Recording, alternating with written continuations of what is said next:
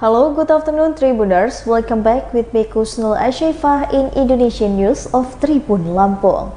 We will present you an updating and interesting information from every place in Indonesia. And here are the complete news. The first news is Gibran is humble compared to Agus Harimurti Yudhoyono. Solo Major Gibran Rakabuming Raka does not care when he's compared the chairman of the Democratic Party, Agus Harimurti Yudhoyono or IHY. The comparison between Gibran and IHY was the result in the Agus action comparing SPY performance with the President Joko Widodo. Gibran admitted that the Agus are on the good terms but haven't seen each other in a long time. Even the father John Atas Sindrandra praises Agus' career which is higher than him. According to the Gibran, Agus already has more experience than himself. Gibran was also reluctant to respond to Agus' statement that is secluded to Jokowi performance, which only cut ribbon from the previous president. Many people compared the performance as the SBY what Jokowi. Gibran considered it a good thing. Regarding performance, Gibran more or less prone the community to accept it. Chairman of the Democratic Party, Agus Harimurti Yudhoyono, relevant to the correctly people are lodging to the leadership style of the Susilo Bambang Yudhoyono and the Democratic Party. Agus conferred his opening speech at the National Leadership Meeting of the Democratic Party at the Jakarta Convention Center in Jakarta Thursday, 15 September 2022. At the first, Agus invited democratic centrists to continue into the inflame that is spirit of the change and improvement.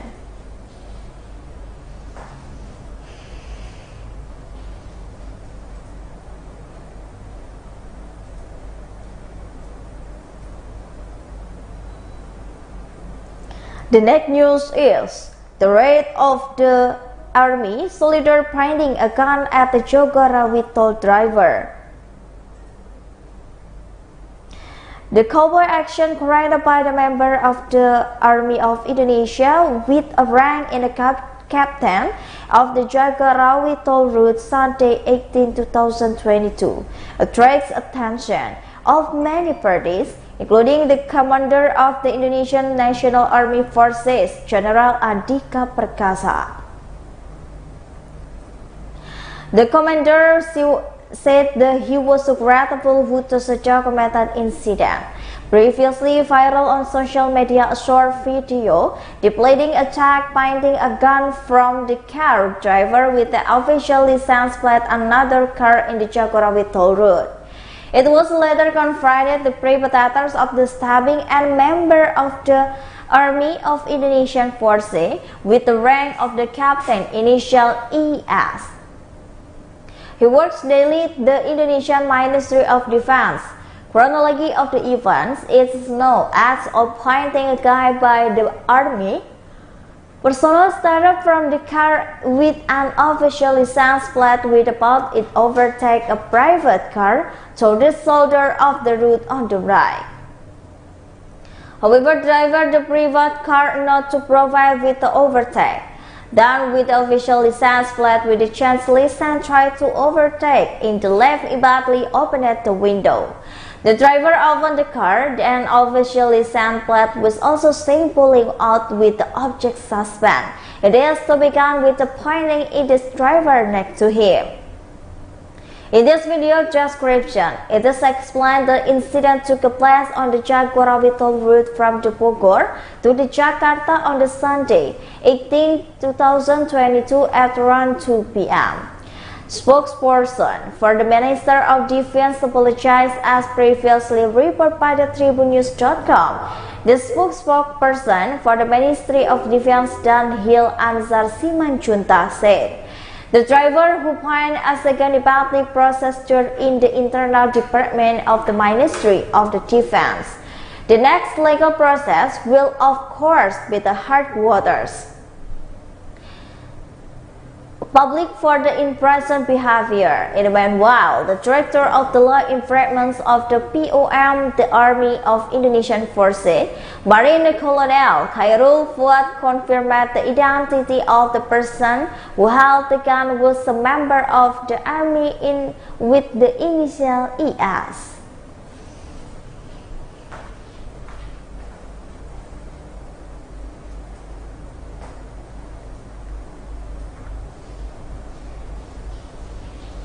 The next news is, the death victim on the Pejalangan Pematang toll road had to say goodbye to the WhatsApp group.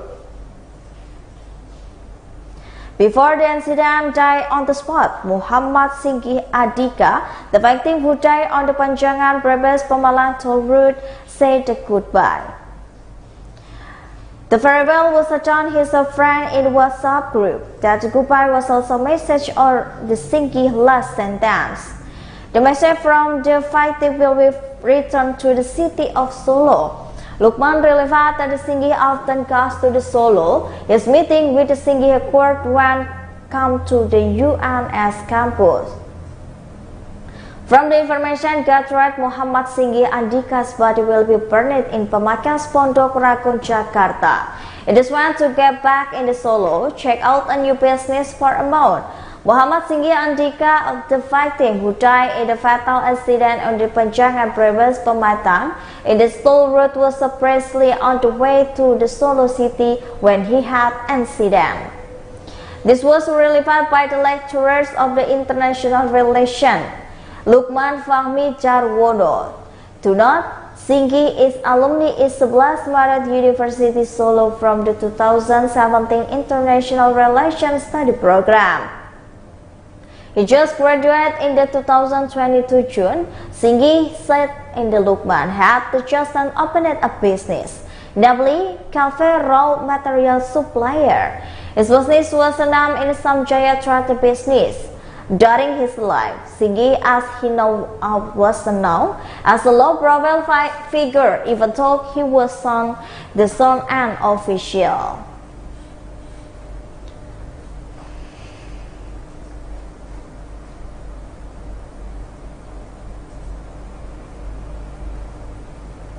The next news is, the wealth of the state administration wealth report, Lukas Nmb is only 33 million. Based on the statement administration wealth report for the 2021 period to the total asset of the key suspect, Papua Governor Lukas Nmb amount to 33 million. In the fact, PPT as the fund is deposited gambling casino in the 40 business million. As you know, the Corruption Eradication Commission, namely Lukas Nmb, is suspended in corruption case on Wednesday, 14 September 2022. The Financial Transaction Report and Analysis Center found the cash deposit transaction alleged carried out by the governor Lukas Nmb in the casino gambling up to hundreds of billions of the rupiah. Lukas Nmb's suspect is not only receiving gratuitous, but also inscription is national option for the Papua National Sport Week and money laundering. Codes from the complex daily on the Thursday. PPATK was assigned 5 years ago submit result to analyze 20 times to corruption. Radiation Commission reading the finance of the governor of Papua, Lukas Nmb. Variance in the cash deposit and the deposit or the parties is among 1 billion to hundreds of billions of rupiah. One of the results of the analysis relate to the cash deposit transaction allegedly carried out by the Lukas Nmb at the gambling casino worth to $55 million Singapore, or the 46 billion. The allegations from the fourth Lukas Nmb was the cash deposit made within the contained period. In addition, Lukas Nmb is also said to have made the cash deposit 5 billion Singapore dollars. The cash deposit, among the others, was used to purchase jewelry and watches of price 55 Singapore dollar, and the PPTAQ was also present and stopped transaction for the 11 financial service such as insurances and the bank. The present transaction value is more than 71 billion. The majority of the transactions were carried out by the Lukas clan. It happens only 33 billion. Lukas Nmb last report his asset as a state administration official in 2021 period. Referring the corruption in reading communication status organizing asset report, Lukas Nmb claimed to have asset 33 billion. Luke Nmb was relative studies increasing in recent years. Meanwhile, the reporting asset to the KPK is on April 2020. Lukas Nmb had a wealth of the 21 billion.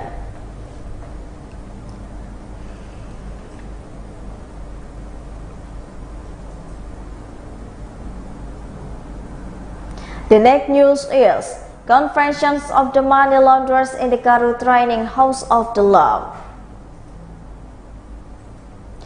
A man was suspected with paying a minus trust behind demonstration of the house belonging to resident of the Garut, West Java, is said to be separation. Asad not want to eat due to the high public sportive flag on the cast in the Muslim of the Law House. It is because he loved displaying his debt. As attorney Firman Saipul Rahman explained that his client experienced a philosophical disorder after undergoing examination at the Garut police station. Firman said that the did not take part demonstration of the U.S. location in the Hausa village, Cipalung village, Bayurasi district, Garut Regency. Yet that the house already become the property as the gossiping, a buying and selling process between his client and family of law on Wednesday. Firman said that the house demolition was not carried out by the invasion on family. This was done because Mr. Law felt and had become the right of it. Firman admitted that his client bought to at around 20 million, but the loss debt to his daughters in the 15 million. Meanwhile, the legal counsel Sham Viewer and the sale or purchase of house between E and Antle was illegal because there was no permission from this client. In addition, he explained the certificate of the house that was obtained by the written in the name of Law, not his parents. Previously, Law 43, a resident of the Bayurasi district, his house due to a debate 1 billion in debt to the borrow money from the neighbor who is the loan charge. Law also tried to pay off his debt in installment, but allowed Nakodo to pay for enslavement because he didn't have money.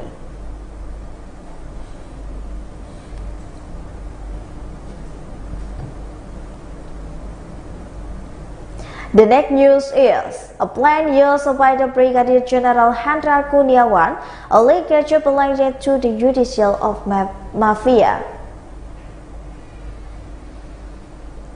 Brigadier General Hendra Kurniawan had the time use a private chat with the visitor Brigadier Joseph family in the Jambi. It was later in the chief belonging as a civilian suspect of being linked to the online gambling. Brigadier General Hendra Kurniawan is suspended in the observation of justice case of the dead Brigadier Jis Nofriansah Yosua Huta Barat. At the time, his service had in the internal security personnel, the police, Ferdis Ombudsman. Previously, Indonesia Police Watch stated the word actively provide the private jet. They are someone with the initial RVT and YS, former advisor National Police Staff and the professor of the Politics and Security at the University of Pajajaran, Professor Muradi. He said that as a police investigation this matter. However, the police civil were namely in the first consideration. Staff asked police to investigate private jet with the use Brigadier General Hendra Kurniawan. Muradi said the investigation could be carried out without interfering with the investigation. Processing with the case of Brigadier G, he said Brigadier General Hendra use of a private jet was another part of Brigadier G.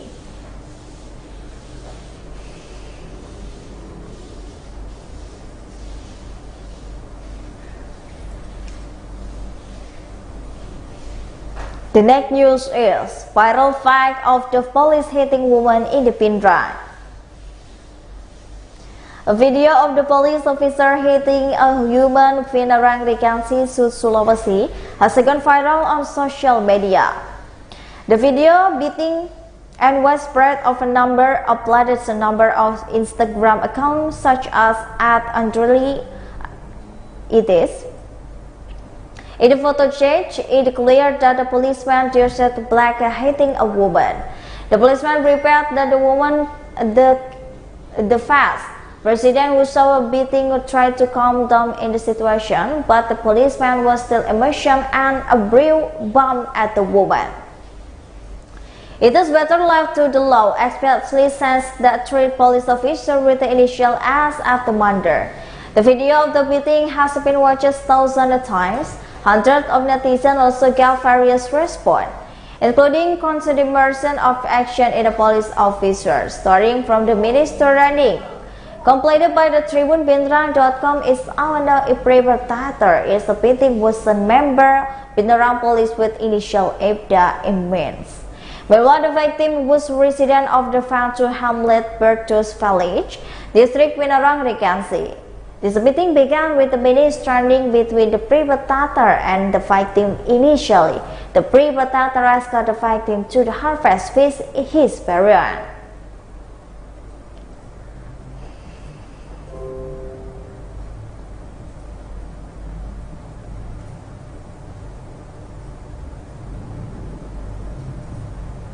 Well, I think that's all the news for today with me, Kusnul Ashifa. Don't forget to follow us at the Tribun Lampung YouTube video, Tribun Lampung Facebook, Tribun Lampung Instagram, Tribun Lampung TikTok for the more information. Thank you for watching and have a nice day.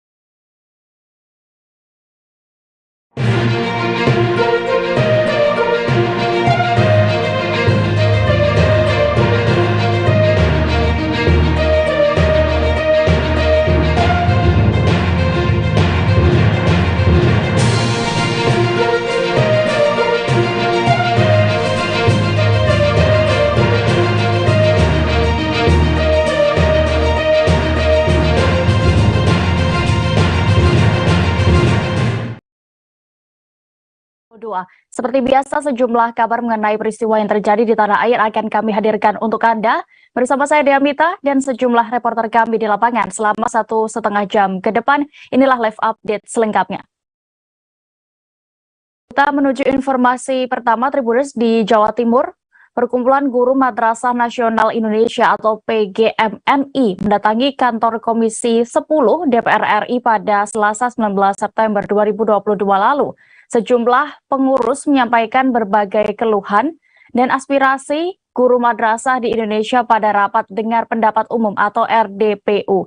Pasalnya, menurut PGMNI masih ada guru-guru madrasah di Jawa Timur pada khususnya yang mendapat gaji hanya Rp25.000 per bulan, bahkan tidak digaji. Dan untuk informasi lebih lengkapnya, Tribuners, akan dilaporkan rekan Kuswanto Ferdian, reporter dari Tribun Madura yang sudah bergabung bersama kami. Silakan rekan. Selamat siang rekan Dea, selamat siang seluruh penonton Tribuners yang ada di seluruh Indonesia. Kemarin Perkumpulan Guru Madrasah Nasional se-Indonesia yang juga diwakili oleh PGMNI Jawa Timur menemui DPR RI di Jakarta. Begitu mereka mengeluhkan terkait dengan kesejahteraan para guru madrasah yang di Jawa Timur masih ada sebagian dari mereka yang menerima gaji sekitar Rp25.000 dan juga ada sebagian guru honorer madrasah yang tidak digaji. Nah, mereka ini menyampaikan beberapa keluhan kepada DPR RI agar DPR RI mengawal serius perihal tentang kesejahteraan para guru madrasah yang saat ini betul-betul butuh perhatian khusus dari pemerintah. Kemarin perwakilan dari PGNI Jawa Timur dan juga dari Pamekasan berangkat langsung ke kantor DPR RI untuk menyampaikan beberapa keluhan yang memang selama ini banyak dari guru madrasah terutama di Kabupaten Pamekasan itu yang sangat miris dalam kondisi kesejahteraan mereka. Apalagi terkadang ada sebagian dari guru madrasah di Kabupaten Pamekasan dan juga di Jawa Timur pada khususnya yang mereka mengajar dengan jarak jauh dari rumahnya ke tempat dia mengajar itu cukup jauh, yang hanya mengendarai sepeda motor, namun mereka masih mendapatkan gaji yang tidak setimpal dengan apa yang mereka berikan terhadap untuk mencerdaskan anak bangsa. Nah, mereka kemarin para perkumpulan guru madrasah nasional se-Jawa Timur dan juga se-Indonesia ini menyampaikan sejumlah aspirasi dan juga masukan terhadap DPR RI agar memberikan tunjangan khusus terhadap para guru madrasah se-Indonesia ataupun se-Jawa Timur yang saat ini betul-betul butuh perhatian mengenai dalam segi kesejahteraan. Begitu rekan Dea, kembali ke studio. Baik, Tribuners, rekan Kuswanto juga sudah mendapatkan keterangan dari Ketua Pengurus Wilayah PGMNI Jawa Timur, Moh Ali Musin. Berikut liputannya kami tampilkan. Kami datang ke sini memang seorang diri, akan tetapi di belakang saya ada ribuan, puluhan ribu, ratusan ribu yang saya bawa untuk menyampaikan aspirasi Nabi. Terutama Bapak Pimpinan terkait dengan anggaran yang dinilai memang masih belum adil dibandingkan guru yang berada di bawah naungan Kementerian Pendidikan dan Kementerian Agama. Ini memperkuat apa yang sudah saya disampaikan oleh Ketum PGMNI tadi. Nah, saya sedikit ceritakan kondisi di lapangan, Bapak Pimpinan, bahwa guru-guru madrasah, kalau tadi dikatakan ada yang 75.000 itu per bulan, 55.000 per bulan, di Jawa Timur itu Pak 25.000, bahkan ada yang tidak sama sekali. Oleh karena itu saya kira negara ini tidak adil dan memandang sebelah mata kepada guru-guru madrasah yang kiprahnya itu sudah jelas mencerdaskan anak-anak bangsa di Indonesia. Oleh karena itu, melalui Bapak Pimpinan DPR RI Komisi 10 ini, bagaimana juga bisa mengawal dan kemudian juga bisa menganggarkan untuk kepentingan kesejahteraan guru. Ormas Jawara Jaga Kampung Nusantara memastikan sejak lama mendukung Gubernur DKI Jakarta Anies Baswedan untuk maju sebagai calon presiden. Hal itu disampaikan seusai bersilaturahmi di rumah dinas Gubernur DKI Jakarta bersama dengan 67 ormas lainnya. Dalam kunjungan itu, Anies Baswedan juga menyambut secara langsung mereka. Terkait bagaimana apa saja yang dibicarakan dalam pertemuan tersebut, Tribuners, reporter kami dari Warta Kota, rekan Leon Wijal akan melaporkan selengkapnya. Silakan rekan. Baik, terima kasih rekan Dia. Pimpinan Ormas Jawara Jaga Kampung Nusantara, Darmin Sada, memastikan kelompoknya sudah sejak lama mendukung Gubernur DKI Jakarta Anies Baswedan untuk maju sebagai calon presiden atau capres. Hal tersebut disampaikan usai ia bersama dengan 67 ormas lainnya saat bersilaturahmi di rumah dinas Gubernur DKI Jakarta. Diketahui 68 pimpinan ormas mengajak Anies untuk bersilaturahmi di rumah dinasnya yang berlokasi di Jalan Taman Suropati, Kecamatan Menteng, Jakarta Pusat pada Selasa 20 September 2022 kemarin. Ia mengatakan bahwa ormasnya datang untuk bersilaturahmi dan berterima kasih kepada Pak Gubernur Anies Baswedan, dimaksudkan atas keberhasilan beliau dalam memimpin DKI Jakarta selama kurang lebih 5 tahun. Ketika ditanya perihal dukungannya kepada Anies untuk capres, Darmin mengaku ormasnya sudah mendukung sejak lama. Diberitakan sebelumnya, Anies menerima ajakan para pimpinan ormas untuk bersilaturahmi di rumah dinasnya. Ia menginformasikan kedatangan para pimpinan ormas hanya untuk berbincang santai mengenai hal-hal yang sudah dilakukan para ormas selama kepemimpinan Anies. Sementara itu, pimpinan Ormas Kami Jaya, Saiful Jihad, memastikan bahwa acara tersebut hanyalah silaturahmi biasa. Saiful mengaku bahwa silaturahmi tersebut tidak ada unsur-unsur lain, termasuk dukungan Anies untuk maju sebagai capres. Ia juga menegaskan bahwa yang mengadakan acara tersebut adalah dirinya sendiri bersama dengan para pimpinan ormas lainnya. Demikian informasi, kembali kepada rekan dia di studio. Baik, Tribuners, berikut kami tampilkan keterangan dari pimpinan Ormas Jawara Jaga Kampung Nusantara, Darmin Sada, dan juga Gubernur DKI Jakarta Anies Baswedan selengkapnya. Saya mewakili Ormas di sini datang untuk silaturahmi dan berterima kasih kepada Pak Anies atas keberhasilannya memimpin DKI. Tentunya pada akhir jabatan ini ya tidak ada salahnya kita silaturahmi. Ya insya Allah barangkali ya ke depan kita akan mendukung bagaimana Pak Anies tenaganya bisa bermanfaat buat Indonesia ke depan. Itu aja. Terima kasih. Oke, cukup. Berarti Pak Darmin, berarti dukungan buat maju ke Pilpres gitu, Pak? Ya. Berarti dukungan buat maju ke Pilpres. Ya kalau saya sih. Jadi nanti Bang Saiful bisa ceritakan, Mas Saiful, saya menyambut teman-teman dari berbagai ormas yang mengajak silaturahmi. Saya sendiri tidak mengira jumlahnya sebanyak ini. Ketika teman-teman menyampaikan ingin silaturahmi, lebih ngobrol-ngobrol, yuk kita ngobrol di rumah. Sehingga sore ini kemudian saya menyambut mereka dan kita ngobrol panjang karena ini adalah teman-teman yang bekerja bersama selama 5 tahun terakhir. Mereka ingin silaturahmi menjelang akhir masa tugas dan rencana yang sudah dibuat beberapa minggu, akhirnya sore hari ini bisa terselenggara. Jadi sore tadi kita ngobrol sampai maghrib dan ngobrol santai sebagai sebuah keluarga besar yang sama-sama kemarin membantu di dalam berbagai macam kegiatan yang diselenggarakan oleh Pemprov DKI Jakarta. Ratusan warga di Kabupaten Indramayu melakukan aksi menuntut Bupati Indramayu, Nina Agustina, turun dan dipulangkan ke Jakarta. Massa yang mengatasnamakan Aliansi Rakyat Indramayu atau ARI itu mendesak agar DPRD mau menggunakan hak angketnya terhadap pemerintah daerah. Mereka menuntut penurunan bupati karena banyaknya poin kebijakan dari Nina Agustina yang dinilai sudah mencederai hati nurani masyarakat Indramayu. Untuk laporan lengkapnya terkait aksi kali ini, Tribuners, akan disampaikan reporter Tribun Cirebon. Kami sudah terhubung dengan rekan Handika Rahman. Di sana silakan rekan. Baik, terima kasih rekan Dea. Bahwa benar ya, ratusan warga di Kabupaten Indramayu kembali turun ke jalanan untuk melakukan aksi unjuk rasa pada Selasa 20 September 2022. Dengan mengataskan Aliansi Rakyat Indramayu atau ARI, mereka menuntut Bupati Indramayu untuk turun dan dipulangkan ke Jakarta.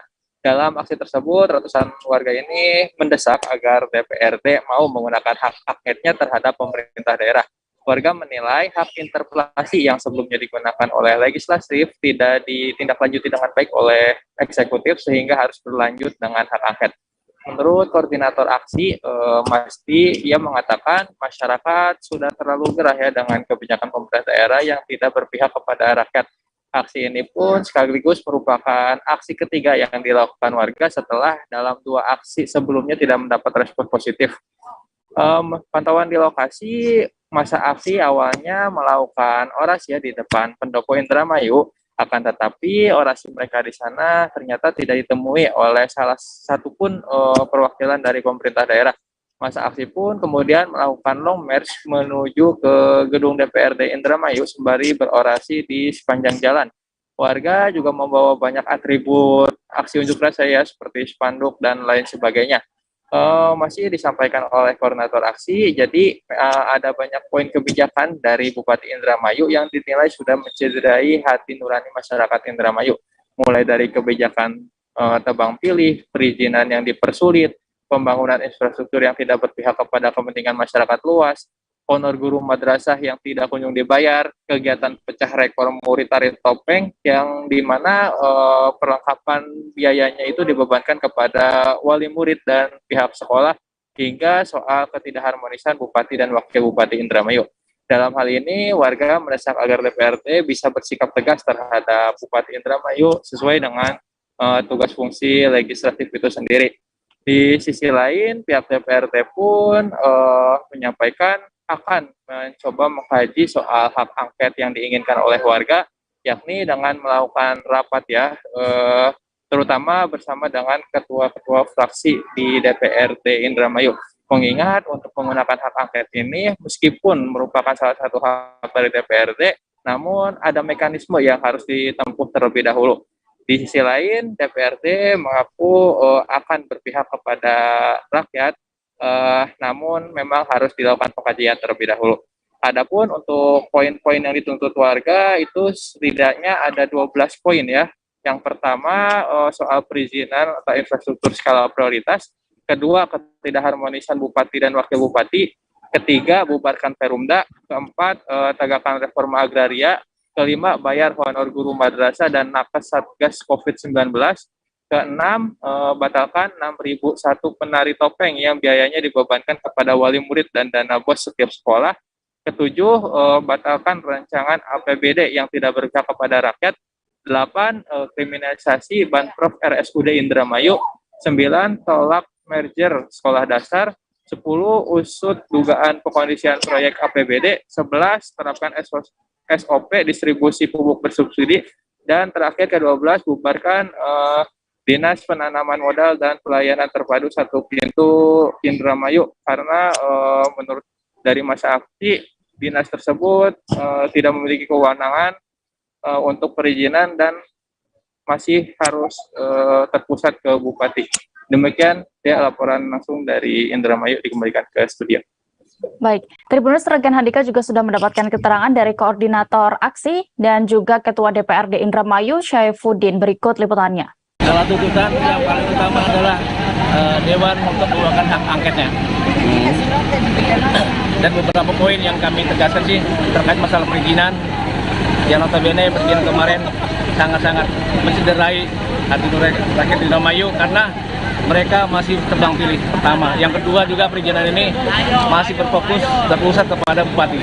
Jadi kami tuntut sih untuk dinas perizinan DPST ini dibubarkan karena fungsinya sebagai operator saja. Untuk permasalahan yang sangat-sangat krusial tadi, para investor maupun para pengusaha pasti langsung ke Bupati. Yang diinginkan warga apa ini? Ya, kami pertama sih menurunkan Bupati dan pulangkanlah. Itu aspirasi masyarakat. Tentunya kami punya mekanisme. Betul. Salah satu daripada hak itu DPRD pertama sih angket. Sebelumnya ada namanya hak interpelasi, haknya pendapat. Tetapi kan ada mekanisme.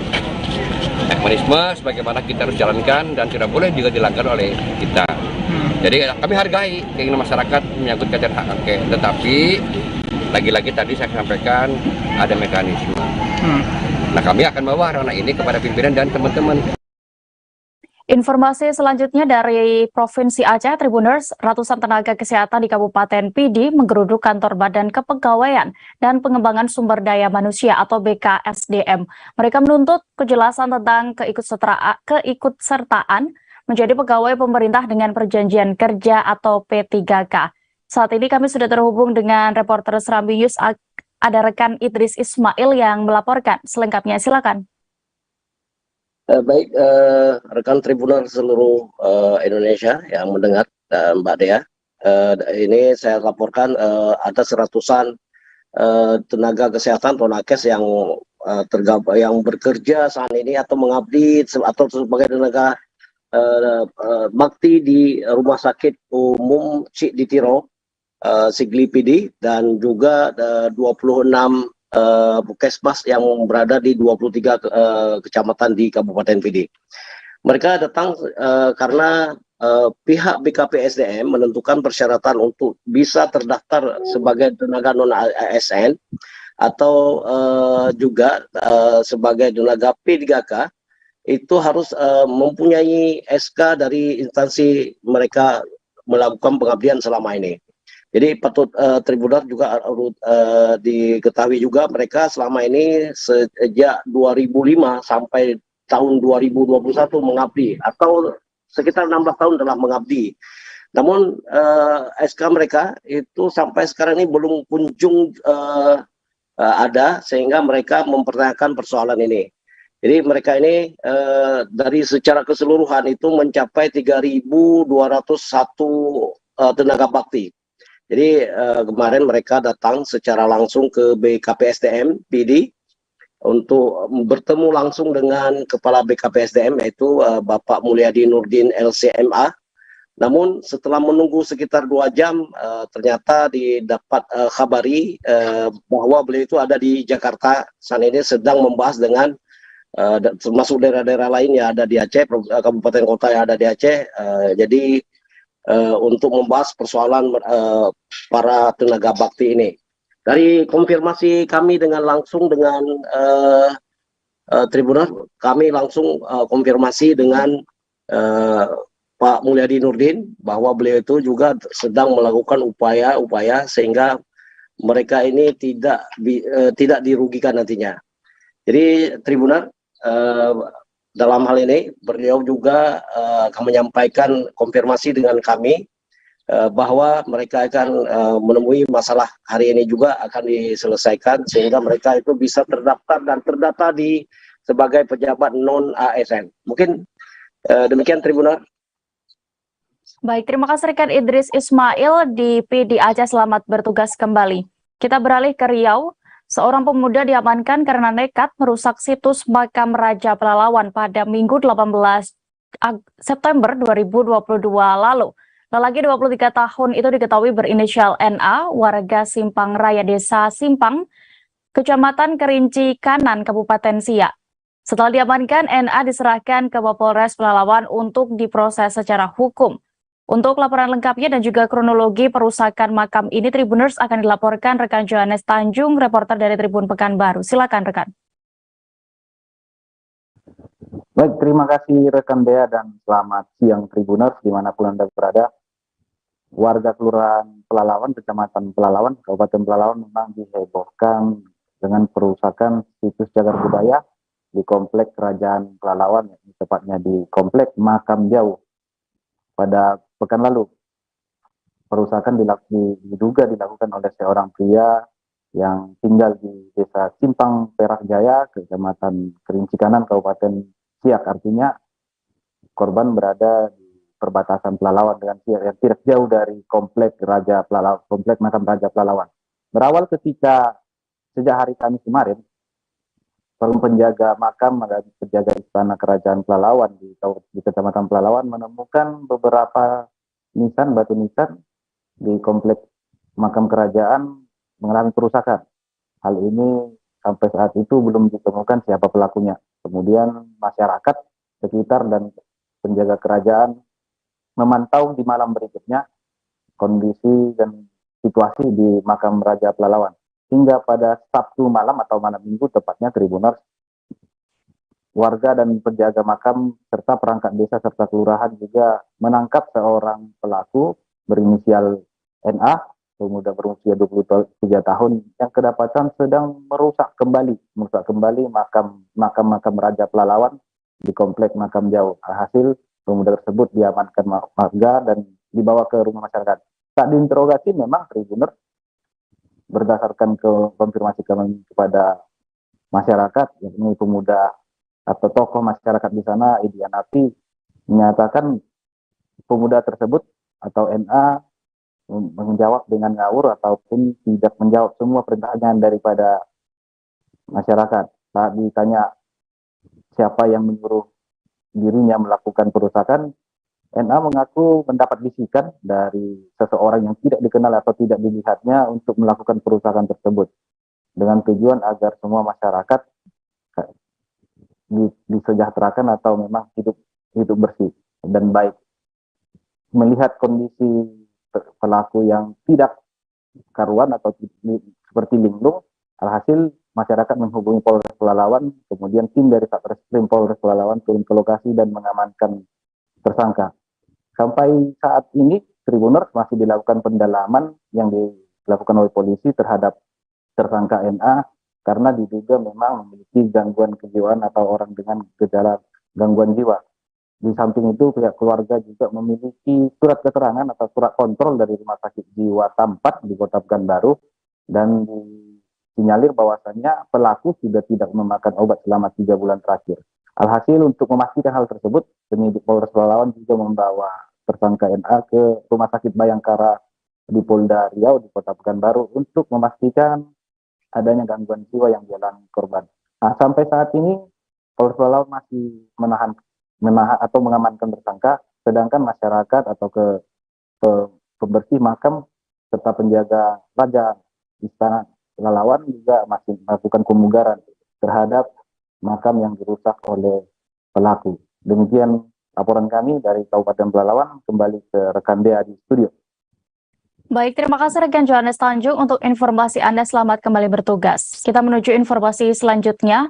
Ribuan warga dari berbagai desa di Kecamatan Buai Sandang Aji atau BSA rela berdesak-desakan untuk menerima bantuan langsung tunai atau BLT pengalihan bahan bakar minyak atau BBM. Warga mengantri di kantor camat setempat yang disalurkan langsung oleh kantor pos pada penerima bantuan uang tunai tersebut. Saat ini kami sudah terhubung dengan reporter Sriwijaya Pos, ada rekan Alan Wijaya di sana. Silakan dengan informasi Anda. Baik, terima kasih rekan Dea.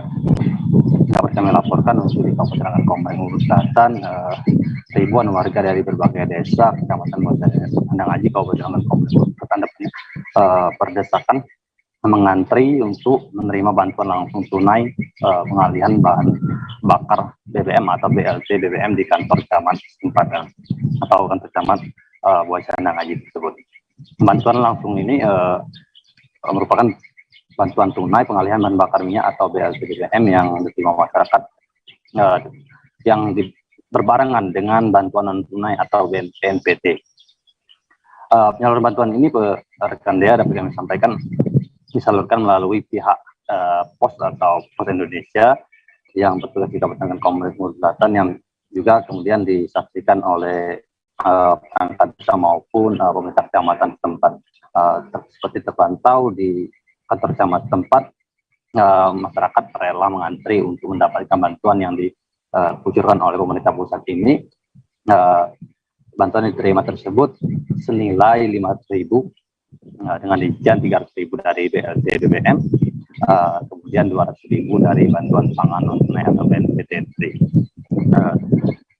Untuk syaratnya sendiri, rekan Dea, masyarakat yang ingin mengambil atau menerima bantuan ini diwajibkan membawa KTP, kartu keluarga. Alhasil masyarakat pun menyambut baik dan bersyukur dengan adanya bantuan yang diberikan oleh pemerintah ini, mengingat saat ini bahan bakar BBM mengalami kenaikan sejak beberapa pekan lalu. Demikian rekan Dea, kami laporkan.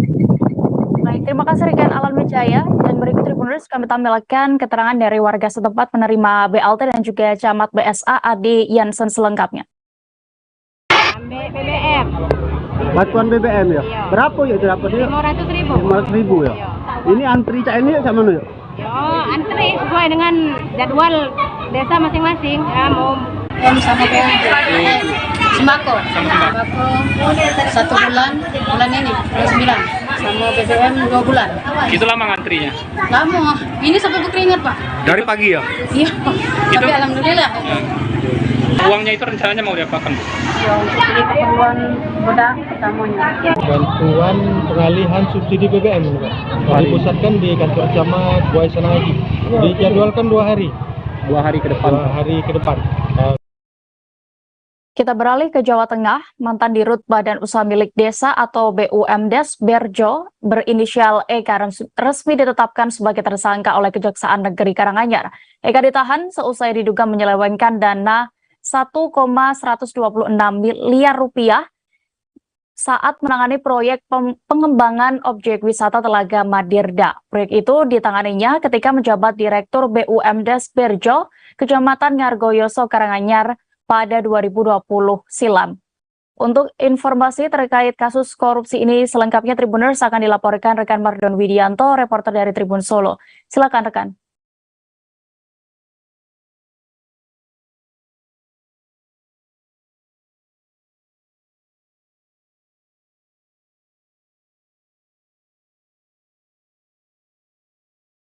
Halo rekan Mardon.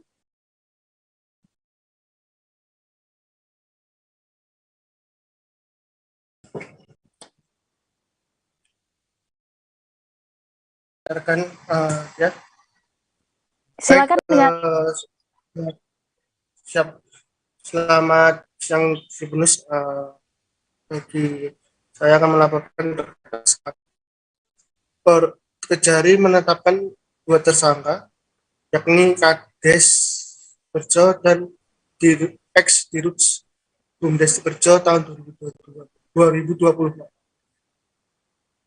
Tersangka korupsi BUMDes Berjo yaitu Eka, seorang ex BUMDes Berjo 2020, kini ditahan, kini ditetapkan menjadi tersangka atas dugaan korupsi dana BUMDes Berjo yang senilai 1,1 miliar lebih. Penetapan tersebut tidak dan penyematan orangnya dilakukan pada Selasa 20 September 2020. Dalam pemeriksaan tersebut yang dilakukan kepada tersangka Eka berlangsung 5 jam, dan setelah itu tersangka lalu dipasang rompi oranye dan dilakukan swab. Dengan jika hasil swab negatif, maka tersangka langsung ditahan dan dititipkan di Polres Karanganyar. Sedangkan untuk hasilnya positif akan dilakukan isolasi mandiri terhadap tersangka. Baik, terima kasih rekan Mardon. Dan berikut Tribuners kami tampilkan keterangan dari penasihat hukum 2 tersangka dan juga Kasipitsus Kejari Karanganyar selengkapnya.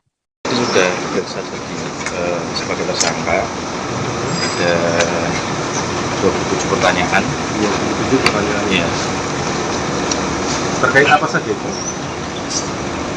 Ya, pada intinya masih kita dalami nanti ya. Kemudian nanti bisa ditanyakan jelasnya ke pihak kejaksaan itu, dan pada intinya saya diminta untuk mendampingi sebagai tersangka.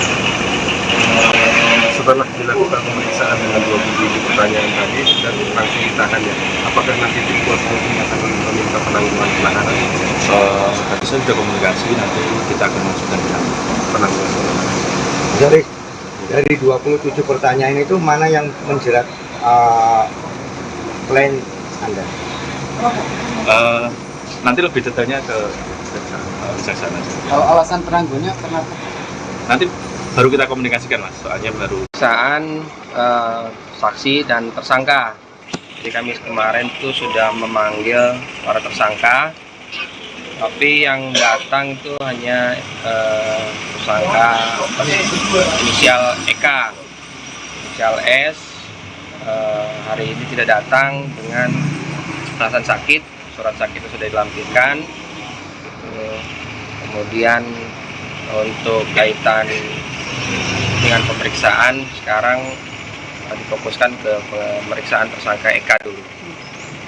Kalau terkait dengan kuasa hukumnya? Kuasa hukumnya hari ini ada kuasa hukum yang ditunjuk itu kemungkinan Pak Ari ya. Kita bergeser ke Jawa Timur. Jasad seorang pria ditemukan mengambang di Sungai Jagir, Wonokromo, Surabaya pada Selasa 20 September 2022 kemarin. Awalnya mayat itu dikira merupakan seekor biawak atau buaya muara. Namun saat warga setempat yang sedang ngopi tidak jauh dari lokasi kejadian mendekat, ternyata merupakan jasad manusia. Selengkapnya terkait kronologi penemuan jenazah ini dan juga bagaimana dengan identitasnya akan disampaikan rekan Luhur Pambudi, reporter dari Tribun Jatim. Silakan rekan.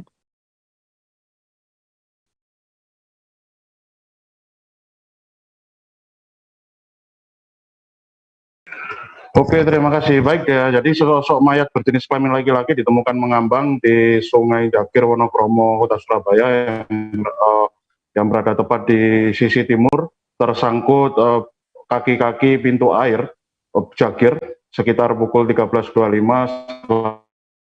tanggal 20. Kemudian mayat mayat tersebut sesuai dengan pengamatan kami di lokasi mengenakan kemeja batik lengan pendek bergambar flora sebagai motifnya ya, dengan perpaduan warna hijau gelap dan merah muda.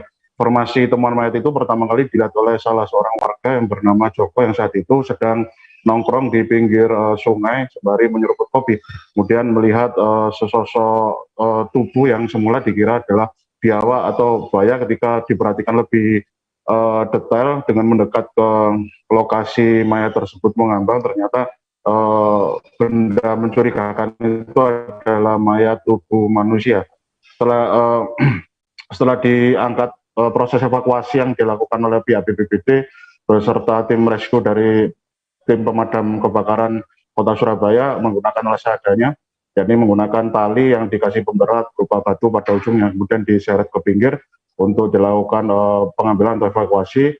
Kemudian setelah dievakuasi ke pinggir sungai, ternyata jenazah tidak langsung dibawa ke kamar mayat RSUD Dr. Sutomo, tapi dilakukan visum luar yang ditangani oleh tim Inavis Polrestabes Surabaya. Dan setelah hasil dari visum luar tersebut disampaikan oleh Kanit Reskrim Polsek Wonokromo AKP Made, yang ternyata jenazah tersebut bernama Sandi, usia 70 tahun, warga Tegalsari, Surabaya, dan petugas Inavis atau tim Inavis yang tidak mendapati adanya bekas mencurigakan tanda akibat penganiayaan dari benda apapun, entah itu benda tumpul, benda tajam, ataupun benda senjata api. Dan petugas juga menemukan uang korban yang berada di saku celana korban berjumlah 18.000 dan juga menemukan KTP. Mengenai kronologi korban tenggelam sungai, saat ini pihak kepolisian masih melakukan penyelidikan lebih lanjut untuk menggali keterangan dari para saksi. Demikian Dea, terima kasih. Baik, Tribuners rekan Luhur juga sudah melakukan wawancara bersama saksi bernama Joko Sudarwanto. Berikut liputannya. Tak pikir nyambe atau buaya kecil itu loh. Begitu saya deketin, ini menungso mas, mayat ya. Tubuh manusia. Nah, begitu saya lihat mayat, saya kontak Polsek Wonokromo. Terus kita teruskan ke Polrestabes Surabaya. Jadi begitu saya serlok, 10 menit petugas dari BPBD datang ke sini. Mas Andi ini yang pertama datang. Langsung dilakukan. Ini. Tidak langsung petugas dari Polsek datang. Pak, pengamatan jenengan tadi itu mayatnya berjenis kelamin apa Pak? Karena beliau tengkurap, jadi kita nggak lihat wajahnya. Posisinya tengkurap Pak ya? Tengkurap, posisinya mengambang tengkurap. Tengkurap. Tapi kan ya seperti karena pakai daster, tapi kan wanita. Kalau laki-laki nggak mungkin pakai daster. Nah itu perkiraan saya. Dukanya berjenis kelamin apa ya? Nggak tahu kan pakai celana. Oh pakai celana ya? Jadi, nanti dilihat aja. Pak sepintas tadi pakai pakaian apa Pak? Pak Tuan jenengan. Seorang istri di Kalimantan Timur meninggal dunia seusai dianiaya suaminya di rumah kawasan Kelurahan Karangrejo, Balikpapan Tengah. Saat itu warga juga sempat mendengar suara ledakan dan asap yang muncul dari dalam rumah pasutri tersebut. Korban yang mengalami luka bakar dan benda tajam meninggal dunia setelah sempat menjalani perawatan di RSUD Kanujoso, Jati Wibowo. Untuk laporan terkait kejadian ini, Tribuners akan disampaikan reporter Tribun Kaltim. Kami sudah terhubung dengan rekan Muhammad Zain. Silakan. Selamat siang rekan ya, di depan melakukan dari Kabupaten Kalimantan Timur, di mana sebelumnya sempat terjadi tindak pidana penganiayaan yang juga dilakukan dari seorang suami terhadap istrinya. Adapun daripada suami ini yang berinisial YS, kemudian dia diduga melakukan tindakan penganiayaan terhadap istrinya yang berinisial UA. Dari kejadiannya sendiri bermula pada pukul kurang lebihnya 14:30 waktu Indonesia Tengah, Selasa 20 September 2022, di mana dari tetangga mengakui sempat mendengar adanya teriakan dan kemudian ada ledakan. Selanjutnya dari tetangga mencoba untuk menyelamatkan, mencoba mencari tahu terkait sumber suara, dan ketika dilakukan pengecekan dari tetangga yang bernama Robiatul menemukan bahwa UA yang merupakan seorang ibu rumah tangga ini ditemukan sudah terkapar dengan kondisi yang berlumuran darah. Adapun tidak ditemukan, awalnya tidak ada pihak suami ya inisial YS tadi, dan setelah mencoba untuk menolong, ternyata dari YS muncul tiba-tiba dan mengagetkan dari Robiatul, karena memang YS tampak bahwa sebilah senjata tajam jenis parang. Akhirnya dari tetangga tidak ada yang berani mendekat karena alasan tersebut. Jadi selanjutnya kemudian dari YS mencoba untuk melakukan penganiayaan sekaligus membakar tubuh UA, sehingga menyebabkan ada luka sayatan di bakar yang cukup tinggi. Namun dari tetangga yang tidak berani untuk menolong, akhirnya melapor kepada pihak kepolisian agar kita memisah ataupun melerai perkelahian yang ada di dalam rumah di Jalan Dr. Tomo Karangrejo Balikpapan Tengah itu.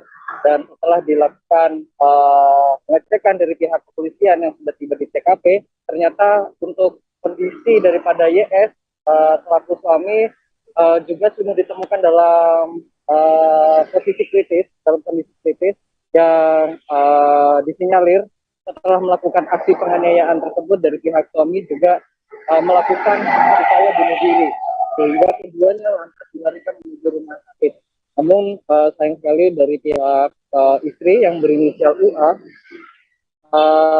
menghembuskan nafas terakhirnya dalam hitungan jam setelah berhasil dilarikan ke rumah sakit. Sementara sampai dengan saat ini dari YS selaku suami masih menjalani perawatan untuk dimintai keterangan lebih lanjut. Namun meski begitu, dari pihak kepolisian sendiri belum menetapkan suami atau dalam hal ini adalah YS sebagai tersangka. Nantinya dari pihak kepolisian masih menunggu dari pihak YS untuk bisa dimintai keterangan agar selanjutnya menentukan apakah dari YS akan ditetapkan sebagai tersangka atau tidak. Dan dari istri sendiri, dalam hal ini adalah UA, sudah dilakukan pemakaman, sudah dikebumikan pada pagi hari tadi, kurang lebih pada pukul 10.00 waktu Indonesia Tengah. Mungkin demikian yang bisa dilaporkan dari Kalimantan Timur, rekan dia. Baik, Tribuners, rekan Zain sudah mendapatkan juga keterangan dari Kasat Reskrim Polresta Balikpapan, Kompol Rengga Puspo Saputra. Berikut liputannya kami tampilkan. Sebenarnya kronologis yang diperoleh dari kepolisian. Ya, tadi sekitar pukul 3 sore dari laporan masyarakat ada dugaan terjadinya penganiayaan yang dilakukan cekcok antar suami istri yang terjadi di Jalan Dr. Sutomo Karangrejo Balikpapan Tengah. Kemudian sementara korban masih dirawat di rumah sakit dan termasuk suaminya yang diduga melakukan penganiayaan juga masih dirawat di rumah sakit. Inisial korban inisial UA dan suaminya inisialnya JS. Ada dugaan motif? Kita masih dalam. Yang pasti ini berawal dari cekcok antar suami istri dan penganiayaan terhadap korban dengan awal saat ditemukan si korban gimana? Yang pasti kondisinya masih dalam perawatan, ada luka bakar dan ada. Dari Kalimantan Timur, kita bergeser ke Kalimantan Selatan. Satu unit truk dan mobil carry terlibat kecelakaan di Jalan Ayandi, perbatasan antara Kelurahan Paringin Selatan dan Desa Mempari, Kecamatan Batu Mandi. Suara benturan yang cukup nyaring terdengar oleh warga sekitar dan membuat mereka berlarian keluar rumah. Untuk kronologi dari kecelakaan ini, Tribuners, kami sudah terhubung dengan rekan Isti Rohayanti, reporter dari Banjarmasin Pos yang akan melaporkan. Silakan rekan Isti. Baik, terima kasih rekan Dea. Jadi pada Selasa 20/9/2022 kemarin terjadi kecelakaan lalu lintas antara truk dan mobil carry atau minibus di Jalan Ayani, perbatasan antara Kelurahan Paringin Selatan dan Desa Mampari. Dan dalam kecelakaan ini tidak ada korban jiwa, namun salah satu sopir yang terlibat dari kecelakaan tersebut, yakni sopir minibus atas nama Dani, mengalami luka lecet pada bagian telinga dan bagian siku sebelah kanan. Dan menurut keterangan Dani, pada insiden tersebut dia terserempet mobil truk yang sedang berada di jalur yang berlawanan dan mengenai bagian belakang mobil truk tersebut. Hasilnya untuk minibus yang ia kendarai mengalami kerusakan cukup parah di bagian sisi kanan mobil.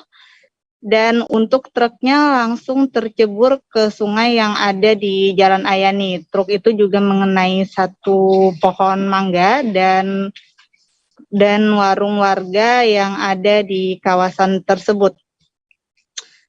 Pada saat kejadian, Satlantas Polres Balangan juga langsung melakukan penanganan di lokasi. Mereka langsung mencari saksi-saksi dari warga setempat dan juga membawa barang bukti ke Polres Balangan, di mana barang buktinya ada 2 unit mobil, yaitu 1 mobil carry atau minibus dan 1 truk. Sementara dari keterangan Kasat Lantas Polres Balangan, AKP Imam Suryana menyampaikan bahwa baik sopir truk atau sopir minibus itu mau kooperatif dan sopir truk pun bertanggung jawab atas kerusakan materi yang terjadi akibat kecelakaan tersebut. Begitu rekan Dea. Baik, terima kasih rekan Isti Rohayanti untuk laporan Anda. Selamat bertugas kembali. Kita menuju informasi selanjutnya. Satreskrim Polres Bangka Selatan Provinsi Bangka Belitung berhasil meringkus pelaku pencurian dan penadah barang. Komplotan ini beraksi dengan 4 orang lainnya yang kini masih dalam pengejaran. Mereka sudah beraksi dan berhasil membobol sejumlah lokasi dan melakukan perampokan. Untuk informasi lebih detailnya akan disampaikan reporter Bangka Pos, ada rekan Adi Saputra. Silakan dengan informasi Anda.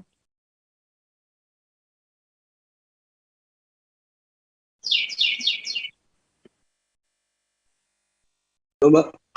Halo? Ya, halo rekan Adi, silakan. Halo rekan Dea, Tribun News dimanapun berada, selamat siang. Di mana Satreskrim Polres Bangka Selatan berhasil mengamankan 2 orang pelaku, yang mana pelaku pertama merupakan pelaku pencurian dan 1 orang sebagai penada. Satreskrim Polres Bangka Selatan melakukan penangkapan terhadap kedua orang tersebut pada hari Sabtu 17 September 2022 sekitar pukul.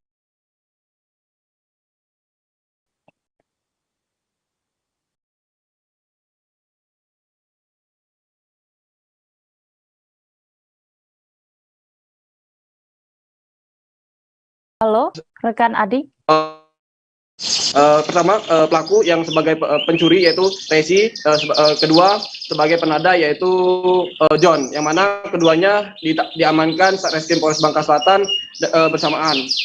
Penangkapan keduanya berawal dari informasi dari salah satu korban, yang mana Dr. Andi, yang rumahnya diduga dilakukan pencurian oleh orang yang tidak dikenal. Kemudian korban melaporkan kejadian tersebut ke Satreskrim Polres Bangka Selatan.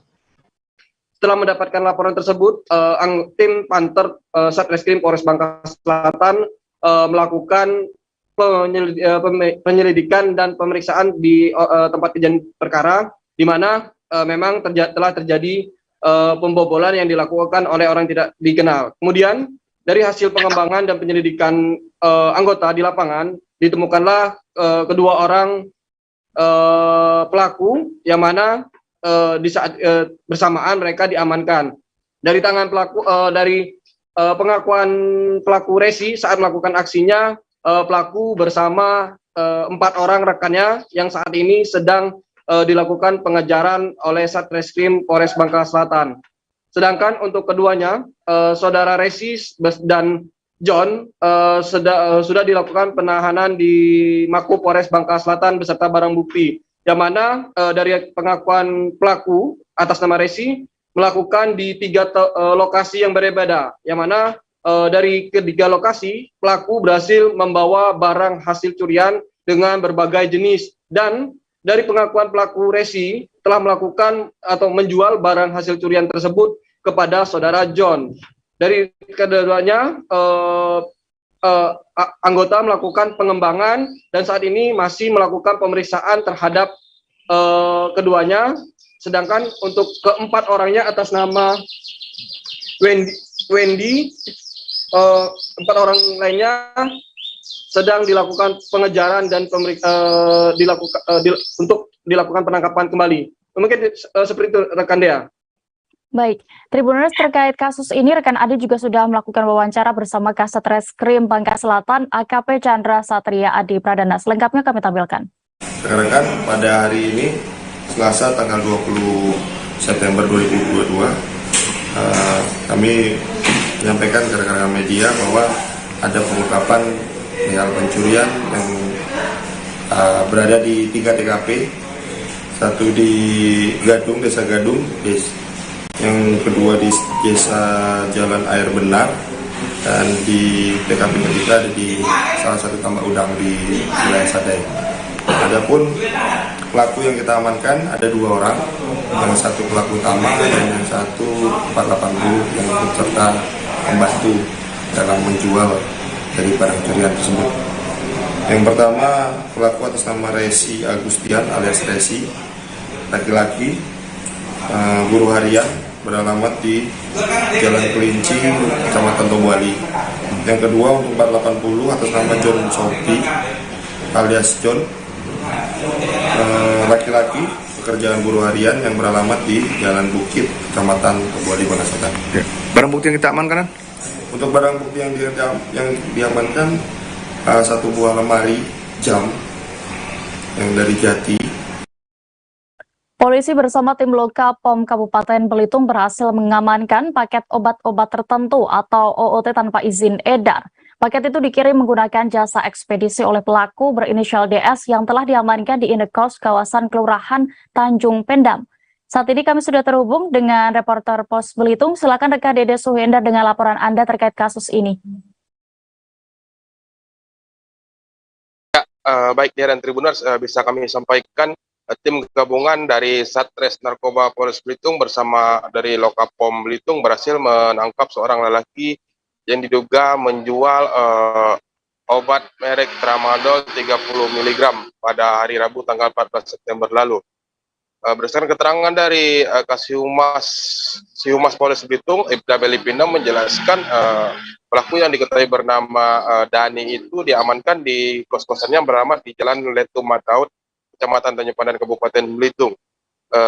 Berdasarkan hasil penggeledahan, tim gabungan berhasil menemukan barang bukti berupa obat merek Tramadol HCl 50 mg itu sebanyak 3.000 butir yang tersimpan dalam sebuah kardus. Yang menjelaskan proses penangkapan itu berawal dari informasi pihak ekspedisi yang curiga terhadap sebuah paket atas nama Malwe. Kemudian kecurigaan mereka disampaikan kepada pihak Lapom Kabupaten Belitung yang kemudian diteruskan kepada jajaran Satres Narkoba. Kemudian tim melakukan pengintaian terhadap kurir yang sengaja melakukan pengantaran barang menuju lokasi yang dimaksud. Ketika paket diterima oleh tersangka, tim langsung mengamankan tersangka di kos-kosannya. Disaksikan oleh penghuni kos dan sekaligus pemilik, polisi langsung membongkar isi dari paket tersebut. Ternyata berisikan obat tramadol yang berjumlah 3.000 butir. Karena tidak mampu menunjukkan izin jual dan juga resep dari dokter, tersangka akhirnya diamankan ke Mapolres Polres Belitung. Berdasarkan hasil pemeriksaan sementara, polisi juga menemukan barang bukti tambahan yang terletak di dalam tas lempang milik tersangka. Barang bukti tersebut berupa 1 trip obat tramadol, yang bisa dipastikan bahwa obat tersebut merupakan hasil penjualan dari tersangka di paket yang pertama. Kabel Lipina menjelaskan bahwa motif tersangka melakukan penjualan obat tanpa izin tersebut tetap berdasarkan motif ekonomi, di mana tersangka memperoleh obat tersebut dari seseorang di wilayah Jakarta dengan harga beli sekitar 30 ribuan. Kemudian setibanya di Belitung, obat tersebut kembali diperjualbelikan dengan harga 50.000 sampai 60.000. Untuk sementara ini tersangka masih mendekam di Mapolres Belitung untuk ke pemeriksaan lebih lanjut. Demikian Dea. Baik, terima kasih rekan Dede Suhendar untuk laporan Anda di Belitung. Selamat bertugas kembali. Kita beralih ke Sumatera Utara, Tribuners. Kebakaran 4 bangunan membuat panik warga di Jalan Bulu Cina, Titi Payung Dusun 4, Klumpang, Kecamatan Hamparan Perak, Kabupaten Deli Serdang. Diduga api pertama kali muncul dari sebuah gudang minyak. Api dengan cepat kemudian membesar dan melahap gudang dan merembet ke 3 bangunan yang berada persis di samping gudang tersebut. Untuk kronologi kejadiannya akan dilaporkan rekan Aprianto, reporter dari Tribun Medan yang sudah bergabung bersama kami. Silakan rekan. Ya, terima kasih Dea dan selamat siang kepada Tribuners semua. 4 bangunan ruko ludes terbakar pada hari Selasa tanggal 20 September 2022 sekitar pukul 21.40 WIB. Awal mula muncul api diduga dari sebuah gudang minyak yang diduga adalah gudang minyak ilegal. Namun untuk kepastian gudang minyak itu ilegal atau tidak, dari Kanit Reskrim Polsek Hamparan Perak mengatakan masih dalam penyelidikan. Adapun 4 gudang yang terbakar tersebut adalah 1 diantaranya gudang minyak, 2 diantaranya adalah toko spare part, dan 1 adalah bengkel. Setidaknya ada 7 truk damkar yang diturunkan ke lokasi untuk menjinakkan api, yaitu dari Kabupaten Deli Serdang ada 3 truk damkar, dari Pemko Medan 2 truk, dan dari Kabupaten Langkat ada 2 truk. Api pun dapat dijinakkan setelah 2 jam personil dari pemadam kebakaran menjinakkan api di sana. Akibat dari kebakaran tersebut sempat membuat panik para warga akibat besarnya api dan asap yang membumbung tinggi di lokasi kejadian. Warga sempat panik dengan menyelamatkan diri dan menjauhi lokasi dan sempat menjerit menangis-nangis.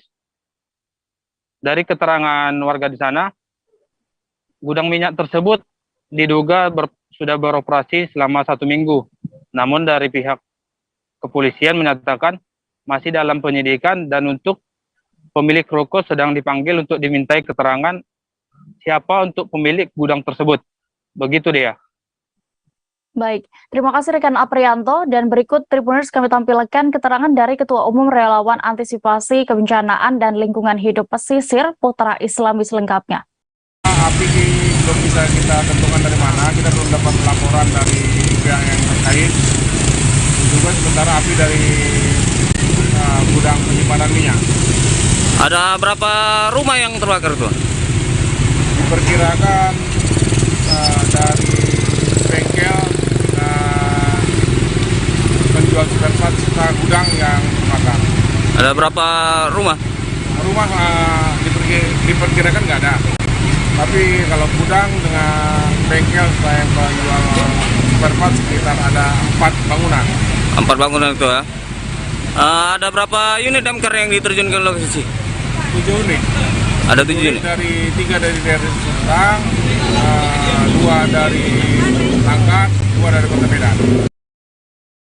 Angin puting beliung melanda Desa Ujung Karang, Kecamatan Karangtinggi, Kabupaten Bengkulu Tengah pada Selasa 20 September 2022 sore kemarin. Dari data Badan Penanggulangan Bencana Daerah atau BPBD, Kabupaten Bengkulu Tengah tercatat 28 rumah rusak akibat bencana tersebut. Saat ini kami sudah terhubung dengan rekan Surya Rijaya, reporter Tribun Bengkulu yang akan melaporkan bagaimana terkait kondisi di sana saat ini. Silakan rekan. Baik, dapat dilaporkan Dea bahwa saat ini kondisi di lokasi kejadian sudah mulai normal kembali dan masyarakat sudah mulai memperbaiki bagian-bagian rumah yang rusak akibat angin puting beliung ini. Dari data yang didapat dari Badan Penanggulangan Bencana Daerah Kabupaten Bengkulu Tengah, diketahui saat ini sudah ada 7 rumah rusak berat dan 2 bengkel rusak berat serta 19 rumah rusak ringan. Kejadian ini berawal pada Selasa 20 September 2022 sekitar pukul 16 sore. Saat itu gerimis terjadi dan dengan sekejap mata angin kencang yang disertai dengan badai, dan ternyata diketahui itu merupakan puting beliung menerbangkan sejumlah rumah di Desa Ujung Karang, Kecamatan Karangtinggi, Kabupaten Bengkulu Tengah. Dan karena kondisi cuaca saat itu hujan, sejumlah warga berlindung di dalam rumah masing-masing.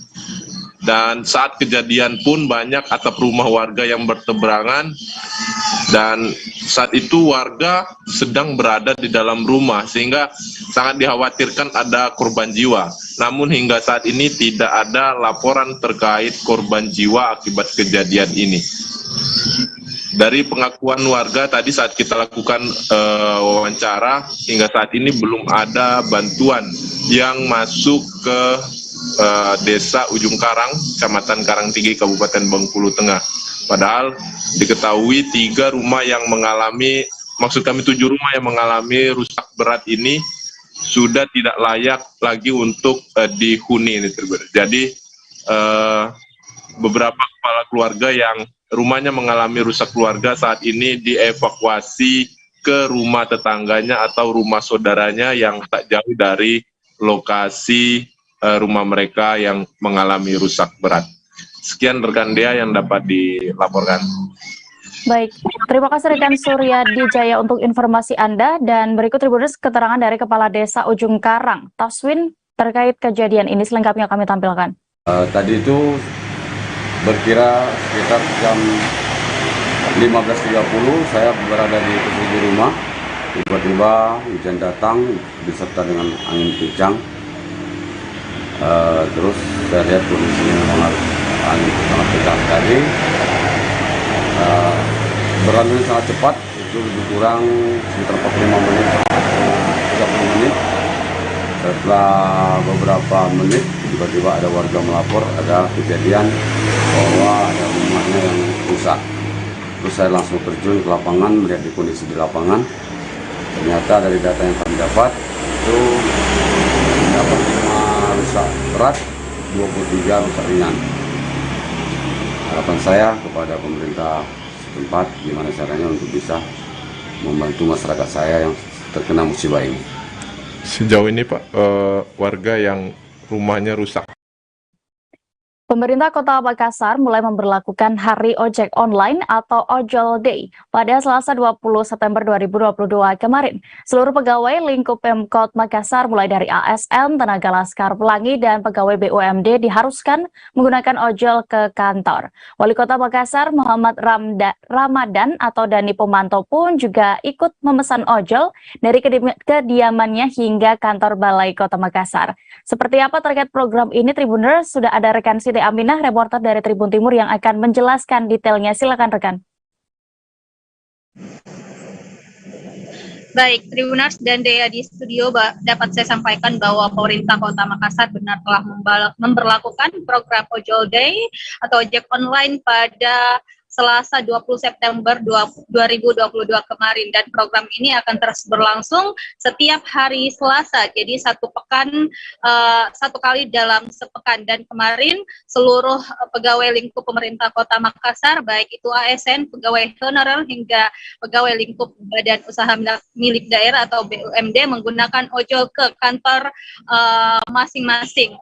Dan sebagai bentuk sebagai wali kota Makassar tentunya memperlihatkan atau memberikan contoh kepada seluruh ASN terkait Ojol Day. Kemarin wali kota Makassar Dani Pomanto juga ikut menggunakan jasa ojol, di mana Wali Kota Makassar Dani Pomanto start dari kediamannya Jalan Amirullah menuju kantor Balai Kota Makassar menggunakan jasa Gojek. Kemudian setelah itu Dani kemudian menghadiri acara agenda Pemkot Makassar yang berlokasi di Hotel Gamara Jalan Metro Tanjung Bunga menggunakan jasa Grab. Kemudian setelah dari agenda tersebut Dani kembali ke kediamannya Jalan Amirullah menggunakan jasa Maxim. Jadi 3 layanan atau jasa ojol digunakan Wali Kota Makassar Dani Pomanto pada hari pertama penerapan Ojol Day. Dan di kantor Balai Kota Makassar seluruh ASN dan pegawai juga tentunya ikut meramaikan atau mengikuti program Ojol Day tersebut. Buktinya tidak terlihat kendaraan di kantor Balai Kota Makassar terparkir, kendaraan-kendaraan pribadi maupun kendaraan dinas milik pejabat tidak ada yang terparkir di kantor Balai Kota Makassar. Nah, Tribuners, Dani Pomanto menyebut bahwa program Ojol Day ini ada beberapa manfaatnya. Yang pertama bisa menghemat penggunaan BBM, di mana Dani menjelaskan bahwa total pegawai Pemkot yang pegawai ASN Pemkot yang menjalankan program Ojol Day ada 22.800 orang dan sesuai hitungannya itu bisa menghemat BBM 2-5 liter dalam sehari. Jadi selain bisa menghemat BBM tentunya Tribuners ini juga bisa memberikan pendapatan kepada para jasa transportasi online di Kota Makassar khususnya. Kemudian juga bisa mengurangi kepadatan kendaraan atau kemacetan di Kota Makassar. Jadi 3 manfaat itu dipercaya oleh pemerintah Kota Makassar dalam rangka penerapan Ojol Day.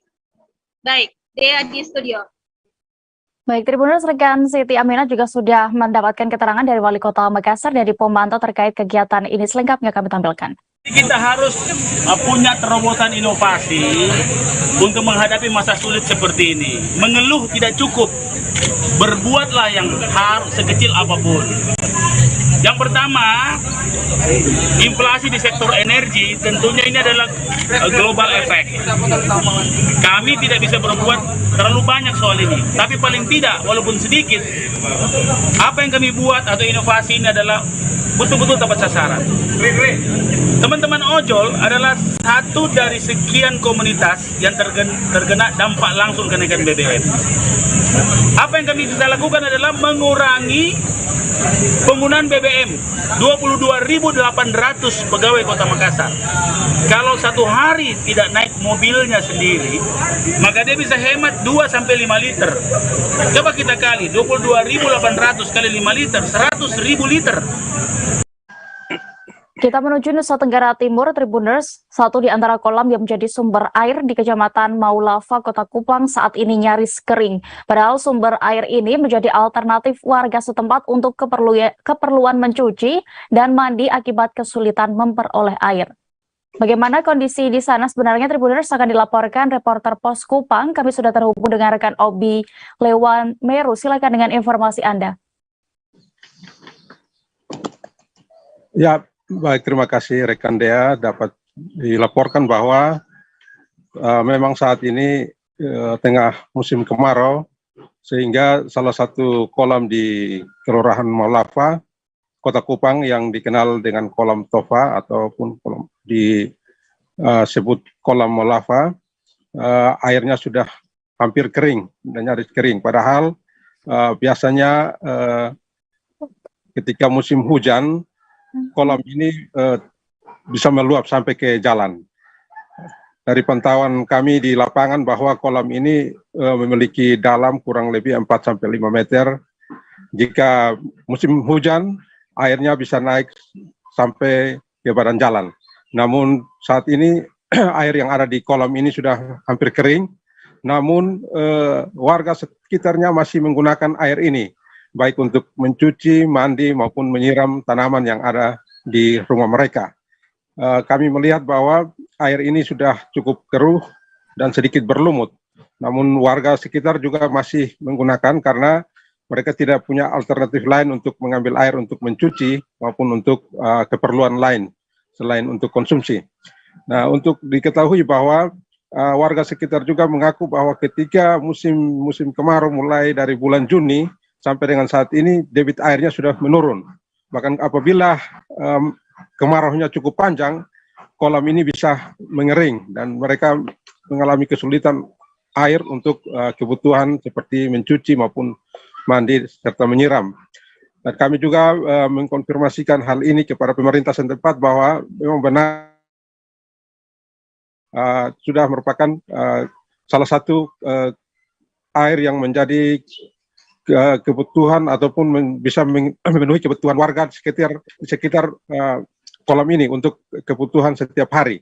Dan kalau memasuki bulan-bulan seperti ini memang kering dan ketika musim hujan tiba, air ini akan meluap dan bisa sampai ke badan jalan. Oleh karena itu pemerintah kelurahan juga mengimbau untuk masyarakat sekitar bisa tetap menjaga terutama kebersihan di sekitar kolam maupun tidak menebang pohon yang ada di sekitar kolam tersebut.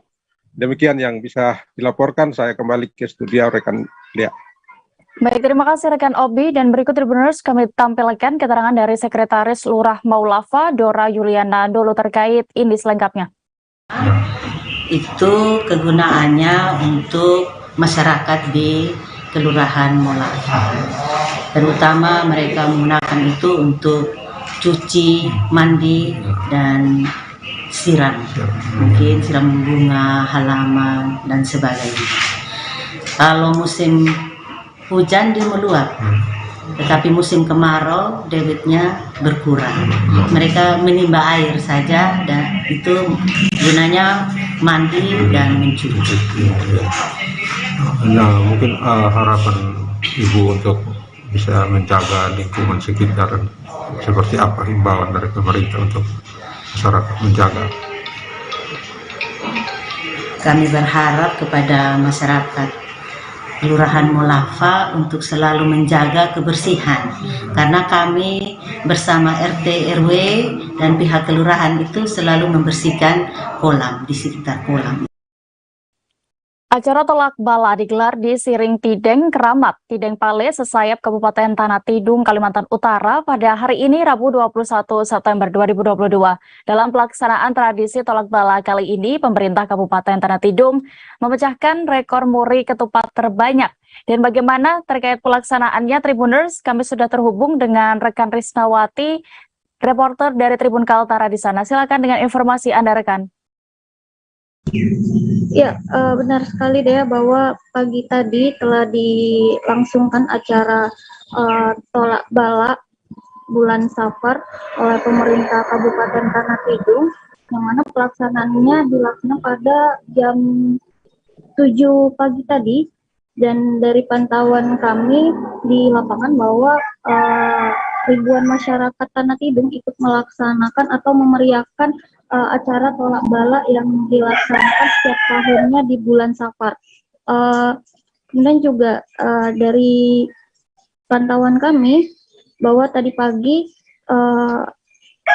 meskipun hujan, masyarakat tetap antusias mengikuti acara tersebut, dan juga Bupati Tanah Tidung Ibrahim Ali juga mengatakan bahwa tradisi tolak bala di bulan Safar ini sebagai cara masyarakat Tanah Tidung menjaga adat istiadat dan budaya suku Tidung yang telah dilakukan secara turun-temurun.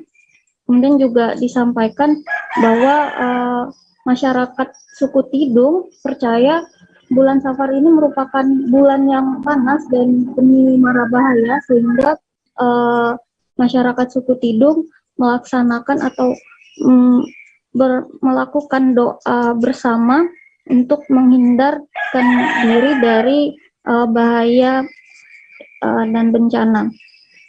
Selain itu juga di acara tolak bala ini dilaksanakan juga pemecahan rekor muri, yang mana pemerintah Kabupaten Tanah Tidung berhasil memecahkan rekor dunia penyajian ketupat terbanyak, yang mana disajikan sebanyak 67.693 ketupat.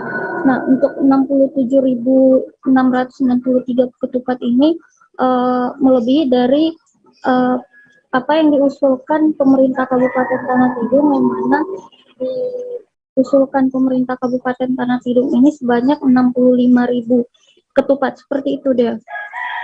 Baik, terima kasih rekan Risna, dan berikut Tribuners kami tampilkan hasil wawancara bersama Bupati Tanah Tidung Ibrahim Ali terkait kegiatan ini selengkapnya. Rabu awal bulan Safar dan Rabu akhir pada bulan Safar. Tentunya ini tidak lain dan tidak bukan mengharapkan kepada Allah, mengharapkan ridha Allah dan dijauhkan dari mara bahaya dan bencana. Nah, inti dari ini semua tidak lain dan tidak bukan adalah bermunajat kepada Allah Subhanahu wa taala. Dan kemudian kita ingin memperkenalkan bahwa yang namanya tolak bala bulan Safar ini merupakan bagian dari rutinitas dan adat istiadat orang Tidung. Orang Tidung yang ada di wilayah Kalimantan Utara, khususnya di Kabupaten Tanah Tidung. Karena saya sebagai Bupati Kabupaten Tanah Tidung dan sebagai Bupati Tanah Tidung dan orang Tidung gitu, maka sudah sebuah keharusan dan kewajiban saya memperkenalkan bahwa orang Tidung itu memiliki adat dan istiadat budaya. Dan hari ini alhamdulillah yang target kita sebenarnya hanya memecahkan rekor muri Indonesia saja, tapi kita diberikan penghargaan dari teman-teman muri, kita memecahkan rekor. Kita beralih ke Kalimantan Selatan, Tribuners. Memperingati Arba Mustakmir, masyarakat Desa Sungai Ranca, Kelurahan Palam, Kecamatan Cempaka, Kota Banjarbaru menggelar kirap keliling kampung. Kirap berlangsung pada malam Rabu terakhir bulan Safar 1444 Hijriah atau Arba Mustakmir. Tradisinya pada malam Arba Mustakmir ini dilaksanakan pembacaan surat Yasin dan membaca doa tolak bala serta selawat burdah. Seperti apa kegiatan ini berlangsung, Tribuners, akan disampaikan reporter Banjarmasin Post. Kami sudah terhubung dengan rekan Salma Saurin. Silakan dengan informasi Anda. Baik rekan Dea, warga di Desa Ranca RT 1 RW 1 Kelurahan Palam, Kecamatan Cempaka, Kota Banjarbaru, setiap tahun mereka menggelar kirap keliling kampung. Mereka sambil berjalan membaca salawat burdah. Nah, kegiatan ini rekan Dea dilaksanakan pada Selasa malam tadi, 20 September 2022, itu bertepatan pada malam terakhir bulan Safar 1444 Hijriah atau disebut Arba Mustakmir. Dan tradisi ini dari warga setempat dilaksanakan pada malam Arba Mustakmirnya dengan pembacaan surah Yasin, pembacaan doa tolak bala, serta salawat burdah. Pada kirap keliling kampung ini dilaksanakan setelah sholat Isya malam tadi pada pukul 8 atau pukul 20 Wita bagian timur. Warga terdiri anak-anak dan dewasa. Mereka sebelumnya itu berkumpul di Masjid Darul Hijrah Darul Hamidi di Desa Ranca setempat. Tentunya kegiatan ini dipimpin oleh Ketua RT 1 yaitu Pak Wijianto, Ketua RW 1 Bo Imin, dan Ketua Pengurus Masjid Darul Hamidi Ustadz Isnaini, dan tentunya warga yang saat itu berkumpul beramai-ramai melaksanakan kirap. Dan rute kirap itu dari masjid setempat hingga ke perbatasan desa dan kembali putar balik lagi ke masjid dengan jarak sekitar kurang lebih itu ada 3 kilometer. Dari rombongan warga, mereka berjalan atau kirap menggunakan pengeras suara bersama-sama membacakan salawat burdah yang diiringi oleh sejumlah anak-anak yang membawa obor atau suluh dalam bahasa sini, dan para wanita yang ikut kirap ada di belakangnya menggiring. Selanjutnya usai keliling kampung, mereka beristirahat di Masjid Darul Hamidi dengan membaca doa dan makan bersama, dan sekitar pukul 21 Wita acara pun selesai. Lebih jelasnya untuk kegiatan ini saya saya wawancara dengan beberapa sumber, baik itu Ketua RT, Ketua RW, dan juga Ketua Pengurus Masjid Darul Hamidi Ustadz Isnaini. Dan begitu rekan Dea, laporan aku di lapangan. Baik, terima kasih rekan Salma untuk informasi Anda. Selamat bertugas kembali. Informasi berikutnya datang dari Provinsi Jambi Tribuners. Beberapa tahun terakhir, harga pinang di Indonesia khususnya di Kabupaten Tanjung Jabung Barat semakin melemah. Hal ini membuat masyarakat khawatir dan cukup kewalahan seperti di Desa Teluk Kulbi, Kecamatan Betara, Kabupaten Tanjung Jabung Barat. Namun berkat kedatangan mahasiswa yang mengenalkan pemanfaatan pelepah pinang, hal itu mampu membuatnya bernilai lebih dan menjanjikan. Seperti apa terkait pemanfaatan pelepah pinang ini, Tribuners, di sana kami sudah terhubung dengan reporter Tribun Jambi, ada rekan Ade Setiawati yang akan melaporkan. Silakan rekan Ade.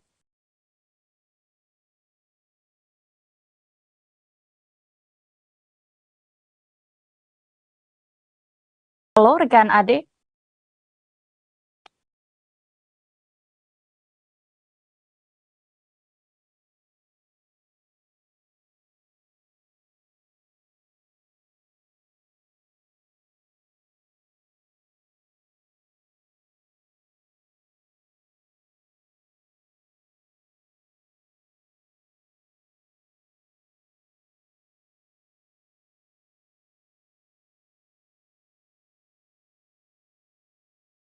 Tribuners, belum.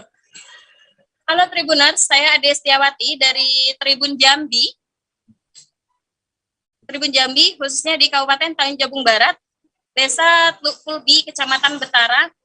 Untuk di Desa Teluk Kulbi sendiri, mayoritas penghasilan masyarakat itu dari tanaman pinang, Tribuners. Awalnya tanaman pinang, pelepah dari tanaman pinang itu dianggap hanya sebuah sampah, Tribuners, atau tidak bisa dimanfaatkan lagi dan tidak memiliki daya jual gitu, Tribuners. Semenjak mahasiswa datang dengan program tahunan mereka pengabdian desa, mampu merubah pola pikir atau sudut pandang masyarakat sekitar, Tribuners.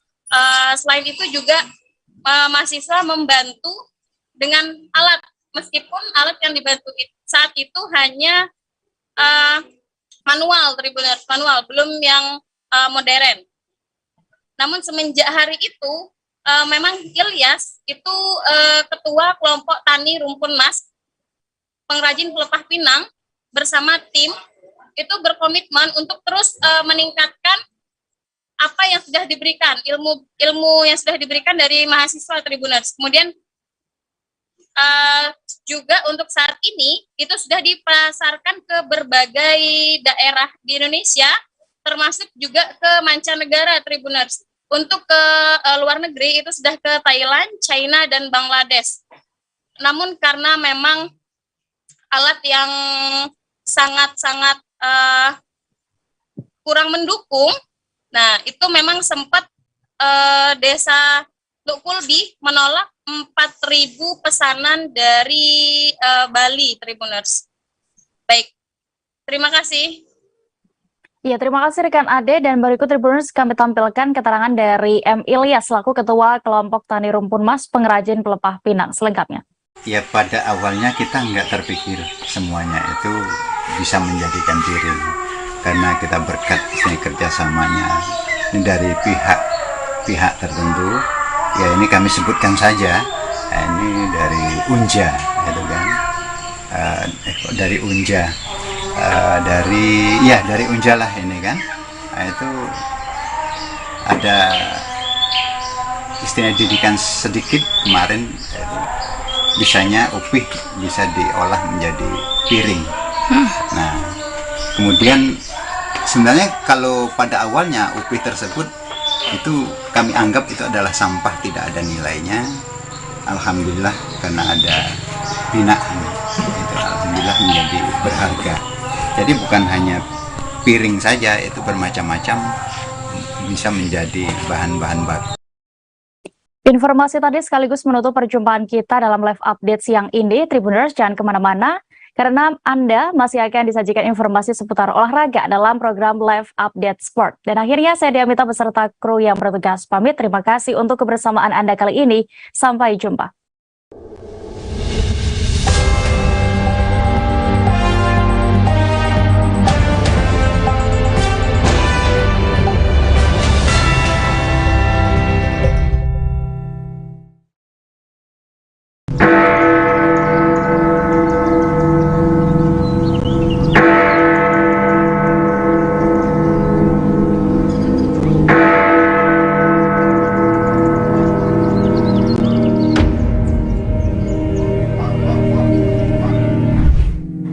Berkunjung ke Jam Gadang di Kota Bukit Tinggi, Provinsi Sumatera Barat menjadi impian banyak.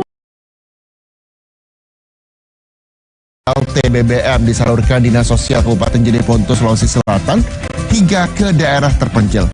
Karena tidak bisa diakses dengan kendaraan bermotor, para petugas harus berjalan kaki sejauh 5 km dan menyeberangi sungai. Kalau yang satu ini, kita lihat saat dunia berjuang dengan biaya listrik yang melonjak, seorang warga di Jepang menemukan cara untuk menghindari krisis energi di seluruh dunia dengan memilih hidup tanpa listrik. Yang menarik, gaya hidup ini telah ia lakukan selama 10 tahun. Itu dia gaya hidup tanpa listrik. Semoga bisa dicontoh begitu ya. Selanjutnya, ketiga informasi ini dan juga sejumlah informasi lainnya yang kami hadirkan di Sapa Indonesia Siang hari ini untuk Anda.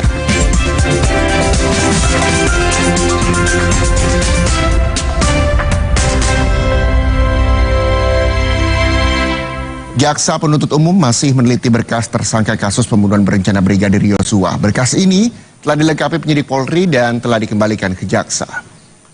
Kapus Penkum Kejaksaan Agung Ketut Sumedana menyebut setelah diterima kembali berkas perkara kasus pembunuhan Brigadir Yosua, jaksa penuntut umum masih terus meneliti kelengkapan berkas.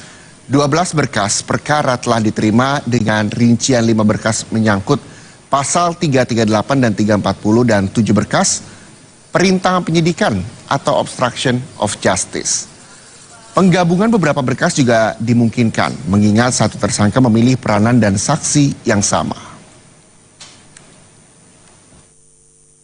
Masih dilakukan penelitian sekaligus sudah sambil melakukan penelitian sambil melakukan koordinasi yang intensif, komunikasi dengan intensif. Kalau misalnya ada satu kekurangan ya cepat dipenuhi oleh teman-teman penyidik. Harapan kita semua ini karena ini perkara yang menarik perhatian masyarakat ya. Perkara ini segera dapat disidangkan sehingga memang masyarakat mengetahui seluas-luasnya seterbuka-bukanya perkara ini persidangan sebetulnya. Informasi terkini, saudara, kita langsung sapa jurnalis Kompas TV ada Niputu Trisnanda di Gedung Humas Mabes Polri, Jakarta. Putu, apakah hari ini ada lanjutan sidang etik ketidakprofesionalan terkait kasus pembunuhan Yosua? Putu. Ya, selamat siang Reza dan juga saudara. Sidang etik terkait dengan pembunuhan Brigadir Yosua Huta Barat ataupun juga terkait dengan 2 laporan yang sebelumnya masuk ke Polres Jakarta Selatan mengenai dugaan pelecehan seksual ataupun juga pembunuhan yang bermula dari kekerasan yang dialami oleh Putri Chandrawati ini terus dilakukan. Terakhir kemarin sudah ada sidang Ibtu Yanuar Arifin yang juga sudah menyelesaikan proses sidang dengan menghadirkan sejumlah saksi. Kemudian juga sudah ada putusan sidang. Tadi disampaikan oleh Kabak Penum Humas Mabes Polri terkait dengan putusan sidang dari Ibtu Yanuar Arifin terkait dengan beberapa aktivitas-aktivitas yang dilakukan yang dirasa ini memang tidak sesuai dengan job desk ataupun pekerjaan yang seharusnya dilakukan oleh Ibtu Yanuar. Oleh karena itu, majelis ataupun juga komisi sidang ini memutuskan Ibtu Arifin ini telah tidak profesional dan juga dikenakan sanksi demosi selama 2 tahun. Tidak hanya itu, mengajukan permintaan maaf kepada instansi Polri, Kapolri, dan juga pihak-pihak yang dirugikan. Ini juga jadi salah satu hal yang harus dipenuhi oleh Ibtu Yanuar Arifin. Selain itu, pada hari ini sidang etik terkait dengan 2 laporan atau LP yang masuk ke Polres Jakarta Selatan ini juga kembali dilanjutkan dengan anak buah dari Verdi Sambo dari Divisi Propam Polri atas nama AKP Idam Fadilah. Memang sampai dengan saat ini belum diketahui apa peran-perannya, kemudian juga apa saja bentuk-bentuk pelanggaran yang dilakukan karena memang proses sidangnya ini baru dimulai, direncanakan tadi 13.00 waktu Indonesia bagian Barat, sidang dimulai dan saat ini sudah berlangsung kurang lebih hampir 4 sampai dengan 5 menit. Jadi baru dimulai, kami masih menunggu bagaimana prosesnya, kurang lebih ada 5 orang saksi yang dihadirkan. Prosesnya masih berlanjut, kami masih menanti. Reza. Ya, Putu. Lalu kapan agenda sidang etik perintangan penyidikan terhadap 3 tersangka lain ini akan digelar? Ya, Terkait 3 tersangka, saya kerucutkan, memang kalau kita berbicara soal terduga pelanggar, ini total ada 35 anggota Polri yang diduga melanggar etik profesional, tetapi untuk obstruction of justice sendiri ini sebetulnya ada 7, di mana 4 lainnya ini sudah disidang dan 3 lainnya ini masih menunggu kapan kira-kira akan dilakukan proses persidangan. Salah satunya yang juga menjadi sorotan adalah Brigjen Hendra Kurniawan, mantan Karopaminal di Propam Polri. Ini juga menjadi sorotan karena sampai dengan saat ini sidangnya terus ditunda. Kemarin harusnya dilakukan pada pekan lalu, kemudian diundur pada pekan ini, dan sayangnya diundur lagi karena ada 1 saksi yang sakit. Lebih lengkapnya lagi, Reza dan juga saudara, berikut pernyataan dari Kadif Humas Mabes Polri Irjen Dedi Prasetyo. Sakit loh. Ya proses penyembuhannya cukup panjang ya, karena sakitnya agak parah. Oke? Pak, untuk sidang etik hari ini, Pak? Sidang hari ini AKPIF ini masih kategori pelanggaran-pelanggaran yang sedang sampai ringan. Ya, untuk yang sisanya baik obstruction of justice ini akan digelar pelaksanaan sidangnya minggu depan ya, karena itu salah satu saksi kuncinya AKBP AR masih dalam kondisi sakit. Pak, sidangnya jam berapa KPI? Kenapa? Jam 13. Ya, jam 13. Pelanggarannya seperti apa ya, Pak? Ya, pelanggaran ketidakprofesional di dalam melaksanakan tugas ya. Jadi Reza dan juga saudara, sampai dengan saat ini total sudah ada 5 orang yang di PTDH atau diputuskan dipecat dari Polri, tetapi memang beberapa diantaranya ini masih mengajukan banding. Sementara 1 orang atas nama Ferdi Sambo kemarin sudah menjalani proses sidang dan diputuskan bahwa komisi sidang ini menolak permintaan banding, sehingga PTDH ataupun juga pemberhentian secara tidak hormat ini tetap dilanjutkan. Sampai dengan saat ini prosesnya masih terus diproses di SDM Polri untuk kemudian ditindaklanjuti dan nantinya akan dikeluarkan SK PTDH-nya. Kalau saya rinci lagi, Reza dan juga saudara, total pihak-pihak yang sudah dilakukan PTDH atau diputus dihentikan dari jabatannya selain Ferdi Sambo adalah Kombes Agus Nur Patria, ini juga diputuskan PTDH tetapi banding terkait dengan obstruction of justice. Kemudian ada Cuk Putranto, ini juga PTDH mengajukan banding obstruction of justice. Baikuni Wibowo ini juga sama, dan yang terakhir adalah AKBP Jerry Reman Siagian juga mengajukan banding, tetapi memang bukan berkaitan dengan proses ataupun juga upaya menghalang-halangi proses penyelidikan ataupun juga penyidikan dari kasus Brigadir Yosua saja, tetapi juga disebut telah melakukan pelanggaran-pelanggaran etik lainnya di luar aktivitas-aktivitas terkait dengan penanganan kasus dari Brigadir Yosua Huta Barat. Reza. Baik, terima kasih. Ini Putu Trismenda melaporkan langsung dari Divisi Humas Mabes Polri Jakarta. Selamat kembali bertugas, Putu. Yang juga jadi sorotan, saudara, Indonesia Police Watch atau IPW ini meminta tim Sus Polri mengusut private jet yang digunakan Brigjen Hendra Kurniawan saat menemui keluarga Brigadir Yosua di Jambi. Siapa sebenarnya penyedia jet pribadi untuk anak buah Sambo ini? Berikut liputannya untuk Anda. Ketua Indonesia Police Watch IPW Sugeng Teguh Santoso meminta Kapolri untuk mengusut tuntas pemakaian private jet atau pesawat jet pribadi yang digunakan Karopaminal Brigjen Hendra Kurniawan untuk menemui keluarga Brigadir Yosua di Jambi. Sugeng mendapat informasi pesawat itu merupakan milik bandar judi yang terkait dengan Ferdi Sambo dalam konsorsium 303 atau judi online. Polisi Hendra Kurniawan dan rombongan berangkat ke Jambi menggunakan private jet jenis Bomber 900 XP dengan register penerbangan T7 yang terregister di San Marino. Operator daripada pesawat charter tersebut adalah ACAM, PT ACAM. Diduga pemakaian pesawat ini ada korelasinya dengan bandar judi 303 yang menjadi perhatian publik saat ini. Jurnalis Kompas TV, Cindy Permadi lantas mencoba mengonfirmasi dengan menghubungi pengusaha Robert Bono Susatya yang disebut meminjamkan pesawat jet pribadi itu pada Brigjen Hendra Kurniawan. Saudara, saya ada di Jalan Gunawarman saat ini. Ini menjadi lokasi yang disebut oleh Indonesia Police Watch alias IPW sebagai lokasi markas konsorsium judi online dan markas pemilik jet pribadi yang diduga memfasilitasi Brigjen Hendra Kurniawan, mantan Karopaminal Propam Polri, ketika mengunjungi keluarga Brigadir Yosua Huta Barat di Jambi pada 11 Juli 2022 lalu. Dari bocoran IPW, RBT ini adalah seorang pengusaha bernama Robert Prianoto Bono Susatya. Tadi kami mencoba mengkonfirmasi lewat pesan singkat.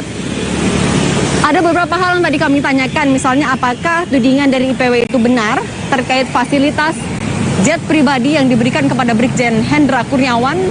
Kemudian ia bantah, ia menyebutkan bahwa berita itu tidak benar. Kami tanyakan kembali, apakah ada langkah hukum yang akan diambil pula oleh Robert Bono Susatya ini kepada IPW? Ia jawab lagi.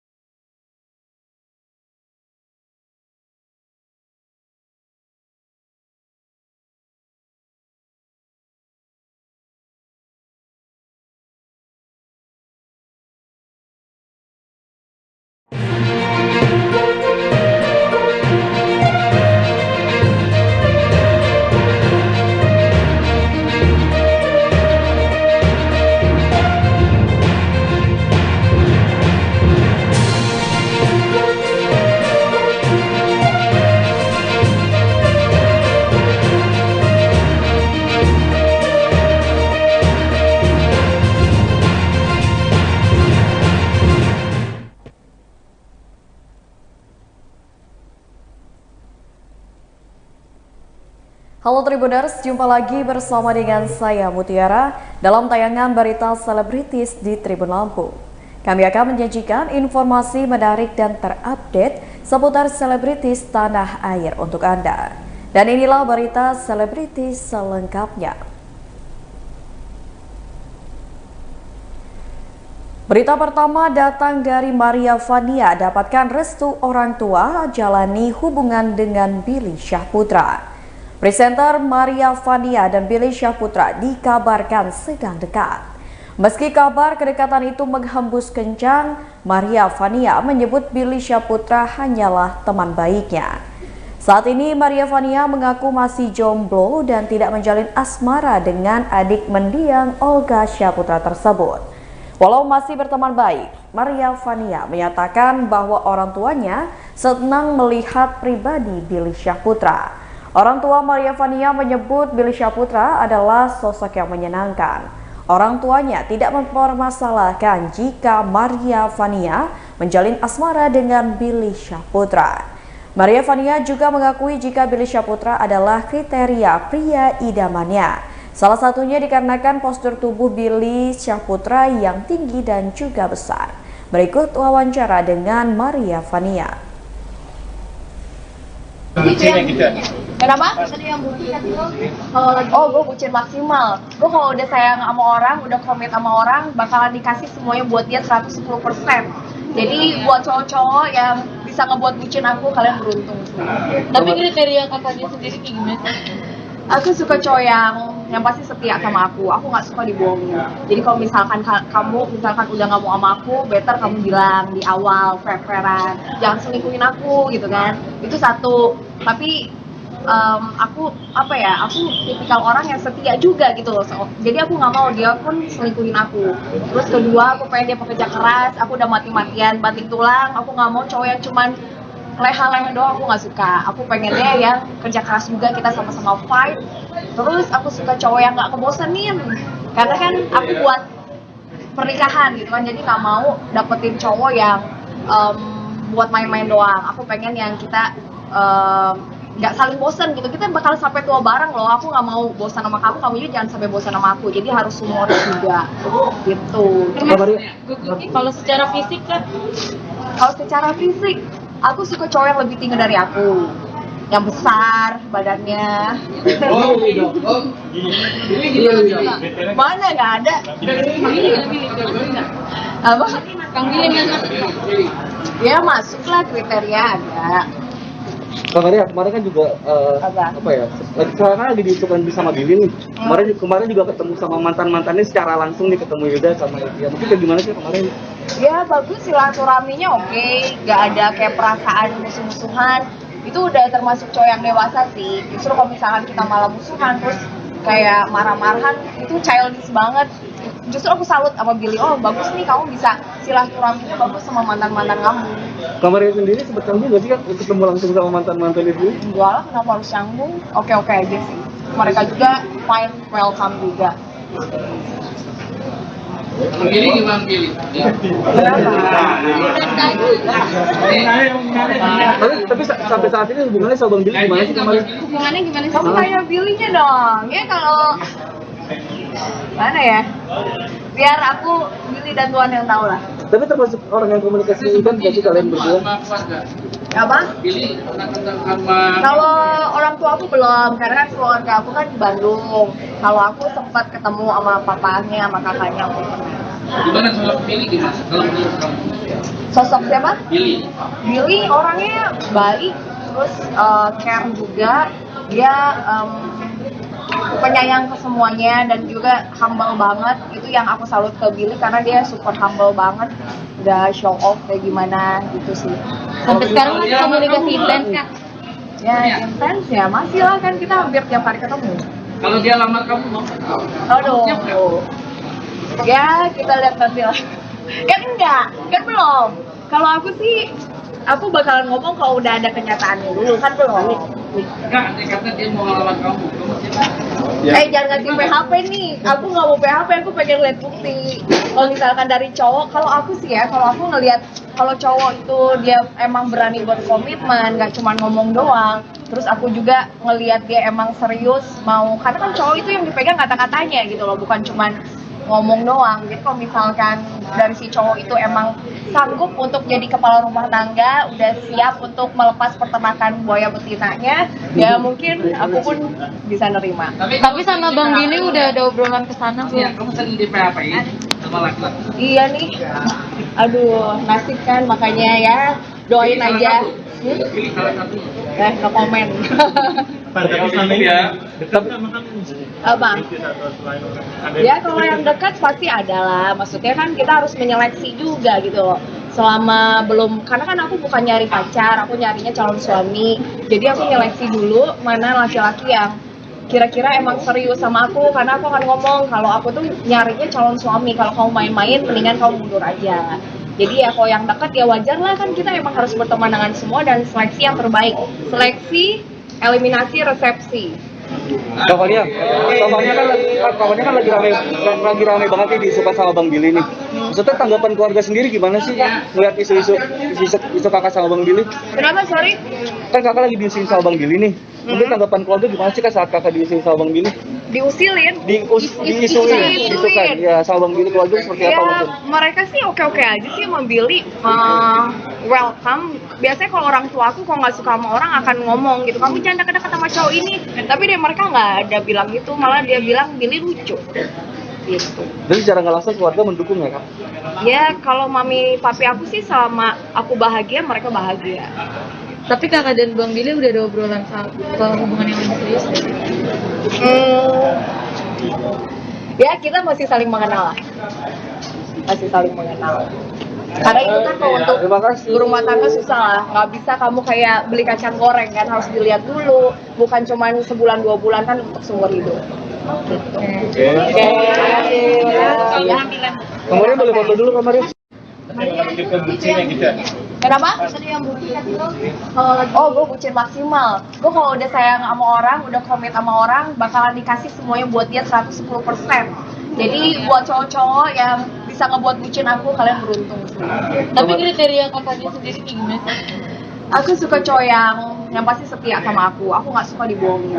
Jadi kalau misalkan kamu udah nggak mau sama aku, better kamu bilang di awal, fair-fairan. Jangan selingkuhin aku gitu kan. Itu satu. Tapi aku tipikal orang yang setia juga gitu loh. Jadi aku nggak mau dia pun selingkuhin aku. Terus kedua, aku pengen dia pekerja keras. Aku udah mati-matian banting tulang. Aku nggak mau cowok yang cuman leha-leha doang. Aku nggak suka. Aku pengennya yang kerja. Berita selanjutnya, isu ijazah palsu Razman Arif dibantah mantan istri. Beberapa waktu lalu, pengacara Razman Arif Nasution dilaporkan oleh Syamsul Caniago ke polisi dikarenakan diduga memalsukan ijazahnya. Hal tersebut dikarenakan Syamsul Caniago merasa dirugikan menunjuk Razman Arif Nasution sebagai kuasa hukumnya, padahal ijazahnya diduga palsu. Di tengah kisruh tersebut, mantan istri Razman Arif Nasution, Bella Luna, muncul ke publik dan membantah isu ijazah palsu Razman Arif. Pasalnya, selama menikah, Bella Luna pernah diajak Razman Nasution ke kampusnya. Menanggapi hal tersebut, Razman Arif Nasution mengucapkan rasa terima kasih kepada mantan istrinya tersebut karena telah membeberkan fakta sebenarnya. Razman pun menceritakan beberapa saksi lainnya yang mengetahui bahwa dirinya berkuliah. Di samping itu juga Razman Arif Nasution mengungkapkan bahwa Bella Luna mengetahui betul kalau dirinya berkuliah di Universitas Ibnu Khaldun.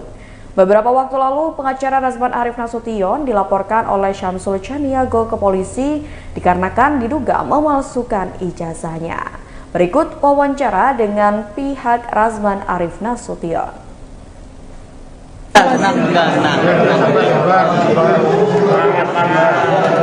Tenang, kalem bunda bang.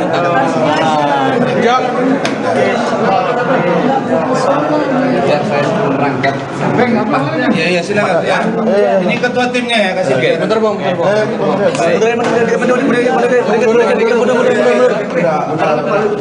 Baik kita mulai ya. Ya bang. Terima kasih.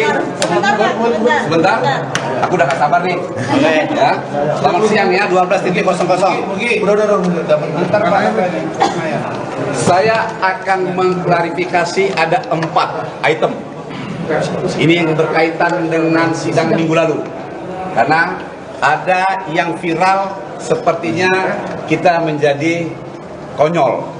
Ya, ini akan saya klarifikasi, ada 4 dan akan mengedukasi secara hukum biar paham orang-orang yang menyatakan saksi yang tidak boleh dihadirkan.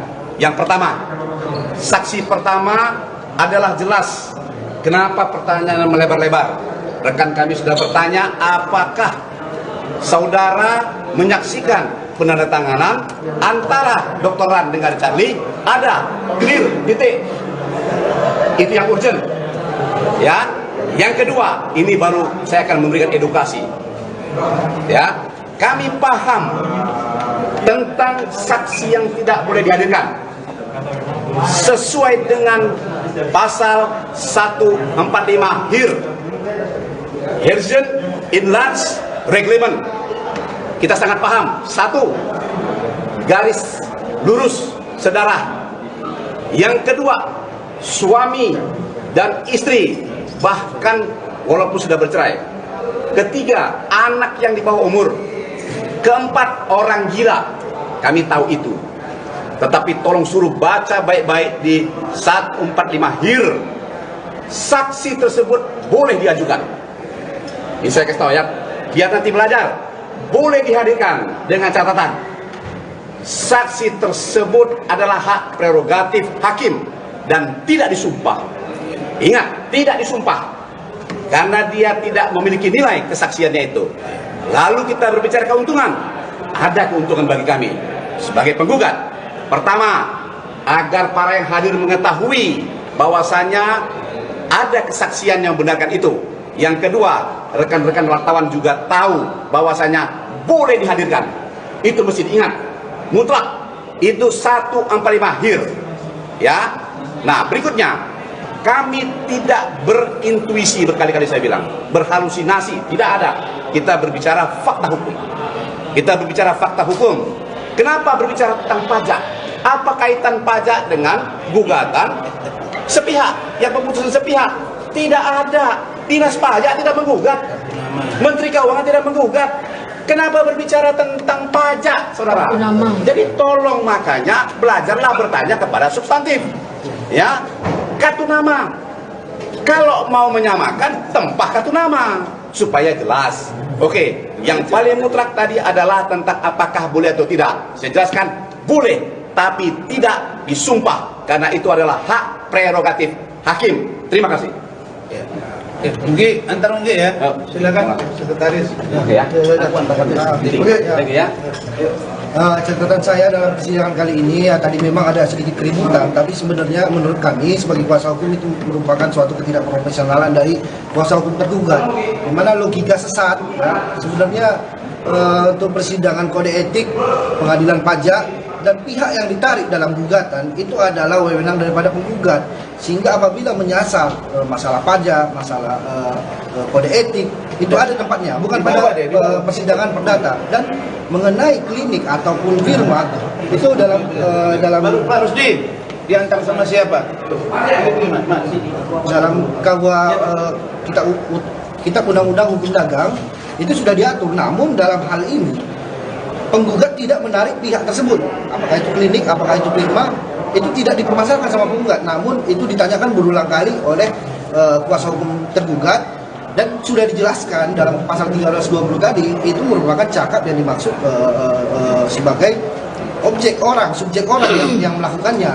Jadi kesesatan berpikir, kesesatan logika hukum daripada kuasa hukum tergugat tadi sangat kami sayangkan, sehingga itulah yang membuat agak ada sedikit perdebatan yang menurut kami tidak perlu ya, sebagai pengacara profesional yang sudah berkali-kali sidang dan seperti baru belajar bersidang menurut kami. Jadi ya kami mohon maaf apabila kepada majelis hakim juga apabila memang tadi sedikit ada kekacauan, tapi kami menganggap hal tersebut tidak perlu terjadi. Kenapa harus terjadi itu? Karena logika dan ketidakprofesionalan daripada kuasa hukum tergugat. Baik, saya katakan ya, saya menyoroti fokus kepada materi ya, materi fakta-fakta yang terkait persidangan. Satu, dari saksi yang kami hadirkan tadi, saksi fakta jelas menyatakan bahwa perjanjian tersebut ditandatangani di Pekanbaru. dan beliau ada di tempat itu duduk dalam jarak 3 meter. Dan yang perlu lagi diketahui, itu di Pekanbaru. Berita selanjutnya datang dari presenter Melanie Ricardo khawatir tentang kondisi kesehatan anak keduanya. Presenter Melanie Ricardo cemas melihat kondisi kesehatan Courage Jordan Lynch setiap kali berobat ke dokter. Courage Jordan Lynch adalah anak kedua Melanie dan juga Tyson Lynch. Menurut Melanie, dalam 2 bulan terakhir ini, anak laki-lakinya tersebut diketahui batuk hingga mulai serius menjalani pemeriksaan medis. Awalnya Melanie menduga batuk yang diderita anaknya itu akibat cuaca hingga pandemi yang belum usai. Namun Melanie mulai curiga karena batuk yang diderita anaknya tersebut tidak reda. Saat ini Melanie Ricardo sampai harus menyiapkan tabung oksigen khusus untuk anaknya di rumah. Berikut wawancara dengan Melanie Ricardo. Anakku ya, Courage tuh sebenarnya emang dia dari agak kecil tuh emang udah punya problem kayak asma gitu. Jadi akhir-akhir ini nggak tahu mungkin karena pandemi kan lumayan lama tuh ya sekolah. Dengan sekolah ini kadang-kadang mungkin ketahanan imunitas badan anak tuh adaptasi lagi kali ya. Jadi yang terakhir ini tuh udah batuk bolak-balik lumayan lama gitu. Jadi akhirnya bener-bener diseriusin gitu berobatnya kenapa gitu. Kemarin aku bawa ke dokter, untung sebenarnya aku pikir kan udah batuk, tapi batuknya terus gitu. Di PCR segala macam negatif. Pas ke dokter tuh jadi langsung kasih oksigen karena dia mungkin ternyata kalau kita batuk terus jadinya apa ya, kayak menyempit kayak kurang. Cuma yang pasti ini anak tuh aku sampai sekarang harus standby oksigen di rumah gitu. Jelek-jeleknya namanya anak kan kadang-kadang ketemu bakteri, virus apa segala macam. Kalau anak lain tuh mungkin lebih gampang. Kalau anak itu mungkin lebih susah untuk bisa recovery-nya. Jadi sekarang gimana keadaan kondisinya? Sekarang tadi aku tinggal sih masih sedikit, pagi-pagi itu masih ada batuk. Kita di malam udah bisa tidur enak. Karena 2 hari yang lalu itu aku sudah nggak tidur, kali jam 2 pagi kebangun terus batuk. Capek ya, kita aja orang dewasa aja kalau itu kan capek masih. Berarti anak kecil kayak gitu kan lu rasanya tuh break my heart lah gitu. Berarti anak itu rasanya kalau bisa gue aja deh yang batuk gitu ya. Karena batuk badannya juga jadi kurus gitu. Makan sih banyak tapi ya capek gitu. Sebenarnya terkena COVID ya? Sebenarnya kalau COVID udah pernah kena gitu. Sebenarnya kalau COVID udah kayaknya isunya bukan COVID lagi karena itu asma. Jadi ternyata di telusuri itu ada turunan. Aku nggak asma, kayaknya nggak asma, tapi opungku tuh dulu asma. Iya, opung laki-laki itu tuh asma, adik perempuan pun asma. Jadi kayaknya lengkap gitu loh, aku nggak tahu. Jadi nanti kalau dia sehat harus ada darah untuk cek darah dan segala macam. Dirawat kemarin? Kemarin dibawa ke dokter ya, karena untung aku cepat datang ke dokter karena ya itu sampai dokter juga bilang, jadi kayak di tes itu dia harus kayak minum. Biasanya mungkin orang normal tuh 200 ya tiap hari sampai aku kemarin cuma cepet karena ya itu mungkin paru-parunya capek, batuk terus itu begitu sampai langsung di oksigen. Jadi aku sekarang standby di rumah jaga-jaga kalau lagi mampu supaya oksigen. Apa sih kamu sebagai ibu melihat seorang anak itu? Aduh aku mah benar-benar ibaratnya mau kerja mau apa segala macam mas. Kalau uang kita bisa usahain ya, daripada duit bisa ada uang, tapi kalau anak udah sakit tuh rasanya kayak berantakan lah semuanya. Aku nggak bisa tidur, dia juga batuk terus gitu. Ya mungkin namanya cobaan ya, namanya ada tes kita bisa dikasih waktu terus berbuat saya dapat anak edit aja gitu. Ya pasti ada cobaan-cobaan ya, makanya terus nggak berhenti aku tiap malam ngasih doa buat dia karena ya itu kadang-kadang orang tua tuh kalau ngeliat anak sakit rasanya pengen udah deh jangan sampai ini kita aja yang sakit gitu. Itu gue yang batuk dan dia karena kasihan. Pandangannya tadi kita debu semua harus dirapin bersihin semua. Tapi habis dia nanti sehat ini harus ngambil darah untuk dicek juga gitu. Makanannya nggak boleh apa yang bikin dia tuh triggernya sampai dia batuk. Karena dia batuknya di 2 bulan balik pulang-balik. Kan kebanyakan obat kan kesian anak kecil gitu. Nah itu dia, anakku itu pintar banget makan obat. Jadi anak-anak kecil kan susah, jadi enggak pintar makan obat, dibuat di nebuk segala macam pintar gitu. Terus sampai kemarin waktu doa terus dia bilang gitu, karena aku kemarin baru sehat ya nih, karena udah sakit lagi. Aduh aku tuh rasanya hati, aku bilang banyak orang yang mungkin lebih susah daripada abang, makanya abang kita harus bersyukur ya, maksudnya membesarkan hatinya dia gitu. Adanya gimana kan Kamel? Adanya abang? Enggak, Chloe kan kakaknya. Oh iya. Yang sakit itu yang kedua. Itu gimana mungkin melihat adanya lagi sakit? Ya sedih lah, sedih pastinya. Karena makanan kan pantangan masih dia. Coklat nggak boleh, minyak nggak boleh, jadi banyak makanan banget yang dia nggak boleh, tapi anaknya tuh nurut gitu, jadi bukan anak yang rungsing gitu loh sebenarnya. Jadi kalau sampai dia tuh Anaknya akan berani. anakku dia courage tuh sebenarnya emang dia dari agak kecil tuh emang udah punya problem kayak asma gitu. Jadi akhir-akhir ini nggak tahu, mungkin karena pandemi kan lumayan apa tuh ya sekolah. Dengan sekolah ini kadang-kadang mungkin ketahanan imunitas badan anak tuh adaptasi lagi kali ya. Jadi yang terakhir ini tuh udah batuk bolak-balik main lama gitu. Jadi akhirnya benar-benar diseriusin gitu berobatnya kenapa gitu. Kemarin aku bawa ke dokter, untung tadi aku pikir kan udah batuk, tapi batuknya terus gitu. Di PCR segala macam negatif. Pas ke dokter tuh jadi langsung kasih oksigen karena dia mungkin karena kalau kita batuk terus oksigennya kayak menyebutnya kayak kurang. Cuma yang pasti di anak tuh aku sampai sekarang harus standby oksigen di rumah gitu. Jelek-jeleknya namanya anak kan kadang-kadang ketemu bakteri, virus apa segala macam. Kalau anak lain tuh mungkin lebih gampang.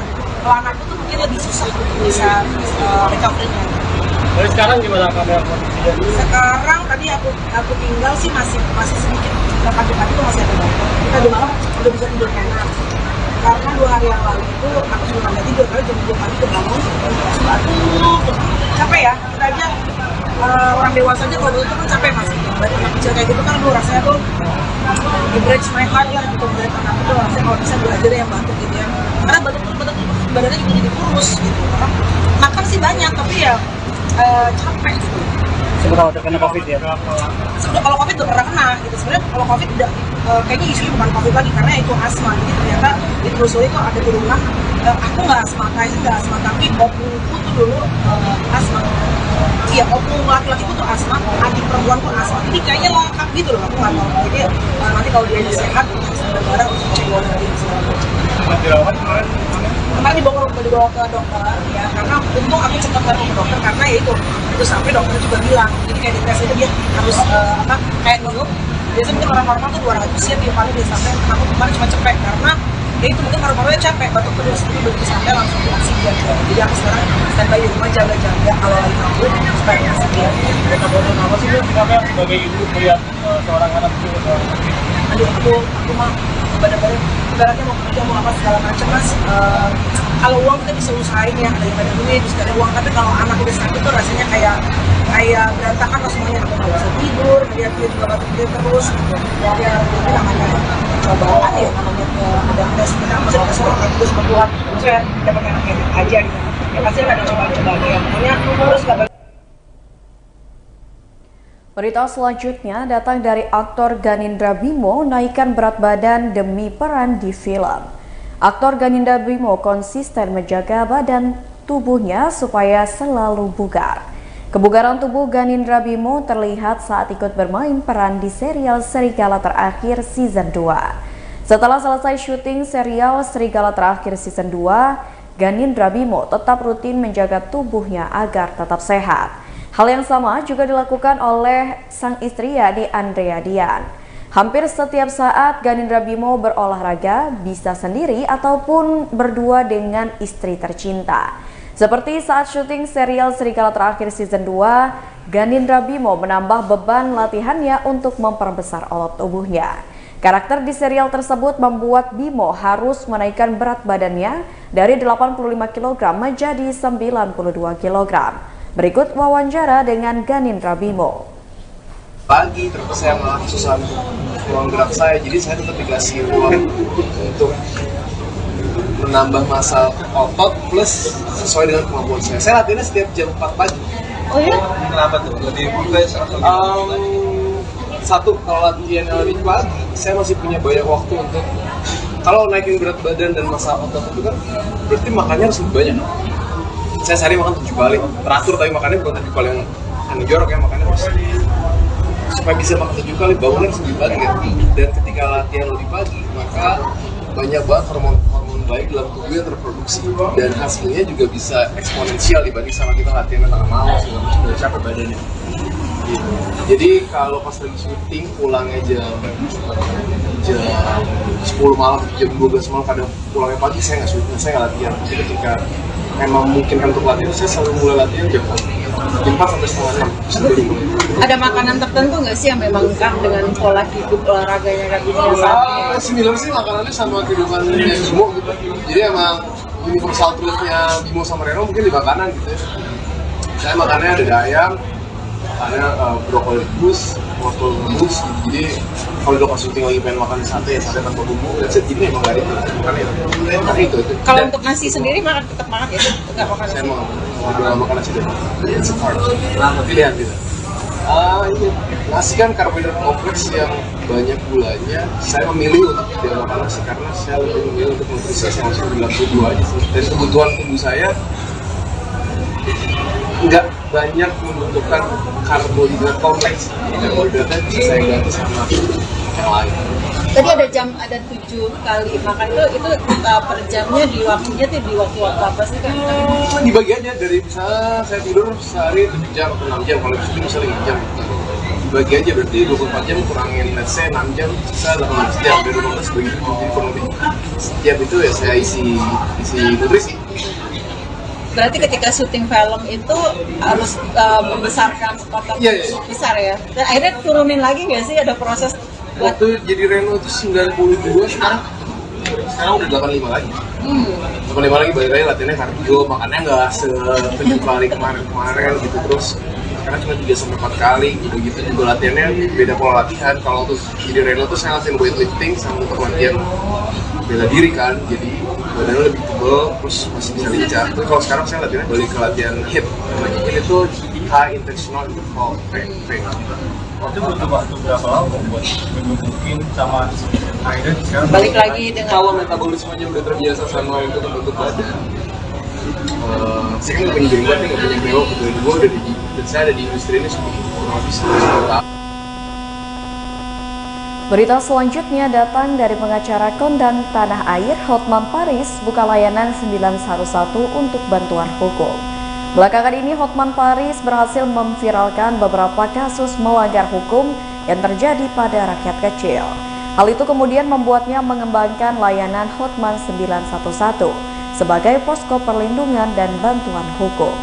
Pengacara berusia 62 tahun ini kemudian menyebutkan bahwa sudah ada sekitar 5 aduan kasus dugaan tindak asusila yang sampai di Hotman 911 dalam seminggu. Lebih lanjut, Hotman juga menyebut kalau maraknya kasus tindak asusila justru terjadi di lingkup keluarga. Bukan hanya dilakukan orang dewasa, anak kecil bahkan bisa menjadi pelaku tindak asusila terhadap sesama anak kecil. Salah satu yang kini tengah menjadi sorotan adalah kasus dugaan tindak asusila anak berusia 13 tahun di hutan kota Cilincing, Jakarta Utara.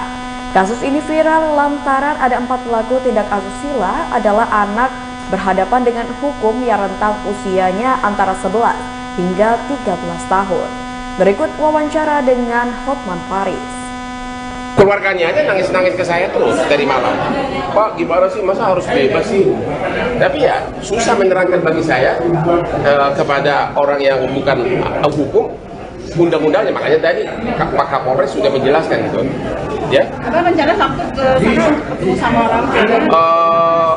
Sabtu itu lain lagi, itu kasus lain. Untuk ketemu dengan ada kasus di Manado di mana seorang umur 13 tahun diduga diperkosa, kepalanya dijelutin, pokoknya ada penganiayaan juga. Kemudian anak itu sebelum meninggal, ya sampai geger otak. Sebelum meninggal, anak itu sempat mengatakan siapa pelakunya, nama-namanya disebutin. Kok sampai sekarang belum ada penahanan? Itu makanya ibunya kita datangkan ke Surabaya, karena kebetulan saya, Hotman 911, ada program pemberian bantuan hukum gratis di Surabaya. Jadi daripada saya harus ke Manado jauh, ibunya yang kita biayain oleh perusahaan saya, Atlas Beach Club, yang membiayai semua pesawat dan hotelnya ke Surabaya. Kalau untuk yang korban yang di belakang kakaknya ya Pak? Ya. Dari itu sendiri usianya berapa? Yang mana? Usia dari 13 tahun. Oke, Pak, bisa sedikit Pak? Ini silakan. Pak, bisa kronologisnya seperti apa sih Mbak? Kejadiannya gimana? Kejadiannya seperti apa? Anaknya pulang sekolah. Tanggal berapa itu? Tanggal 1. Pulang sekolah lewat taman kota. Di mana taman kota itu? Waduk dulu, Bang. Di waduk, terus Ada anak-anak tersebut sedang main. anak-anak lagi main, terus Itu di hari pertama ya, ada 2 hari jadinya. Di hari pertama mereka ketemu, ngobrol, terus setelahnya mereka pulang, dan besoknya mereka diintip di situ. Iya, ketemu lagi sama si korban, lalu diajak ke hutan kota. Nah, disitulah terjadi gitu. Ya begitu Bu. Ya, ya. Hutan kota di daerah Jakarta Utara. Di mana itu hutan kota Bu? Jakarta Utara ya? Dekat. Dekat sini ya Bu ya? Ya? Dekat sini. Jangan pergi loh ke hutan kota. Apa lagi Bu? Dia merasa ada kesakitan nggak? Dia punya alat kebaluan? Keluhan yang pertama kali yang dia utarakan ke pihak keluarga itu seperti apa, Mbak? Dia nggak bicara, tapi dia terlihat stres dan bajunya lusuh gitu. Jadi dia pengen murung gitu. Akhirnya dipaksa untuk bicara, baru dia ngomong kalau dia habis. Jadi saya tanya sama anak itu, emang kau sampai tuntas? Maksud saya tuntas dewasa lah kan? Enggak katanya. Saya cuma nempelin cuma setengah masuk, dia punya itunya, habis itu sama temannya didorongin agar masuk semua. Tapi habis itu nggak sampai bergantian gitu, tempel keluar, tempel. Jadi seolah-olah tidak ada sampai. Baiklah Tribuners, itulah berita selebritis bersama dengan saya Mutiara. Jangan lupa untuk terus saksikan YouTube Tribun Lampung News Video, Facebook Tribun Lampung, Instagram @Tribun Lampung, dan TikTok @Tribun Lampung untuk informasi terupdate lainnya. Selamat sore dan sampai jumpa.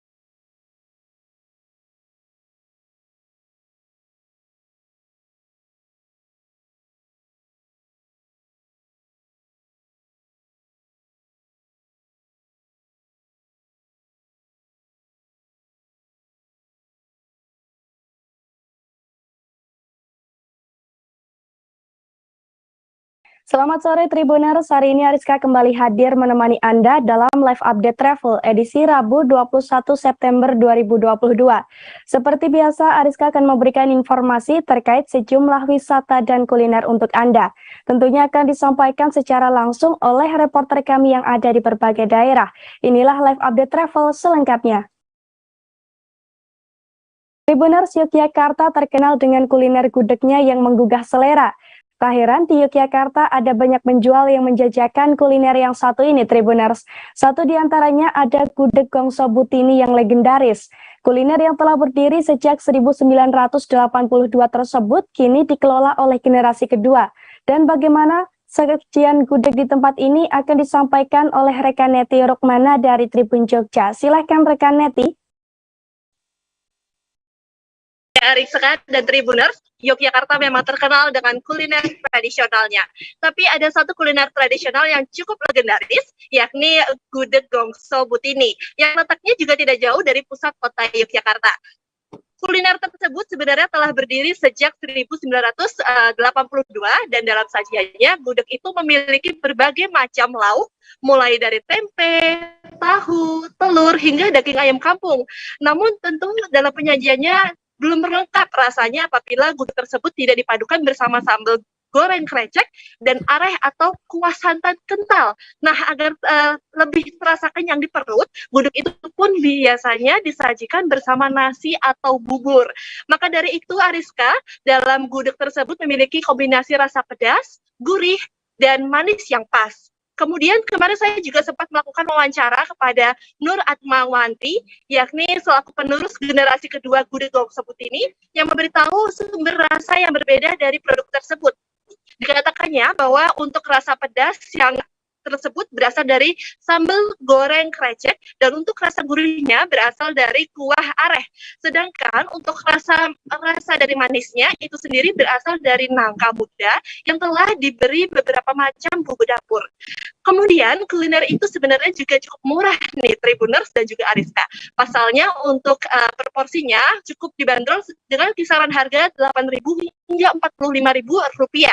Dan harga itu juga sebenarnya tergantung dengan lauk yang dipilih oleh konsumen. Nah, untuk kuliner ini sendiri sebenarnya cukup terkenal dan juga cukup banyak peminatnya. Hal ini juga terlihat dari jumlah konsumennya, di mana dalam satu hari Wanti bisa menjual 150 porsi dan juga rata-rata pengunjungnya ini tidak hanya dari kota Yogyakarta saja. Banyak pula beberapa di antaranya berasal dari Jabodetabek, Solo hingga Semarang. Nah, untuk itu kalau misalkan Tribuners ingin mencicipi kuliner tersebut, Tribuners bisa menjumpai di dua lokasi yang berbeda, yakni yang pertama berada di Pasar Keranggan, tepatnya di Jalan Pocowinatan, Kelurahan Godongan, Kementerian Jetis, Kota Yogyakarta, atau berjarak kurang lebih 1 km dari Tugu Palputih Yogyakarta, dengan waktu operasional yakni pukul 6 hingga 11 waktu Indonesia bagian Barat. Sementara itu, untuk lokasi yang kedua, ini ada berada di pinggir Jalan Bumi Ijo Lor, di mana tepat di Kelurahan Bumi Ijo, Kapanewon Jetis, atau kurang lebih dengan jarak 750 meter dari Tugu Palputih Yogyakarta dengan waktu operasional pukul 5.30 hingga 13.00 waktu Indonesia bagian Barat. Sekian informasi dari Neti Rukmana, kembali ke studio, Ariska. Baik rekan Neti Rukmana dari Tribun Jogja, terima kasih atas laporan Anda. Tribuners dari Jogja, kita akan beralih ke Lampung. Di Lampung ada satu kedai yang menarik dan berbeda dengan kedai pada umumnya Tribuners, yakni Barista Jalanan di Kelurahan Rejomulyo, Lampung Selatan, Lampung. Kedai yang satu ini menyuguhkan nuansa ngopi dengan pemandangan sawah dan juga langit senja ketika sore hari. Dan bagaimana serunya ngopi di kedai ini akan disampaikan oleh rekan Humam Al-Ghifari dari Tribun Lampung. Silakan rekan Humam.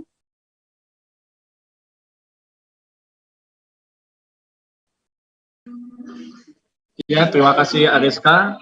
Pada Tribuners ada salah satu tempat ngopi yang ada di Desa Rejomulyo, Lampung Selatan, Lampung. Itu bernama Barista Jalanan. Kedai kopi Barista Jalanan ini merupakan salah satu kedai kopi yang menyediakan nuansa kopi dengan pemandangan sawah dan juga sunset ketika sore. Dan juga di kedai kopi Barista Jalanan ini untuk harganya pun bervariasi ya Tribuners, mulai dari harga Rp5.000 sampai Rp10.000. Selain itu juga di kedai kopi Jalanan ini banyak pilihan kopinya seperti kopi Robusta dan juga kopi Arabica. Kopi Robusta itu sendiri merupakan kopi yang terkesan asam dan juga merupakan ciri khas dari kopi yang ada di Provinsi Lampung.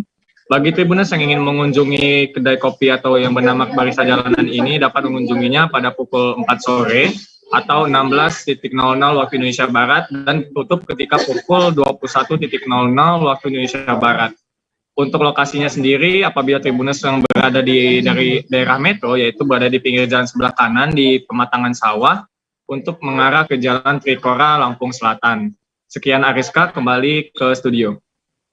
Baik rekan Humam Al-Ghifari dari Tribun Lampung, terima kasih atas informasi Anda. Tribuners, Kawung di Atas Awan merupakan restoran yang menyediakan makanan Asia dari beberapa negara. Kawung di Atas Awan juga menyediakan tempat yang elegan dan eksklusif Tribuners. Kawung di Atas Awan ini tepatnya berlokasi di Tanjung Karang Pusat. Dan untuk mengetahui informasi lengkapnya terkait tempat makan ini, kita sudah terhubung dengan rekan Agustina Suryati dari Tribun Lampung. Silakan rekan Agustina. Baik, terima kasih rekan Ariska. Jadi Kawung di Atas Awan ini merupakan restoran yang bisa jadi rekomendasi Tribuners untuk melangsungkan sarapan pagi hingga dinner atau makan malam di sini. Jadi Kawung di Atas Awan ini alamatnya ada di Jalan Walter Mongin City nomor 33 Karang Pusat, Kota Bandar Lampung. Letaknya berada di lantai 3 sesudah ruangan Kawung Gelato dan juga Kawung Signature. Jadi untuk menuju ke sana, Tribuners harus naik ke atas dengan tinggal capek-capek naik tangga. Nantinya Tribuners akan sampai di restoran Kawung di atas awan. Jadi restoran Kawung di atas awan ini menyajikan menu-menu spesial hasil dari modifikasi makanan Asia dari berbagai negara. Jadi menu makanan di Kawung di atas awan ini memiliki kualitas sekelas hotel berbintang. Tapi meski demikian, apabila Tribuners bandingkan dengan restoran sejenis, Kawung di atas awan ini berani menetapkan harga standar lebih miring dibanding restoran lainnya. Harga menu makanan tersebut tergolong lebih miring, yakni mulai dari Rp15.000 sampai paling mahal hanya Rp139.000 saja. Terdapat kurang lebih 113 jenis varian menu yang bisa dipilih Tribuners. Jadi Kawung di atas awan ini sudah buka dari pagi-pagi sekali, yakni mulai dari pukul 7 pagi hingga pukul 10 malam. Konsumen bisa menikmati bagaimana cara penyajian, lalu kebersihan, serta cita rasa makanannya yang bisa membuat konsumen terkesan gitu. Jadi selain itu, konsumen masih akan dimanjakan dengan interior ruangan yang eksklusif, disertai senyuman ramah dari para staf yang mengenakan seragam ala restoran hotel. Jadi memang menu yang disajikan manis, jadi konsumen jadinya tidak akan bosan ketika mampir untuk sarapan di Kawung di atas awan di sini. Jadi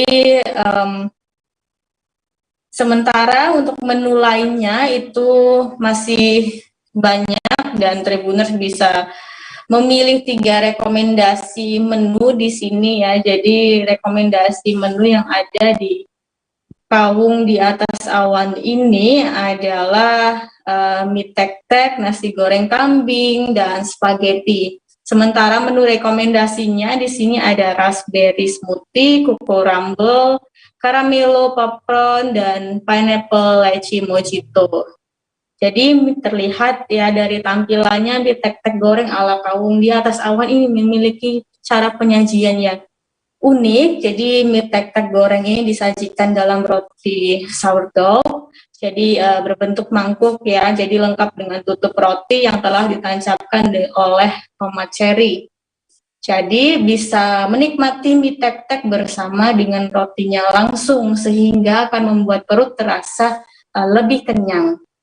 Mie tek-tek goreng ini telah dicampur dengan suwiran daging ayam, taburan bawang goreng, irisan sayur, dan dipercantik dengan selembar selada hijau dan merah. Lalu untuk rasanya sendiri, cita rasanya ini lebih gurih ya, dan diramaikan juga oleh beragam rasa campurannya. Jadi mie-nya tentu memiliki tekstur yang kenyal. Jadi sensasi menikmati mie tek-tek goreng ini bila diibaratkan itu seperti sedang menyantap pizza. Jadi kemudian selanjutnya adalah nasi goreng kambing. Jadi menu nasi goreng kambing ini bumbu rempahnya itu terasa mirip seperti nasi biryani. Jadi nasi goreng kambing ini menggunakan jenis nasi khas Timur Tengah yang identik dengan bentuknya yang panjang dan tidak lengket. Jadi daging kambingnya sendiri itu terasa empuk dan bumbu racikannya memang sudah menyatu erat bersama nasinya. Dan selanjutnya itu ada spaghetti ya, spaghetti ala Kawung di atas awan juga termasuk berbeda. Jadi terlihat spaghetti telah dicampur adukkan bersama saus khas yang kaya akan taburan parsley, lalu spaghetti juga didampingi dengan irisan daging ayam yang juga telah dibaluri dengan racikan yang sama. Jadi untuk rasa spaghetti ini dia rasanya memang lebih ala-ala makanan khas Western, jadi tanpa rasa asam yang biasanya dirasakan pada saus spaghetti kebanyakan. Jadi lebih gurih. Dan untuk minumannya itu ada raspberry smoothie dan caramel popcorn. Jadi cocok untuk para wanita pecinta rasa manis. Lalu kemudian untuk menu minuman selanjutnya itu ada Coco Rumble dan juga Lychee Mojito. Ini rasanya lebih segar dan juga manis di lidah. Jadi sekian Ariska. Baik rekan Agustina Suryati dari Tribun Lampung, terima kasih dan selamat bertugas kembali. Tribuners, kabar gembira bagi Anda yang tengah mencari rumah, sebab saat ini tengah berlangsung pameran perumahan Real Estate Indonesia Sulut Expo 2022 Tribuners. Dalam acara ini ada sebanyak 30 developer, 5 bank, dan 6 perusahaan industri yang turut meramaikan. Dan untuk melihat suasana di sana, kita sudah terhubung dengan rekan Fernando Lumowa dari Tribun Manado. Silahkan rekan Fernando.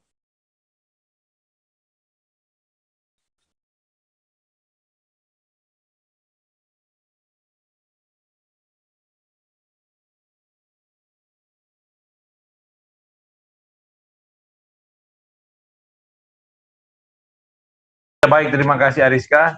Tribuners, kami laporkan kepada Anda bahwa saat ini REI atau Real Estate Indonesia Sulawesi Utara tengah menggelar pameran properti yaitu REI Expo 2022 Sulawesi Utara, dan pameran ini dipusatkan di Manado Town Square di Kota Manado, Provinsi Sulawesi Utara. Dan Tribuners, selama pameran ini beragam penawaran menarik diberikan oleh developer, perbankan maupun industri-industri terkait dengan properti lainnya. Nah, untuk developer-developer itu berbagai promo yang ditawarkan itu diantaranya ada diskon uang muka, kemudian bunga khusus atau potongan bunga khusus dan cicilan flat. Nah, khusus untuk perbankan ada 6 perbankan di Sulawesi Utara yang terlibat dalam pameran properti ini, dan perbankan itu menawarkan potongan biaya provisi, potongan biaya administrasi, kemudian ada juga bunga flat. Misalnya Bank Syariah Indonesia itu menawarkan bunga 5,5% selama 5 tahun. Kemudian juga ada yang menawarkan itu cicilan pasti, artinya tidak ada perubahan angka angsuran selama masa cicilan. Misalnya 15 tahun, cicilannya itu tetap selama 15 tahun, Tribuners.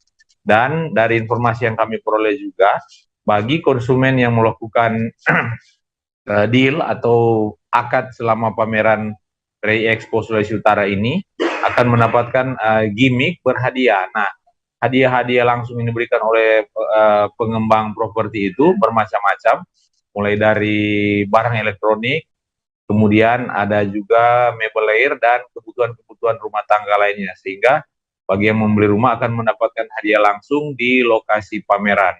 Dan itu selama REI Expo juga yang berlangsung 16 September sampai 2 Oktober ini, pengunjung REI Expo akan dihibur oleh berbagai penampilan, diantaranya REI Expo Idol Sulawesi Utara 2022. Jadi setiap peserta pameran itu bisa mengutus peserta untuk mengikuti REI Idol yang berhadiah. Kemudian ada juga aneka games dan gimmick-gimmick yang diberikan selama pergelaran pameran ini. Demikian Ariska, kami laporkan. Baik rekan Fernando Lumowa dari Tribun Manado, terima kasih atas informasi Anda. Tribuners, isu tak sedap baru-baru ini menimpa rumah tangga Reza Arab dan Wendy Walters. Kabar keretakan rumah tangga keduanya ini bahkan sempat menduduki trending topik di Twitter Tribuners. Isu kurang sedap ini semakin santer terdengar ketika sang istri Wendy Walters mengunggah beberapa cuitan dan mengedit caption unggahan foto pernikahannya. Padahal sejak masa pacaran, Reza dan Wendy sebelumnya dikenal sebagai pasangan yang mesra. Tak jarang pula keduanya memamerkan kebersamaan mereka melalui media sosial masing-masing. Mereka bahkan kerap berlibur bersama Tribuners. Tak hanya berkeliling Indonesia saja, namun keduanya juga sempat berlibur ke luar negeri bersama. Seperti beberapa waktu lalu, keduanya tampak bekerja sekaligus berlibur di Paris bersama sejumlah rekan artis lainnya. Mulai dari Anya Geraldine, Ariel Noah, Keanu Agil, dan lain sebagainya. Hal itu terlihat dari beberapa unggahan Reza dan Wendy. Meski demikian, Reza dan Wendy juga tampak menyempatkan waktu untuk jalan berdua selama di Paris, Tribuners. Bahkan mereka juga mengunjungi sejumlah tempat.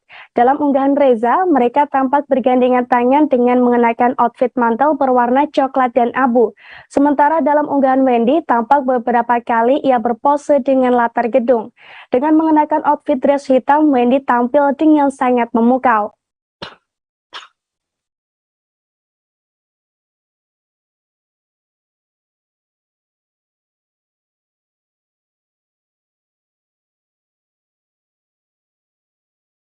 Tribuners, Minggu 18 September lalu, Menparekraf Sandiaga Uno resmi membuka pameran apresiasi kreasi Indonesia atau AKI 2022 di Mall Ciputra Serayu Pekanbaru. AKI sendiri merupakan program unggulan pengembangan ekonomi kreatif melalui peningkatan kapasitas dan pameran kepada para pelaku ekonomi kreatif di sejumlah subsektor, seperti kuliner, kria, fashion, aplikasi, film, hingga musik, Tribuners. Program ini diselenggarakan di 16 kota atau kabupaten di Indonesia. Dengan adanya program ini, diharapkan bisa mendorong UMKM kreatif Indonesia naik kelas dan bisa mempercepat pertumbuhan ekonomi. Selain itu, diharapkan juga produk dan karya yang lahir dari apresiasi kreasi Indonesia bisa menjadi ikon produk lokal yang mendunia. Oleh karena itu, Sandiaga Uno juga mengajak pelaku ekonomi kreatif untuk gercep, geber, dan gaspol dalam mendorong percepatan pemulihan ekonomi di berbagai sektor. Diketahui Pekanbaru ini menjadi kota terakhir dari rangkaian pameran 16 kota atau kabupaten, di mana sebelumnya AKI telah dilaksanakan di 15 kota, Tribuners. Di antaranya ada Tasik, Cirebon, Yogyakarta, Tegal, Banjarmasin, Padang, dan Tangerang. Digelar pula di Cilegon, Pontianak, Banda Aceh, Jember, Kendari, Sidoarjo, Jambi, dan Ambon. Sementara di AKI Pekanbaru ini, Menparekraf sempat talk show bersama 3 sosok inspiratif pada bidangnya masing-masing, yakni Rahmat sebagai owner oleh-oleh Viera Riau dan pelopor talam durian, Rahmat Anggara sebagai CEO founder aplikasi kasir, dan Fabio Aster yang merupakan seorang penyanyi, Tribuners.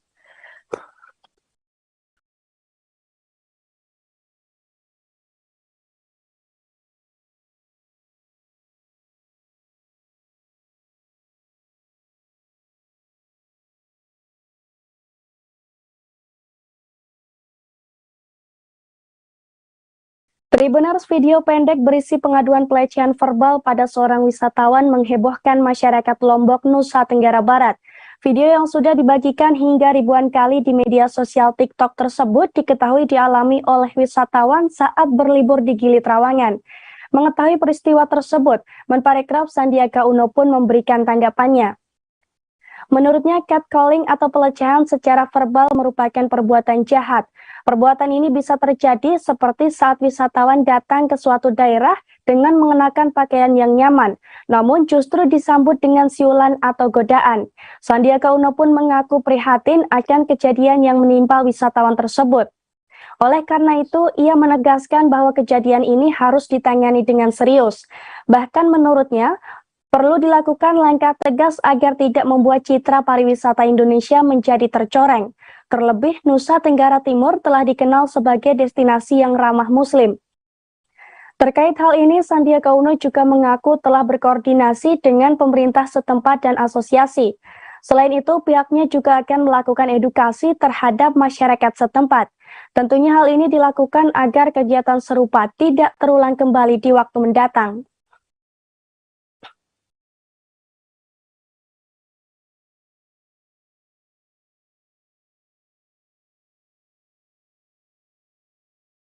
Tribuners, Kulon Progo menjadi salah satu kawasan yang banyak dituju oleh wisatawan.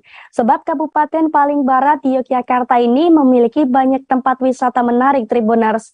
Namun selain tempat wisata, ternyata Kulon Progo juga banyak tempat nongkrong yang turut menjadi daya tarik wisatawan. Satu di antaranya ada Kopi Ampirono yang berlokasi di Pandoworejo, Giri Mulyo, Kulon Progo. Tempat ngopi yang satu ini memiliki suasana khas pedesaan dan berada di dekat area persawahan jauh dari hingar-bingar serta padatnya arus lalu lintas kota perkotaan. Hamparan sawah yang hijau pun menambah kesejukan ketika berkunjung ke Kopi Ampirono, Tribuners. Dilansir dari tribuntravel.com, Kopi Ampirono mengusung konsep bangunan etnik Jawa yang menjadi daya tarik tersendiri. Perpaduan bangunan joglo khas Jawa dengan hamparan sawah serta semilir angin membuat pengunjung betah berlama-lama di Kopi Ampirono. Saat berkunjung ke Kopi Ampirono, Anda bisa memilih dua tempat duduk Tribuners, yakni semi outdoor dan ada pula yang outdoor. Namun apabila cuaca sedang bagus, kami sarankan Anda untuk memilih area outdoor sebagai tempat bersantai. Sebab selain pemandangan sawah, di area outdoor ini Anda juga bisa menyaksikan kemegahan Gunung Merapi dan Merbabu. Selain bersantai dan menikmati pemandangan, Anda juga bisa berburu foto di tempat ini, Tribuners. Dan dari sekian banyak spot foto, pengunjung Kopi Ampirono biasanya banyak yang berfoto di bawah pohon, di tangga, dan juga pada sore hari pemandangan Gunung Merapi dan juga Merbabu. Sementara itu, untuk menu yang bisa Anda nikmati di Kopi Ampirono pun beragam, Tribuners. Kopi Ampirono menyajikan menu makanan deso yang berupa sayur lodeh dengan berbagai macam pilihan lauk. Ada juga menu makanan sepuasnya seharga 10.000 saja dengan menu sayur lodeh, ikan gereh, dan terung. Tak hanya itu, terdapat berbagai gorengan mulai dari pisang goreng, mendoan, hingga makanan khas Kulon Progo yakni geplek.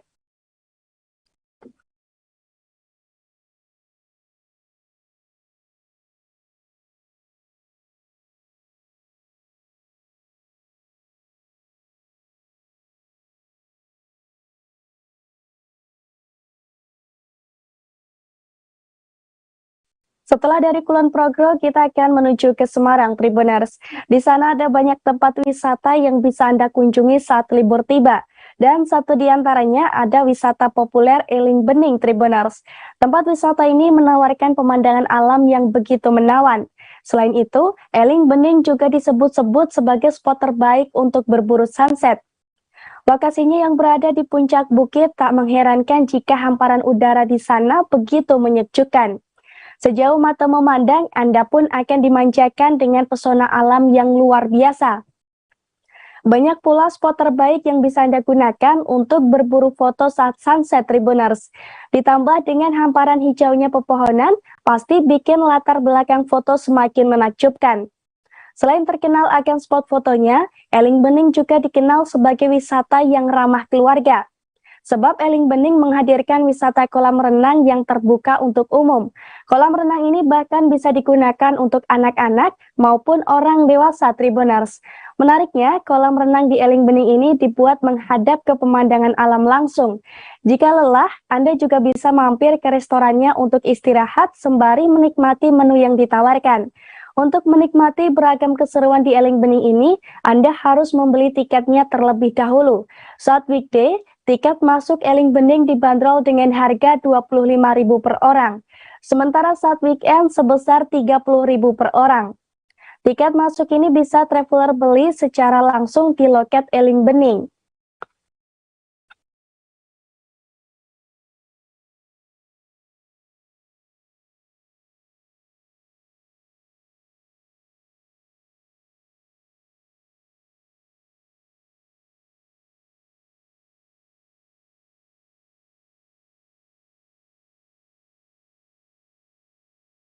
Benar, liburan ke tempat wisata yang memiliki banyak wahana kerap menjadi pilihan. Oleh karena itu, kami akan memberikan rekomendasi menarik untuk Anda, Tribuners, yakni Kids Fun Jogja. Kids Fun Jogja ini merupakan salah satu tempat wisata ramah keluarga yang ada di Yogyakarta. Saat berlibur ke Kids Fun Jogja, Anda akan menemukan lebih dari 20 jenis wahana permainan yang bisa dicoba. Menariknya, puluhan wahana di Kids Fun ini bisa digunakan untuk anak-anak maupun dewasa, Tribuners. Adapun wahana permainan di Kids Fun Jogja ini terbagi menjadi 3 kategori. Di antaranya wahana permainan untuk anak-anak, ramah keluarga, dan ada pula wahana yang menguji adrenalin. Selain wahana permainan, Kids Fun juga dilengkapi area wisata dengan restoran, Tribuners. Ada banyak kuliner enak dan mengenyangkan yang terbagi dalam 6 kafe yang tersebar di area wisata Kids Fun Jogja. Di di mana setiap kafenya memiliki menu makanan dan minuman dengan ciri khasnya masing-masing. Setiap kafenya pun luas dan nyaman, sehingga Tribuners bisa makan di tempat sembari istirahat setelah lelah main wahana seharian. Sebelum kembali ke rumah, Anda juga bisa membeli oleh-oleh di toko souvenir yang ada di dalam area Kids Fun Tribuners. Berbagai pernak-pernik lucu termasuk kaos, boneka, mug, pental leher, permen, gantungan kunci, dan lain sebagainya bisa Anda dapatkan di sana.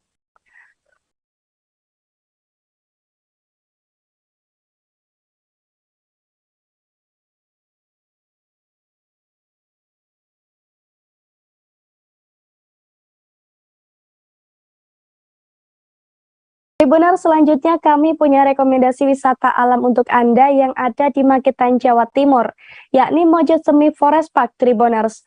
Mojosemi Forest Park ini merupakan tempat wisata bertema alam yang menghadirkan pengalaman seru. Bagaimana tidak, tempat wisata yang satu ini sengaja disulap sebagai rumah dinosaurus Tribuners. Tak tanggung-tanggung, tempat wisata ini juga dilengkapi dengan replika dinosaurus besar yang begitu menakjubkan. Menariknya lagi, karena lokasinya yang berada di kaki Gunung Lawu, Mojosemi Forest Park ini memiliki cuaca yang cukup dingin. Saat mengunjungi Mojosemi Forest Park, Tribuners bisa menjelajahi semua area yang ada, mulai dari Dino Hunter, Dino Show, dan Taman Dino. Sesuai dengan namanya, ketiga area wisata ini identik dengan persembahan dinosaurus Tribuners. Selain itu, Anda juga bisa menemukan banyak replika dinosaurus yang tersebar di beberapa titik lokasi wisata. Tak hanya ukurannya saja yang besar, bahkan bentuknya pun cukup mirip dengan dinosaurus yang sudah punah. Dari ketiga wisata di Mojosemi Forest Park, ada yang bisa dikunjungi secara gratis Tribuners, yakni Taman Dino. Meski gratis, taman ini juga dilengkapi dengan replika dinosaurus yang tersembunyi di balik semak-semak, seolah mengagetkan para pengunjung. Bukan hanya dinosaurus saja, Mojosemi Forest Park juga menghadirkan wahana yang menguji adrenalin, seperti ATV, paintball, soft gun, flying fox, hingga wisata berkuda. Untuk tiket masuknya, Mojosemi Forest Park dibanderol dengan harga 10.000 saja bagi anak-anak, sedangkan dewasa seharga 20.000 saja saat weekend. Sementara saat weekend, tiket masuk untuk anak-anak seharga 15.000 dan dewasa sebesar 25.000 Tribuners.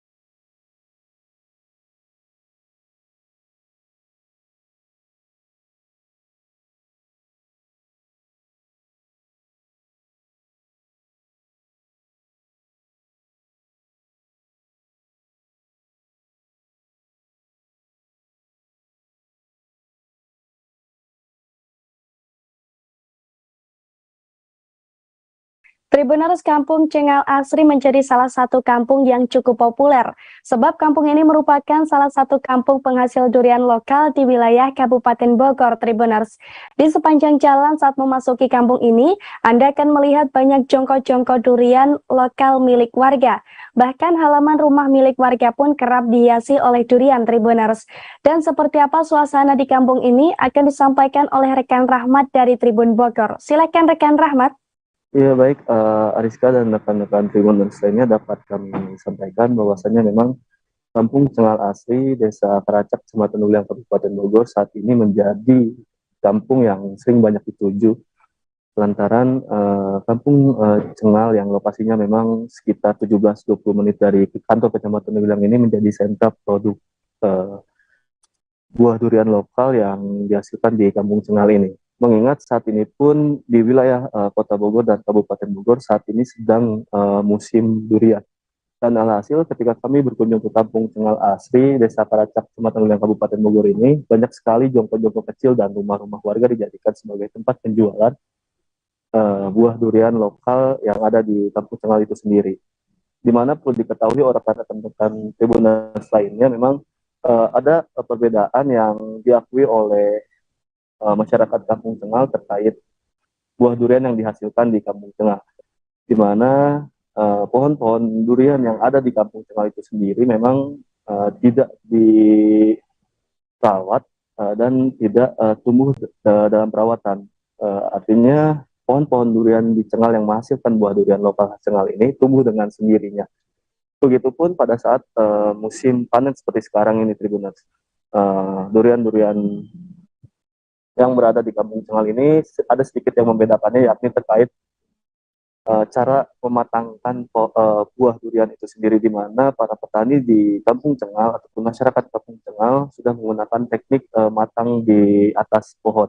Alhasil ketika ada buah durian yang memang benar-benar matang, misalkan dalam jumlah 1 atau 2 buah durian, itu tidak segera diturunkan, namun menunggu buah-buah durian lainnya matang sehingga diturunkan bersamaan, dan itu diakui oleh masyarakat kampung Cengal yang membedakan buah durian kampung Cengal dengan buah durian lainnya yang berada di luaran sana. Dan kami pun sempat menelusuri bahwasanya memang terkenalnya kampung durian Cengal ini bukan tanpa sebab, Tribuners. Semenjak dahulu kala memang kampung Cengal ini terkenal dengan menghasilkan buah durian lokal, bahkan semenjak sekitar kurun waktu 1940 hingga 1950-an. Namun dalam perjalanannya buah durian tidak langsung terkenal di kampung Cengal, Kabupaten Bogor ini, di mana pada saat itu, pada zaman itu diceritakan oleh salah satu petua kampung Cengal bahwasanya durian yang dihasilkan di kampung Cengal ini banyak diacuhkan oleh masyarakat itu sendiri, bahkan dikasih pun atau diberi durian pun masyarakat menolaknya.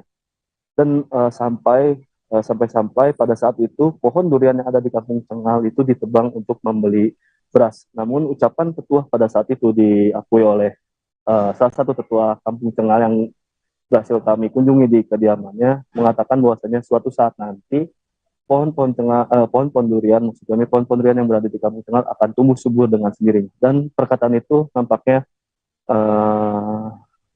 mujarab hingga saat ini, yang menjadikan kampung Cengal sebagai kampung durian ataupun kampung penghasil durian lokal di salah satu wilayah Kabupaten Bogor. Begitu Ariska laporan dari kami terkait kampung Cengal, Kabupaten Bogor. Baik rekan Rahmat dari Tribun Bogor, terima kasih dan selamat bertugas kembali. Tribuners, kita beralih ke informasi selanjutnya. Taman Bunga Selsia merupakan salah satu destinasi populer di Bandungan, Semarang. Tempat wisata yang satu ini terkenal memiliki spot instagramable yang bisa memanjakan para pengunjungnya, Tribuners, yakni berupa hamparan bunga berwarna-warni.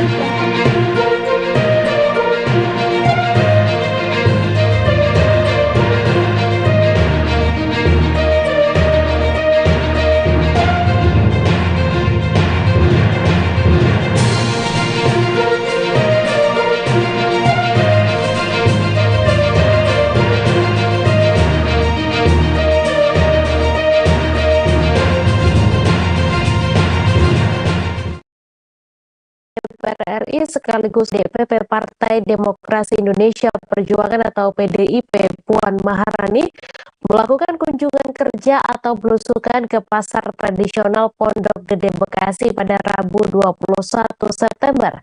Dalam kunjungan kerjanya kali ini, Puan menyambangi beberapa kios pedagang sembako yang berdagang di pasar tersebut.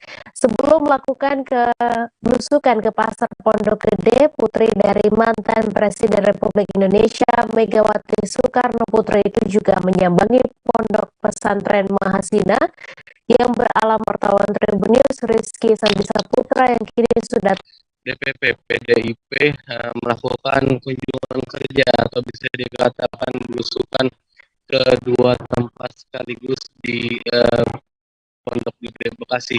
Ya, tadi pada pagi hari Puan mengawali kunjungan kerjanya ke salah satu pondok pesantren yang ada di kawasan Jatiwaringin di Pondok Gede Bekasi.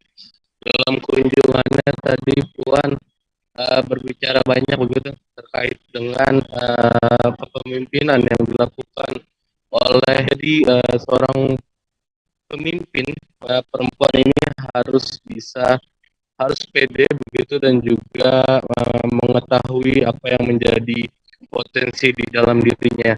Setelah melakukan kunjungan di pondok pesantren tadi juga Puan menyambangi pasar tradisional Pondok Gede, di mana dalam pantauan saya tadi di lokasi Puan melakukan beberapa komunikasi dengan beberapa pedagang kios di pasar Pondok Gede tersebut. Dirinya juga tadi sempat mendapat keluhan dari salah satu pedagang beras yakni Agus yang menyatakan kalau adanya dampak terkait dengan kenaikan BBM yang juga berdampak pada sektor pangan dan kenaikan harga di sektor pangan termasuk beras. Tadi di dalam belusukannya tadi Puan juga sempat terpantau membeli beberapa dagangan gitu dari kios-kios yang tadi dikunjungi, dan dia ditutup dengan pembagian sembako yang dilakukan oleh Puan kepada beberapa pengunjung pasar dan juga pedagang di pasar. Mungkin itu yang bisa disampaikan terkait dengan agenda Puan Maharani di Pondok Gede Bekasi pada hari ini. Terima kasih rekan Rizky Sandisaputra atas laporan Anda. Selamat bertugas kembali. Ratusan buruh di Provinsi Riau melakukan aksi unjuk rasa di depan kantor Gubernur Riau, Jalan Sudirman, Pekanbaru pada Selasa 20 September. Mereka tergabung dalam Aliansi Buruh Riau Bersatu bersama Federasi Serikat Pekerja Metal Indonesia Riau. Dalam aksi ini, massa menyampaikan sejumlah tuntutan kepada Gubernur Riau. Di antaranya adalah menolak kenaikan harga bahan bakar minyak. Untuk informasi selengkapnya akan disampaikan langsung oleh wartawan Tribun Pekanbaru, Syaiful Misgio yang kini sudah terhubung bersama kami. Silakan rekan Syaiful. Ya, baik rekan Mei dan pemirsa Tribunnya dimanapun berada, dapat kami informasikan bahwa gelombang unjuk rasa di Provinsi Riau masih terjadi. Dan pada hari Selasa kemarin giliran para buruh yang tergabung dalam Aliansi Buruh Riau Bersatu dan dari Forum Federasi Serikat Pekerja Metal Indonesia Provinsi Riau ini menggelar aksi unjuk rasa di depan kantor Gubernur Riau. Dari pantauan kami di lapangan setidaknya ada 3 tuntutan yang disampaikan oleh pengunjuk rasa.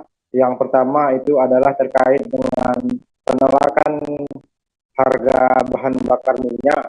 Kemudian tuntutan kedua adalah para buruh meminta agar upah minimum kabupaten kota atau UMK pada tahun 2023 mendatang harus dinaikkan sebesar 10 sampai dengan 13%.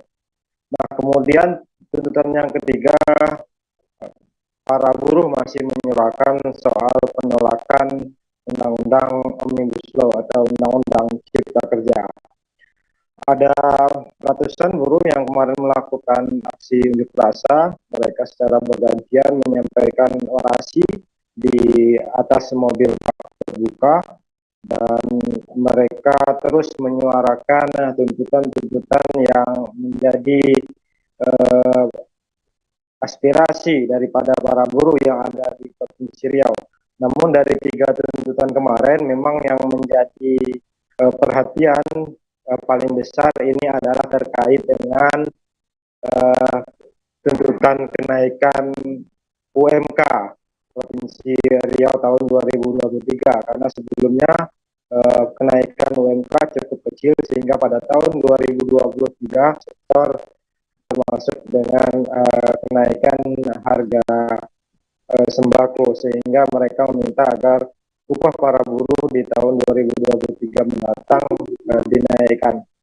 Setelah melakukan unjuk rasa kemarin, para buruh ditemui langsung oleh Kepala Dinas Tenaga Kerja Provinsi Riau, Imron Rashidi, dan Kepala Dinas Tenaga Kerja menampung seluruh aspirasi dan tuntutan yang disampaikan oleh para buruh dan siap untuk menindaklanjutinya kepada pemerintah Provinsi Riau, dalam hal ini Gubernur Riau, maupun nanti akan diteruskan ke pemerintah pusat, yaitu Kementerian Tenaga Kerja yang ada di Jakarta. Demikian rekan Mei, kami kembali ke studio. Terima kasih rekan Syaiful atas laporan Anda, dan Tribuners wartawan kami juga telah menghimpun wawancara dengan Kepala Dinas Tenaga Kerja Provinsi Riau. Berikut tayangannya untuk Anda. Tentu saja Bapak Ibu sekalian, ini dampaknya bukan saja semua kita berdampak, dan tentu saja ya kalau secara nurani kenaikan BBM ini tentu saja kita berharap sebetulnya tidak terjadi. Namun karena ini adalah kebijakan pemerintah pusat yang mereka sudah melakukan memutuskan ya dalam hal ini Bapak Presiden Jokowi, ya, kami tentu saja tidak bisa menolak ini ya, karena ini adalah keputusan Presiden. Tentu saja sudah berbagai pertimbangan. Masyarakatlah yang kemudian bisa menilai itu. Nah, hanya saja dampak daripada kenaikan BBM ini terkait dengan kehidupan para buruh. Ya. Kami sudah melakukan koordinasi secara intens dengan pihak Kementerian Ketenagakerjaan terkait dengan upah minimum yang akan ditetapkan untuk 2023 yang akan datang. Insya Allah kami akan bersidang nanti dimulai pada bulan Oktober, ya. Puncaknya di bulan November untuk penetapan upah minimum Provinsi Riau, kemudian diteruskan oleh Dewan Pengupahan Kabupaten Kota untuk menetapkan UMK. Sama dengan aspirasi teman-teman, kami juga tidak menginginkan formula seperti tahun lalu yang cuman DPRD Kaltara bersama Disperindak Kaltara meninjau harga bahan pokok di Pasar Induk Tanjung Selor Bulungan Kaltara pada Selasa 20 September. Kegiatan itu dihadiri oleh Ketua DPRD Kaltara Albertus Stefanus Marianus, Wakil Ketua DPRD Kaltara Andi Hamzah, serta anggota DPRD Kaltara Marli Kamis, Agung Wahyudianto, dan lainnya. Menurut Albertus, peninjauan harga dilakukan untuk melihat secara langsung kondisi harga bahan pokok di pasaran setelah angka inflasi di Tanjung Selor dilaporkan di angka 7,4%. Untuk informasi selengkapnya akan disampaikan langsung oleh wartawan Tribun Kaltara, Ilhami Faudi, yang kini sudah terhubung bersama kami. Silahkan rekan Faudi. Baik rekan Mei dan Tribuners, dapat dilaporkan bahwa pada hari Selasa kemarin Ketua DPRD Kaltara beserta rombongan melakukan peninjauan di Pasar Induk Tanjung Selor di Bulungan Kaltara. Peninjauan dilakukan untuk melihat harga bahan pokok hari ini yang dilaporkan naik pasca kenaikan harga BBM. Selain itu, peninjauan dilakukan untuk mengetahui secara langsung penyebab dari tingginya angka inflasi di Kota Tanjung Selor yang mencapai angka 7,4% pada Agustus lalu atau di atas rata-rata angka nasional. Menurut Ketua DPRD Kaltara Albertus Stefanus Marianus, kenaikan harga bahan pokok yang ada di Pasar Induk Tanjung Selor tidak berdampak ke semua jenis bahan pokok, melainkan hanya sejumlah atau beberapa bahan pokok saja, seperti halnya telur ayam, lalu daging sapi, daging ayam dan juga ikan segar. Adapun untuk komoditas lainnya seperti halnya bawang merah dan bawang putih justru mengalami penurunan harga dibandingkan pekan-pekan sebelumnya. Menurut Ketua DPRD juga, kenaikan harga bahan pokok tersebut bukan disebabkan oleh kenaikan harga komoditas, melainkan karena naiknya biaya pengiriman atau ongkos transportasi. Mengingat sebagian besar bahan pokok yang ada atau diperjualbelikan di Pasar Induk Tanjung Selor ini didatangkan dari luar daerah Kaltara, seperti halnya dari Berau dan juga dari Samarinda di Kalimantan Timur. Menurut Albertus, dengan kenaikan harga BBM pada awal September lalu, otomatis turut berdampak pada kenaikan harga atau biaya pengiriman atau masalah transportasi yang menyebabkan harga komoditas ikut terkerek naik. Sejumlah opsi pun tengah digodek oleh DPRD Kaltara, diantaranya dengan memberikan subsidi transportasi bagi sejumlah distributor yang biasa mendatangkan bahan pokok dari luar Kaltara. Namun demikian, opsi tersebut masih terus dibahas bersama oleh Disperindak Kaltara dengan mengingat pada kemampuan anggaran daerah dan juga tujuan dari subsidi tersebut agar nantinya tidak salah sasaran. Demikian rekan Mei laporan yang dapat dilaporkan. Kembali ke studio. Terima kasih rekan Faudi atas laporan Anda, dan Tribuners wartawan kami juga telah menghimpun wawancara dengan Ketua DPRD Kaltara. Berikut tayangannya untuk Anda. Kita ini kan dalam rangka sebenarnya tracing antara supply dengan demand. Kita hanya mau tahu dulu, karena ini kan masih tahapan yang sangat awal gitu lah. Artinya kita dengan teman-teman dari PBB bersama dengan teman-teman dari Disperindak bukan apa namanya apa istilahnya, mencari kita bukan apa namanya siapa sih yang mencari informasi tidak terkait dengan apa namanya kegiatan rutin dari PTD itu, tapi teman-teman DPR hanya mau mencari informasi yang real, karena kita melihat bahwa Kota Tanjung Selor sampai hari ini inflasi itu 7,2%. Nah, kita coba men-tracing apa penyebab ini gitu. Nah, salah satu awal ini kita harus tahu persis harga-harga bahan pokok itu di pasar. Kota Balikpapan terpilih menjadi salah satu kota yang mewakili Indonesia sebagai finalis tingkat nasional One Planet City Challenge periode 2021-2022. Dari 24 kabupaten kota yang mengikuti pelaporan aksi adaptasi dan mitigasi yang telah disubmit melalui platform CDP bersama Kota Probolinggo dan Kota Jakarta, Kota Balikpapan berhak mengikuti kampanye We Love Cities bersama 72 kota dari 32 negara dari tanggal 19 September hingga 31 Oktober mendatang. Untuk informasi selengkapnya akan disampaikan langsung oleh wartawan Tribun Kaltim, Niken Dwi, yang kini sudah terhubung bersama kami. Silakan rekan Niken. Baik, Mei dan juga Tribuners dimanapun Anda berada, betul adanya yang disebutkan oleh Mei tadi bahwa Kota Balikpapan memang terpilih menjadi salah satu kota yang mewakili Indonesia sebagai finalis tingkat nasional pada One Planet City Challenge untuk periode 2021-2022. Hal ini juga membuat Pemkot Balikpapan untuk mengajak masyarakat Kota Balikpapan untuk terlibat dan berpartisipasi dalam mendukung Kota Balikpapan sebagai kota paling dicintai di dunia untuk tahun 2022 ini.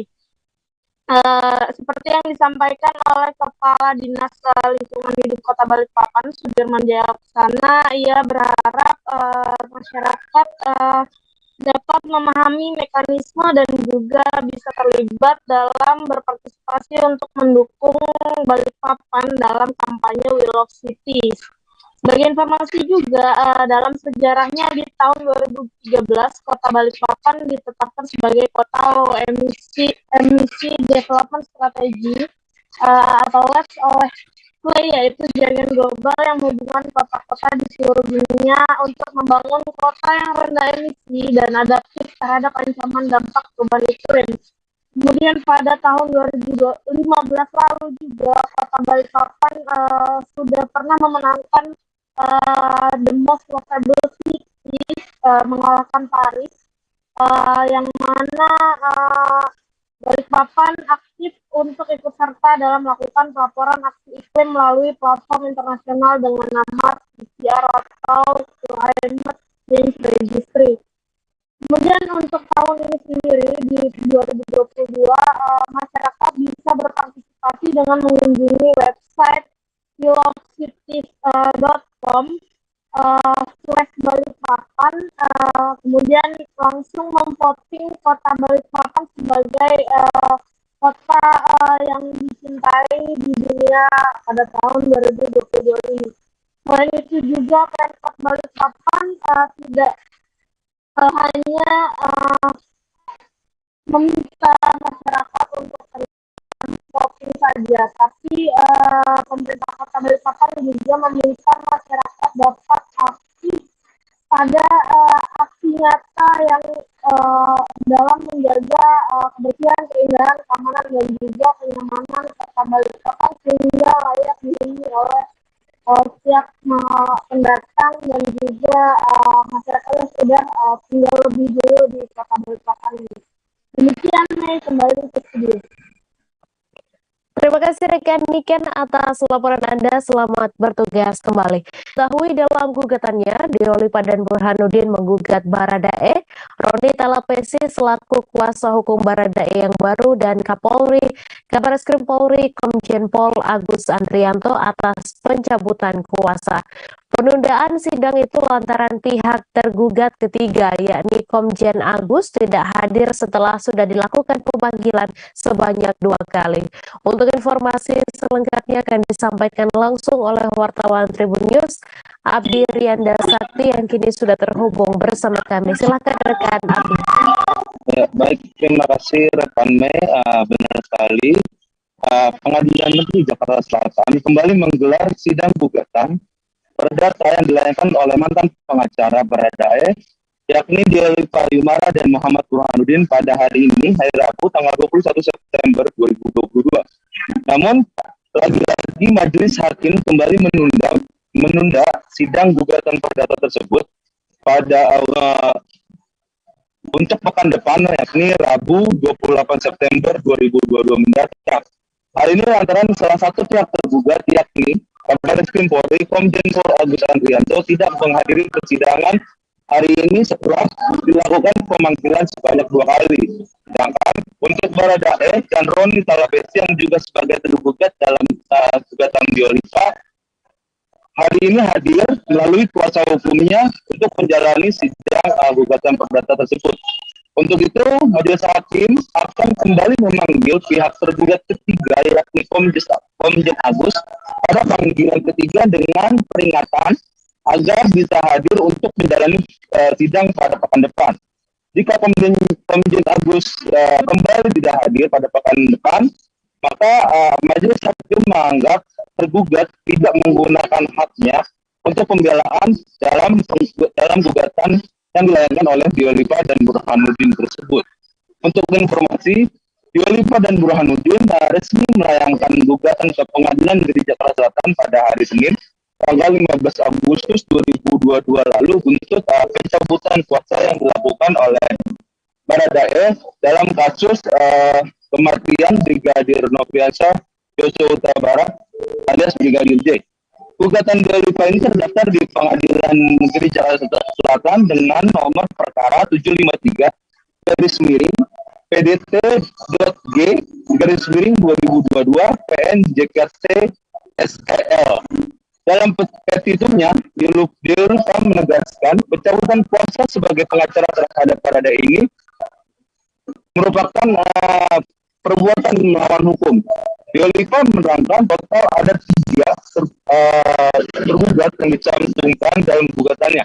Pertama adalah Baradae, yang kedua adalah Roni Talapesi selaku pengacara yang baru Baradae, dan ketiga adalah Kapolri Ceki Kabaris Polri Komjen Pol Agus Andrianto.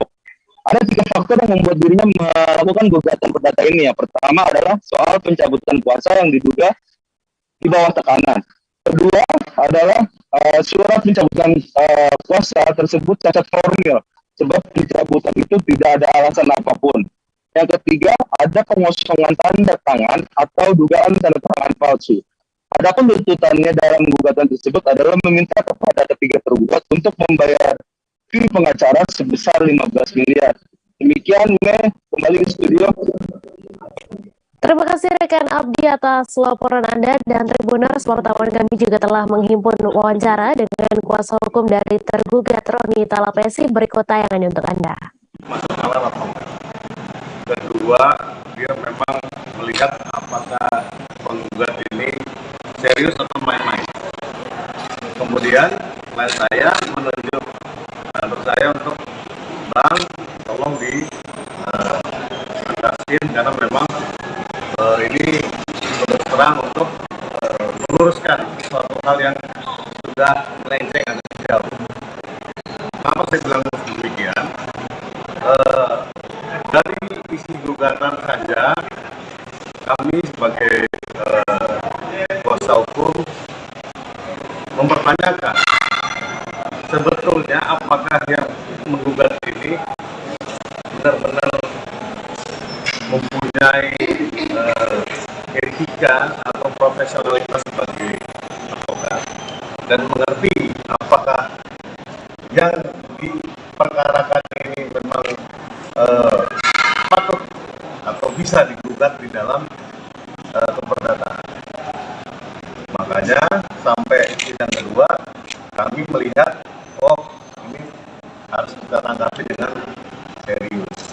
Makanya kebetulan klien kami tidak bisa hadir karena kebetulan dia sibuk untuk bekerja sebagai advokat. Jadi kalau untuk kita juga bisa lihat penggugat juga nggak hadir kan, yang hadir cuma mungkin ya kami juga mengimbau karena acaranya ini adalah untuk menentukan jadwal mediasi harusnya kalau mengumpul semua pihaknya, mudah-mudahan minggu depan bisa ditentukan. Sebanyak 1.391 sak pupuk bersubsidi yang disita oleh tim Kejaksaan Negeri Lampung Utara beberapa waktu lalu dipastikan telah dititipkan ke rumah penitipan barang sitaan negara kelas 2 Kota Bumi. Kasubsi Administrasi dan Pengelolaan Andre Jaya Fristama mengatakan barang sitaan yang dititipkan oleh Kejaksaan itu masih menunggu keputusan pengadilan. Ia tak menampik bila dirinya sampai saat ini belum mengetahui secara pasti pupuk tersebut nantinya akan dialihkan kemana. Untuk informasi selengkapnya akan disampaikan langsung oleh wartawan Tribun Lampung, Anung Bayu Ardi yang kini sudah terduga ilegal. Namun Kejaksaan sampai sekarang belum menetapkan atau menjadikan salah satu atau seorang pun tersangka dari dugaan pupuk ilegal tersebut. Pupuk itu merupakan pupuk bersubsidi yang diamankan oleh Kejaksaan dan tim dari Kecamatan Kota Bumi Utara di salah satu kiosnya. Tidak diketahui apa alasannya pupuk tersebut diamankan, namun diduga kuat ada penyelewengan atas kuota yang diterima oleh kios tersebut. Tetapi hingga kini pupuk itu sudah disimpan di Rubasan selama kurang lebih seminggu. Namun pihak Rubasan belum mengetahui lebih lanjut apakah pupuk itu akan dilelang atau dijadikan barang bukti di pengadilan nantinya. Andri mengatakan hingga saat ini masih tersimpan baik di gudang Perubasan. Demikian rekan ini. Terima kasih rekan Anung atas laporan Anda. Selamat bertugas kembali. Direktorat Reserse Kriminal Khusus Polda Sumatera Utara menyegel aset berupa bangunan yang diduga milik bos judi online Apin BK alias Joni di Kompleks Cemara Asri, Kecamatan Percut Seituan. Menurut amatan di lokasi terdapat 7 ruko bertingkat yang disegel.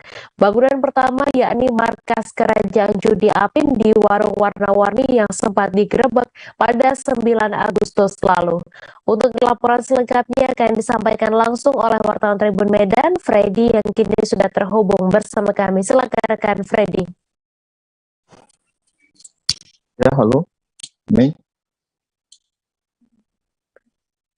Halo. Ya, silakan rekan Freddy dengan laporan Anda.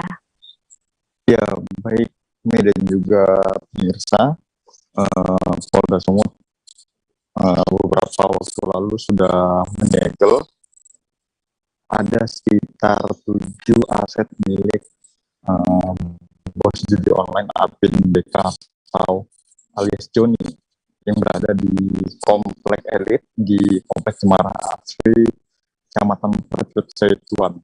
Nah, penyegelan ini adalah buntut penggeledahan atau penggerbekan yang dilakukan Polda Sumut terhadap markas judi Apin pada 9 Agustus lalu. Nah, pada penggerbekan itu juga polisi itu memang gagal menangkap operator dan bos judi online itu sendiri, tetapi beberapa hari kemudian atau beberapa pekan kemudian polisi itu berhasil menangkap salah satu petinggi operator gitu. Namun untuk Apin BK-nya sendiri saat ini sudah berhasil kabur ke Singapura.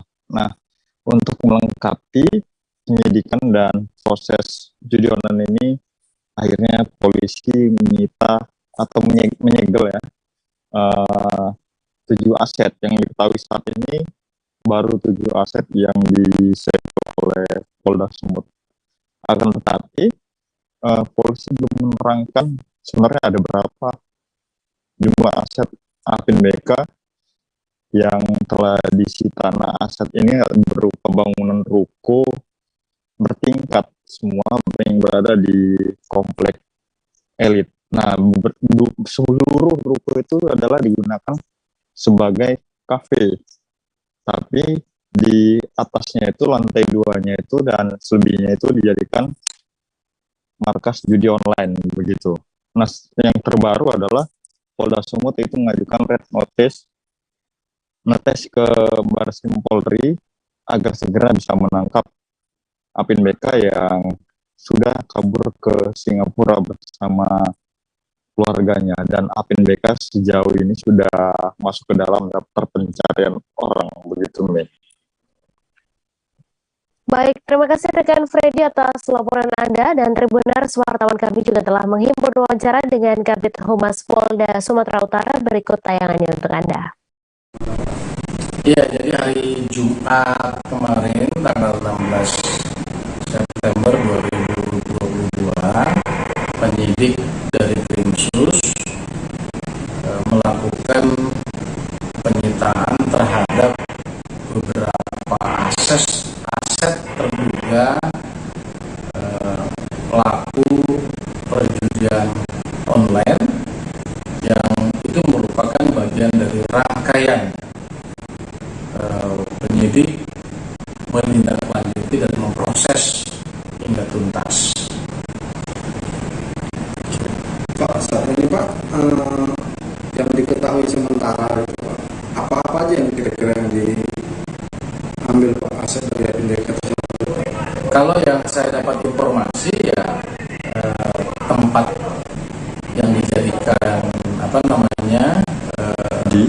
tempat judinya tersebut dan beberapa tempat yang lain yang belum secara jelas saya mendapatkan informasinya. Tapi yang jelas ini adalah penyelidikan yang dilakukan menindaklanjuti apa yang sudah dilakukan selama ini oleh penyidik. Kemudian sebagai tambahan bahwa kasus ini dengan tersangka yang pertama MP itu sudah masuk ke tahap 1 di kejaksaan. Nanti kita tinggal tunggu prosesnya yang selanjutnya, menerapkan selain pasal perjudian online, penyidik juga menerapkan pasal tindak pidana pencucian uang. Jadi itu bagian dari langkah yang dilakukan. Untuk NP itu sudah tahap pertama, kemudian untuk AP sendiri itu sudah. Warga di RT 2 RW 2 Kampung Karundang Tengah, Kelurahan Karundang, Kecamatan Cipocok Jaya, Kota Serang, Banten, melakukan tradisi memperingati Rukan pada hari Rabu pada akhir bulan Safar. Pada umumnya warga melaksanakan sholat tolak bala yang diyakini akan turun berbagai macam musibah di Rabu akhir bulan Safar. Untuk informasi selengkapnya akan disampaikan langsung oleh wartawan Tribun Banten, Milda Niati yang kini sudah terhubung bersama kami. Silakan rekan Milda.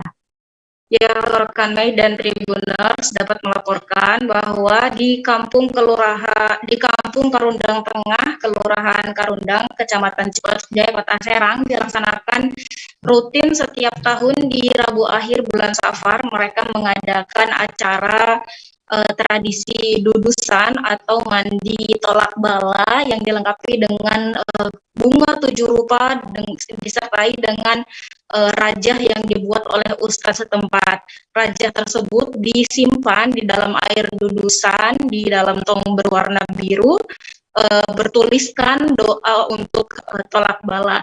Nah, kegiatan tersebut dilaksanakan sekitar pukul 6:30 setelah melaksanakan 4 rakaat sholat tolak bala dengan 2 salam. Nah, masyarakat setempat antusias menyambut mandi dudusan secara beramai-ramai dari mulai balita, anak-anak, kemudian juga remaja. Tidak luput juga kendaraan roda 2 maupun roda 4 serta warung disiram menggunakan air dudusan tersebut, rekan Mei. Nah, dalam acara dudusan tersebut, warga berbondong-bondong membawa wadah dari masing-masing rumah, bahkan juga plastik untuk meminta air dudusan dan dibawa ke kediamannya masing-masing. Nah, air dudusan tersebut dipercaya oleh warga setempat akan menghilangkan dari adanya mara bahaya serta agar terhindar dari mara bahaya.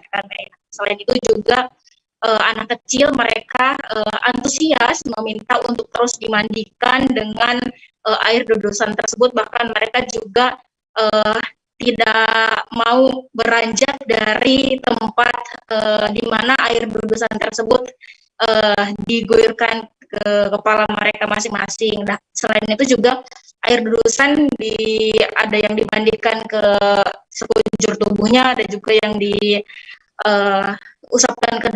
ke wajah dan juga disiram di sekitar area lingkungan masyarakat tersebut. Selain itu, warga juga melaksanakan riungan dalam rangka dalam rangka menolak adanya mara bahaya serta memohon perlindungan dari Allah Subhanahu wa Ta'ala agar warga setempat dan sekitarnya terhindar dari mara bahaya. Begitu rekan Mei yang dapat dilaporkan dari reporter Tribun Banten. Kembali ke studio. Terima kasih rekan Milda atas laporan Anda, dan Tribuners, wartawan kami juga telah menghimpun wawancara dengan salah seorang warga. Berikut tayangannya untuk Anda. Mandi ini apa? Dudus ya. Dudus. Iya. Air kembang, tolak bala gitu. Supaya apa, Mi? Ya, yang diminta berselamat. Selamat semuanya kan pada ibadah sholat, kirim doa. Kirim doa kan udah ada ini airnya, apa raja. Berarti dilaksanakan setelah sholat tolak bala. Suhayat, seorang sopir ambulans, menceritakan pengalaman seusai mengangkut ratusan jenazah dari pemakaman lingkungan Cilodan, Kelurahan Gunung Sugih, Kecamatan Ciwandan, Kota Cilegon. Sebagaimana diketahui, relokasi makam di Cilodan itu mulai Kamis 25 Agustus hingga Jumat 2 September. Pria yang kerap disapa Yayat ini mengungkapkan dirinya kerap bermimpi aneh seusai mengangkut jenazah dari makam Cilodan, Cilegon. Untuk informasi selengkapnya akan disampaikan langsung oleh wartawan Tribun Banten, Sopian, yang kini sudah terhubung bersama kami. Silakan rekan Sopian. Baik, terima kasih rekan baik.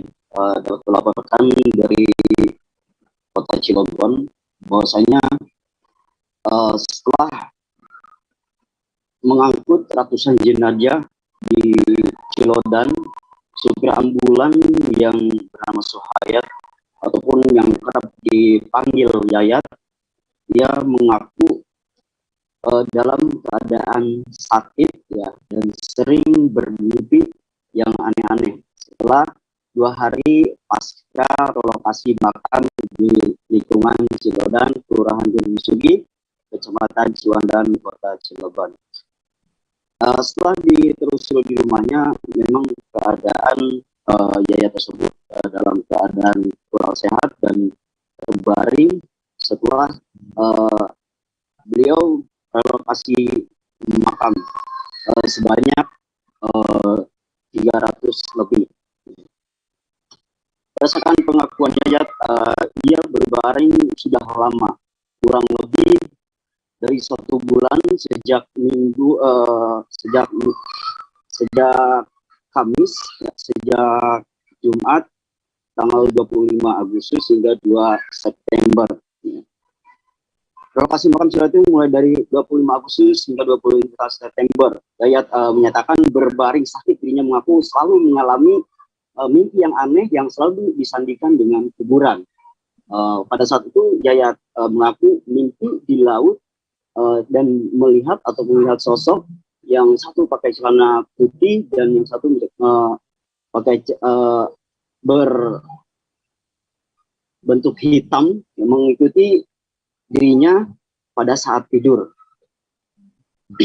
Selanjutnya menunjukkan pohon dan akarnya, kuburan dalam keadaan tumbang, pohon dan akar dalam keadaan tumbang. Suara yang menghempas kepada dirinya mengatakan, mengapa saya dipindahkan? Menurut pengakuan Yayat, menjawab bahwasanya saya hanya disuruh, bukan pribadi saya. Mengapa? Dan suara tersebut kembali melontarkan, mengapa kamu tidak memindahkan semuanya? Seperti itu. Dan setiap harinya Yayat dalam keadaan sakit selalu bermimpi buruk. Dan berdasarkan pengakuan istrinya juga bahwasanya istrinya mengalami sakit dan 2 anaknya. Dan istrinya pun kerap mimpi yang serupa, mimpi pribadi kata istrinya ini Rubiah. Pada saat itu ia bermimpi bahwasanya melihat gedebong ataupun pohon pisang yang diangkut di dalam truk. Dan pada saat ini Yayat masih dalam keadaan sakit saat dihubungi oleh Tribun Banten. Sekian rekan Mai. Baik, terima kasih rekan Sopian atas laporan Anda, dan Tribuners, wartawan kami juga telah menghimpun wawancara dengan Suhayat. Berikut tayangan untuk Anda. Oke, penggotong jenazah juga. Waktu proses pemindahan makam itu berapa hari dan bagaimana Pak? Kalau nggak salah 8 hari dan proses yaitu penguburannya kita gali, kita simbah kembali, kasih kain kafan baru lagi, lalu kita pindahkan ke Grogol. Dari 8 hari itu setiap harinya ngangkut berapa Pak? Kalau hari pertama kita ngangkut 53 jenazah, yang bolak-balik itu jarak tempuhnya 9 kali. Dengan jarak berapa kilometer Pak dari kuburan yang lama? Sekitar 12 kilo adalah 12 kilo dari Cilodan ke Grogol. Berarti Bapak tahu betul ya kabar yang ramai itu bahwasanya banyak jasad yang masih utuh. Ya, hampir rata-rata jasad itu utuh. Setiap harinya itu ada yang 16, ada yang 8, ada yang 6, bahkan ada yang 24 biji, 24 jenazah yang utuh lah. Waktu proses pemindahan sendiri Pak, sebagai supir ambulan ada kendala nggak Pak? Kendala lumayan. Apa itu Pak kendalanya? Kendalanya yaitu satu posisinya kita di perjalanan paling kita ini. Itu aja. Itu sendiri Pak, benar-benar sendiri. Sendiri. Mobil hanya mobil kelurahan satu aja. Polda Lampung berhasil mengungkap penyelundupan 35 kg sabu-sabu dalam sebulan terakhir. Kasubdit Penmas Polda Lampung AKBP Rahmat Hidayat pada Selasa 20 September mengatakan bahwa ada 35 kg sabu yang diamankan polisi dalam sebulan terakhir. Satu TKP dengan 19 kg sabu diamankan di Pelabuhan Bakauheni pada saat pemeriksaan di Seaport dengan 3 pelaku. Untuk informasi selengkapnya akan disampaikan langsung oleh wartawan Tribun Lampung, Bayu Saputra yang kini sudah terhubung bersama kami. Silakan rekan Bayu. Iya, selamat sore rekan Medan Tribuners dimanapun berada. Benar bahwasannya kemarin tim dari Direktorat Narkoba Polda Lampung mengamankan 4 tersangka atau 4 pelaku yang diduga tindak pidana penyalahgunaan narkoba. Dari 4 pelaku tersebut diamankan dari 2 TKP. Yang pertama sebanyak 19 kg diamankan di Seaport Pelabuhan Bakauheni. Kemudian yang kedua ditangkap pelaku tersebut di Lampung Tengah, tepatnya di Bandar Jaya. Berdasarkan keterangan dari Kasubdit Penmas Polda Lampung Bapak Rahmat Hidayat, bahwasannya pengungkapan kasus narkoba ini dalam 1 bulan terakhir dengan total semuanya 35 kg. Dan ditambahkan lagi oleh Kasubdit 1 Bapak AKBP Ujang Supriyanto bahwasannya para pelaku ini, terutama yang 3 orang ditangkap di Pelabuhan Bakauheni ini, mereka menggunakan modus baru, yaitu penyelundupan melalui seperti dimasukkan ke dalam kue bakpia, kemudian dimasukkan juga ke dalam kardus sehingga membuat petugas yang mengawasi dan menjaga dan memeriksa akhirnya menemukan barang haram tersebut saat digeledah di Pelabuhan ini pada beberapa waktu lalu. Nah, kemudian 1 pelaku lagi ditangkap di Lampung Tengah, tepatnya di Bandar Jaya. Nah, keempat pelaku ini merupakan warga Sumatera Utara yang merupakan jaringan lintas provinsi dalam peredaran narkoba di Provinsi Sumatera ini. Mereka ini hendak mengedarkannya di DKI Jakarta dan sekitarnya. Pada kasus tersebut, para tersangka dikenakan pasal 113 dan para pelaku ini dihukum sekitar 20 tahun penjara. Begitu rekan Me dan Tribuners dimanapun berada, saya Bayu Saputra dari Bandar Lampung, Provinsi Lampung melaporkan untuk hari ini. Terima kasih rekan Me. Terima kasih rekan Bayu Saputra atas laporan Anda, dan Tribuners wartawan kami juga telah menghimpun wawancara dengan Kasubdit 1 Dit Narkoba Polda Lampung. Berikut tayangannya untuk Anda. Cara tidak pidana narkoba jenis sabu-sabu yang dilakukan oleh Subdit 1 Direktorat Reserse Narkoba Polda Lampung. Yang pertama untuk TKP yang pertama yaitu yang disampaikan oleh Pak Rahmat tadi di Seaport Interdiction, yang mana kejadian atau perkara terjadi pada saat pelakunya melintas di Sipot Detection, karena pada saat itu anggota kami melaksanakan kegiatan sweeping atau kegiatan pemeriksaan di Sipot, ditemukan 2 orang tersangka atas nama AG dan PD. Pada saat itu ditemukan barang bukti narkotika jenis sabu-sabu sebanyak kurang lebih 19 kg bruto atau jumlah bungkusnya sebanyak 18 bungkus. Kemudian kami lakukan pengembangan, dilakukan penangkapan lagi tersangka nama J yang kita amankan di wilayah hukum Polda Banten. Kemudian yang selanjutnya untuk perkara narkotika jenis sabu juga berhasil kami ungkap, yaitu pada hari Minggu tanggal 1 September, tanggal 11 September 2022 di wilayah hukum Polres Lampung Tengah dengan jumlah tersangka 1 orang dengan jumlah barang bukti kurang lebih bruto sebanyak 16 kg narkotika jenis sabu-sabu. Seperti yang dijelaskan oleh Pak Nama tadi, ini barang buktinya, ini tersangkanya yang berhasil kita amankan selama periode 2 minggu terakhir. Demikian yang dapat kami sampaikan. Harga daging segar yang mengalami kenaikan beraneka ragam, baik itu harga daging ayam, sapi, dan daging lainnya. Hal ini tentunya disebabkan oleh beberapa faktor yang bisa jadi terkait faktor distribusi, faktor lainnya yang menyebabkan harga daging tersebut naik. Termasuk di wilayah Kabupaten Kayong Utara, harga daging segar, baik itu ayam, sapi, dan daging lainnya juga mengalami perkembangan kenaikan harga. Untuk informasi selengkapnya akan disampaikan langsung oleh wartawan Tribun Pontianak, Jovi Lasta, yang kini sudah terhubung bersama kami. Silakan rekan Jovi.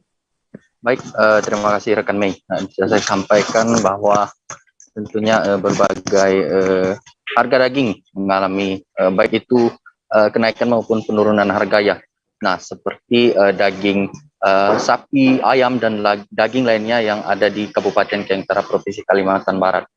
Nah, tadi berdasarkan informasi yang saya himpun dari PLT Kepala Dinas Pertanian dan Pangan Kabupaten Kayong Utara melalui Kabid Peternakan dan Kesehatan Hewan, yaitu Ludin Termala, beliau menyampaikan bahwa untuk update terbaru harga daging. Nah, seperti disampaikan beliau tadi, untuk harga daging sapi itu di kisaran harga sekitar 150 ribuan untuk hari biasanya, seperti itu.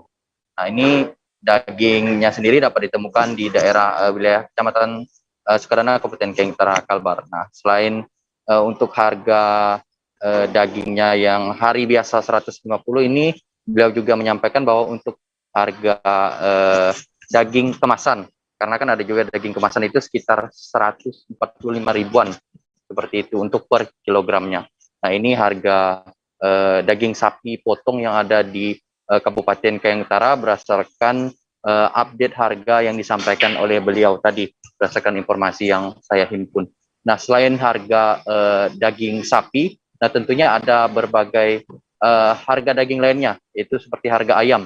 Nah, untuk harga ayam yang biasa, yaitu masih ada bulunya ya, seperti asal itu di kisaran harga sekitar 35.000 per kilogram, seperti itu. Nah, untuk harga ayamnya yang hanya daging saja, nah karena bulunya sudah dibersihkan itu sekitar 40-an ribu rupiah per kilogram. Nah, itu untuk update harga daging maupun harga daging sapi maupun harga daging ayam. Nah, untuk terkait dengan karena beberapa waktu lalu terdapat penyakit PMK seperti itu ya, terdapat pada sapi. Nah, termasuk juga di wilayah Kalimantan Barat ini ada beberapa daerah terdampak, dan juga di Kabupaten Kayong Utara sendiri ini masih di dalam zona hijau ya, seperti itu ya, masih aman. Nah, tentunya ini untuk menjaga dari kualitas sapinya itu sendiri, karena kan mungkin apabila terjadi hal-hal yang tidak diinginkan seperti penyakit itu tadi ada di wilayah Kabupaten Kayong Utara, tentu akan mempengaruhi harga sapi itu sendiri. Nah, untuk saat ini di Kabupaten Kayong Utara ini masih zona hijau, masih aman. untuk saat ini ya seperti itu. Nah, untuk harganya sendiri seperti yang saya sampaikan tadi, untuk per kilogramnya itu harga daging sapi yang sapi potongnya itu 150 ribuan kisaran harganya, dan juga untuk daging kemasannya daging sapi itu 145 ribuan seperti itu. Nah, ini untuk update harga daging sapi maupun ayam hingga saat ini. Kembali rekan Mei. Terima kasih rekan Jovi atas laporan Anda. Selamat bertugas kembali. Badan Pengkajian MPR RI pada Rabu 21 September menyambangi kantor Komisi Pemilihan Umum Republik Indonesia di Jalan Imam Bonjol, Menteng, Jakarta Pusat.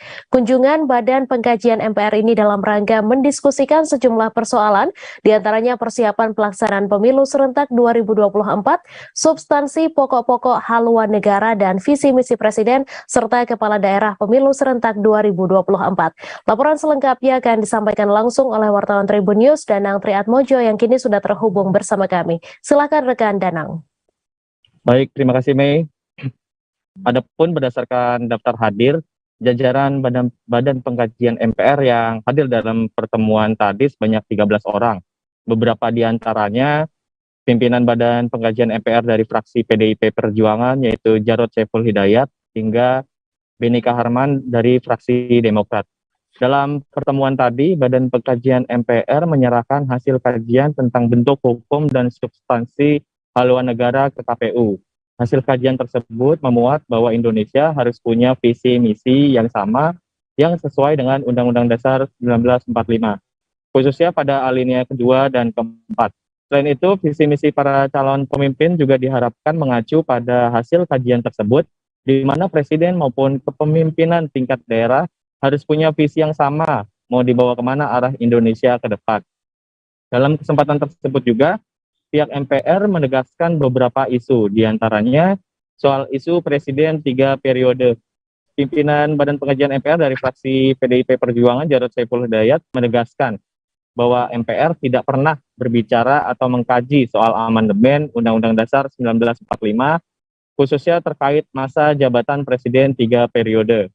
Jarod menegaskan bahwa wacana yang pernah berkembang di masyarakat adalah hoaks. MPR, kata dia, sama sekali tidak pernah mengkaji perpanjangan masa jabatan presiden. Atas hal itu, KPU juga diminta untuk melaksanakan pemilu serentak 2024 sebagaimana bunyi konstitusi negara, yakni pemilihan dilakukan periodik selama 5 tahunan. Demikian rekan Mei. Terima kasih rekan Danang atas laporan Anda, dan Tribuners, wartawan kami juga telah menghimpun wawancara dengan pimpinan Badan Pengkajian MPR RI. Berikut tayangannya untuk Anda. Itu harus dilaksanakan sesuai dengan konstitusi negara. Yang kedua, kami menyampaikan hasil kajian yang tadi sudah kita serahkan, yaitu tentang bentuk hukum dan substansi daripada haluan negara, di mana di situ ditegaskan ya secara jelas bahwa Indonesia ini harus mempunyai visi misi yang sama, yang sesuai dengan pembukaan Undang-Undang Dasar 45, khususnya di ayat alinea kedua dan keempat. Visi misi calon pemimpin hendaknya juga mengacu ke sana. Itulah visi misi negara Indonesia merdeka. Ini perlu kita kaji. Dengan cara seperti itu, maka calon presiden, calon gubernur, calon bupati, wali kota itu mempunyai arah yang sama kemana bangsa Indonesia ini akan menuju, yaitu menuju pada pencapaian ya visi misi seperti yang tersurat di dalam pembukaan pada 45. Koordinator Umum Koalisi Rakyat Papua atau KRP Asri Gombo membacakan pernyataan sikap Koalisi Rakyat Papua Bela Lukas NMB. Asri Gombo bersama masa aksi dari Sentani Kabupaten Jayapura menduduki Gapura Selamat Datang di batas kota Jayapura pada Selasa 20 September. Salah satu pernyataan yang dibacakan yaitu meminta Joko Widodo selaku Presiden Republik Indonesia memberikan jaminan hak hidup dan konstitusional kepada Gubernur Papua Lukas NMB terlepas dari jabatan jabatan sebagai Gubernur Papua. Untuk informasi selengkapnya akan disampaikan langsung oleh wartawan Tribun Papua, Putri Nurjanah, yang kini sudah terhubung bersama kami. Silahkan rekan Putri. Baik rekan Mei, dari Kabupaten Jayapura melaporkan aksi demonstrasi yang berlangsung di Kota Jayapura, Papua yang pada Selasa 20 September 2022 kemarin tergabung di dalam Koalisi Rakyat Papua atau KRP, di mana pasca ditetapkannya Gubernur Papua Lukas NMB sebagai tersangka kasus gratifikasi oleh Komisi Pemberantasan Umum atau KPK.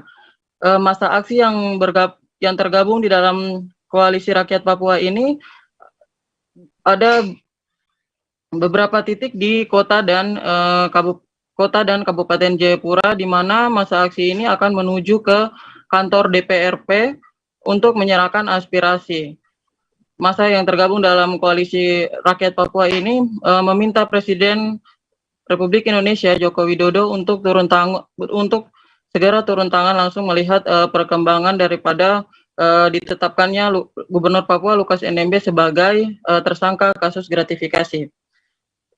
Gelombang masa aksi rekan Mei dan juga Tribuners, gelombang masa aksi yang dari Kabupaten Jayapura sempat dihentikan oleh pihak kepolisian dari Polres Jayapura di lapangan Teus Eluai karena di lokasi tersebut dilakukan penyekatan untuk meminimalisir gelombang masa aksi dari berbagai titik yang akan menuju ke DPRP Papua. Namun setelah melakukan negosiasi bersama pihak kepolisian dari Polres Jayapura, akhirnya masa aksi berhasil turun dan bergabung di Kota Jayapura. Namun terjadi penyekatan kembali di Kota Jayapura, yakni di batas Kota Jayapura antara Kabupaten dan Kota Jayapura, sehingga masa aksi ini duduk dan memblokir arus lalu lintas di batas kota antar kota dan Kabupaten Jayapura. Sekitar 5 jam masa aksi melalui koordinator lapangan melakukan negosiasi bersama pihak kepolisian, namun tetap tidak diizinkan untuk melewati penyekatan yang dilakukan oleh pihak polisi, sehingga masa aksi menduduki jalan dan melakukan orasi. Setelah melakukan orasi, masa aksi pun akhirnya membacakan pernyataan sikap yang dimana meminta Presiden Republik Indonesia Joko Widodo secara langsung untuk melihat masalah yang menimpa oleh Gubernur Papua Lukas NMB, diantaranya yakni Joko Widodo selaku Presiden Republik Indonesia di dalam pernyataan sikap yang dibacakan oleh Koordinator Umum Koalisi Rakyat Papua Asri Gombo, yakni Joko Widodo selaku Presiden Republik Indonesia memberikan jaminan hak hidup dan konstitusional kepada Gubernur Papua terlepas dari jabatannya sebagai Gubernur Papua. Kemudian memberikan pengampunan kepada Gubernur Papua dalam menjalankan pemerintahan. Presiden Joko Widodo segera menghentikan tindakan Komisi Pemberantasan Korupsi yang sedang dikriminalisasi dan pembunuhan karakter terhadap Gubernur Papua dan pejabat Papua pada umumnya. Masih di dalam pernyataan sikap, Presiden Joko Widodo segera mencopot 3 oknum yang merusak dan mencoreng wajah pemerintahan yang memainkan peran sebagai aktor politik, yakni Kepala Badan Intelijen Negara Budi Gunawan, Menteri Dalam Negeri Tito Karnavian, dan Komisi Pemberantasan Korupsi. Mei dan juga Tribuners, setelah membacakan pernyataan sikap daripada Koalisi Rakyat Papua Bela Lukas NMB ini, masa aksi langsung membubarkan diri dengan baik dan teratur yang dikawal oleh pihak keamanan. Kemudian aktivitas dan jalur lalu lintas kemudian berjalan dengan normal. Demikian rekan Mei. Terima kasih rekan Putri atas laporan Anda, dan Tribuners, wartawan kami juga telah menghimpun wawancara dengan Koordinator Umum Koalisi Rakyat Papua. Berikut tayangannya untuk Anda. Insinyur Joko Widodo selaku Presiden Republik Indonesia memberikan jaminan hak hidup dan konstitusional kepada Bapak Lukas NMB SIP SH terlepas dari jabatan sebagai Gubernur Provinsi Papua. 2. Insinyur Joko Widodo selaku Presiden Republik Indonesia memberikan pengampunan kepada Gubernur Papua dalam menjalankan pemerintahan Papua. 3. Insinyur Joko Widodo selaku Presiden Republik Indonesia untuk menghentikan tindakan KPK Republik Indonesia yang sedang kriminalisasi dan pembunuhan karakter terhadap Gubernur Papua dan pejabat Papua pada umumnya. 4. Insinyur Joko Widodo selaku Presiden Republik Indonesia mencopot 3 oknum yang merusak dan mencoreng wajah pemerintah Republik Indonesia yang sedang memainkan peran sebagai aktor politik. Setelah selesai pemasangan instalasi pembangkit listrik tenaga surya di 3 gerbang tol Benoa, Ngurah Rai, dan Nusa Dua, kini jalan tol Bali Mandara menjadi jalan tol pertama di Indonesia yang memiliki PLTS. PLTS dengan total kapasitas maksimum 400 kW peak untuk mendukung kegiatan usaha dan operasional PT Jasa Marga Bali Tol merupakan hasil kerjasama PT Bukit Energi Investama sebagai anak perusahaan PT Bukit Asam dan PT JBT sebagai anak perusahaan PT Jasa Marga. Peresmian pengoperasian PLTS ditandai dengan penekanan tombol oleh Gubernur Bali, Direktur Utama Jasa Marga, Direktur Utama Bukit Asam, Direktur Utama PT Jasa Marga Bali Tol, dan Direktur Utama PT Bukit Energi Investama. Untuk informasi selengkapnya akan disampaikan langsung oleh wartawan Tribun Bali, Zainal Nur Arifin yang kini sudah terhubung bersama kami. Silakan rekan Zainal. Ya, selamat sore rekan media studio dan Tribuners dimanapun berada.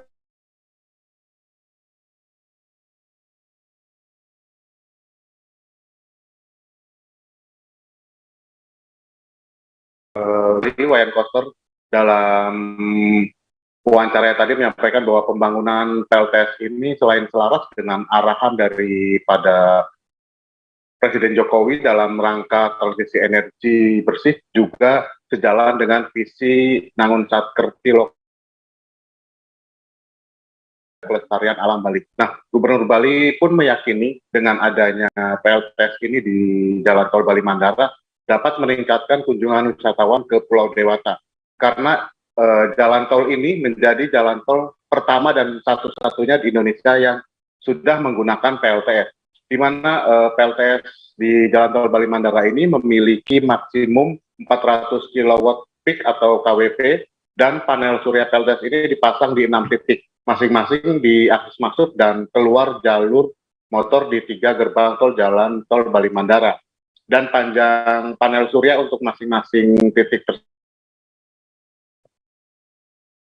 dari pasokan listrik dari PLTS ini akan menjadi sumber listrik yang ramah lingkungan untuk penerangan jalan umum, kantor operasional, dan juga gerbang tol di Jalan Tol Bali Mandara. Dan selain beralih menggunakan energi baru terbarukan menggunakan PLTS ini, Jalan Tol Bali Mandara juga melakukan beautifikasi untuk menyambut penyelenggaraan KTT G20 di Bali pada November mendatang. Sejumlah penataan atau beautifikasi ini dilakukan diantaranya seperti penanaman bibit mangrove dan pembuatan taman, kemudian hingga penambahan ikon-ikon lokal Bali yang ada pada ornamen penerangan jalan umum, renovasi gerbang tol, dan pemasangan karya seni patung penari Bali di beberapa titik Jalan Tol Bali Mandara. Sekian rekan media studio. Terima kasih rekan Zainal atas laporan Anda, dan Tribuners, wartawan kami juga telah menghimpun wawancara dengan Gubernur Bali. Berikut tayangannya untuk Anda. Itu saya mengucapkan terima kasih dan mengapresiasi PT Jasa Marga Bali Tol dan masa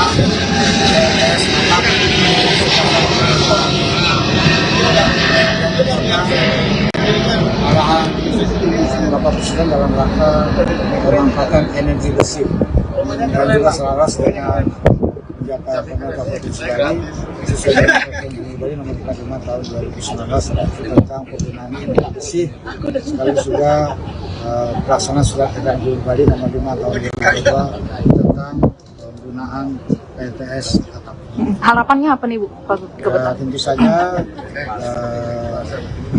penggunaan energi itu akan makin hemat, tidak lagi energi yang berbasis fosil, dan yang kedua ini menambah daya tarik.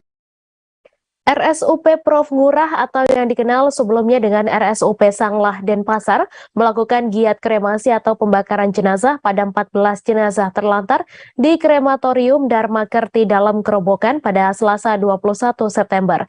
Dewa Ketut Kresna selaku Kasubag Humas RSUP Sanglah mengatakan dari 14 jenazah terlantar ini 3 orang diantaranya warga negara asing dari New Zealand, Spanyol, dan Australia. Saat ini jenazah telah diserahkan kepada RSUP Prof. Ngurah untuk dilakukan kremasi.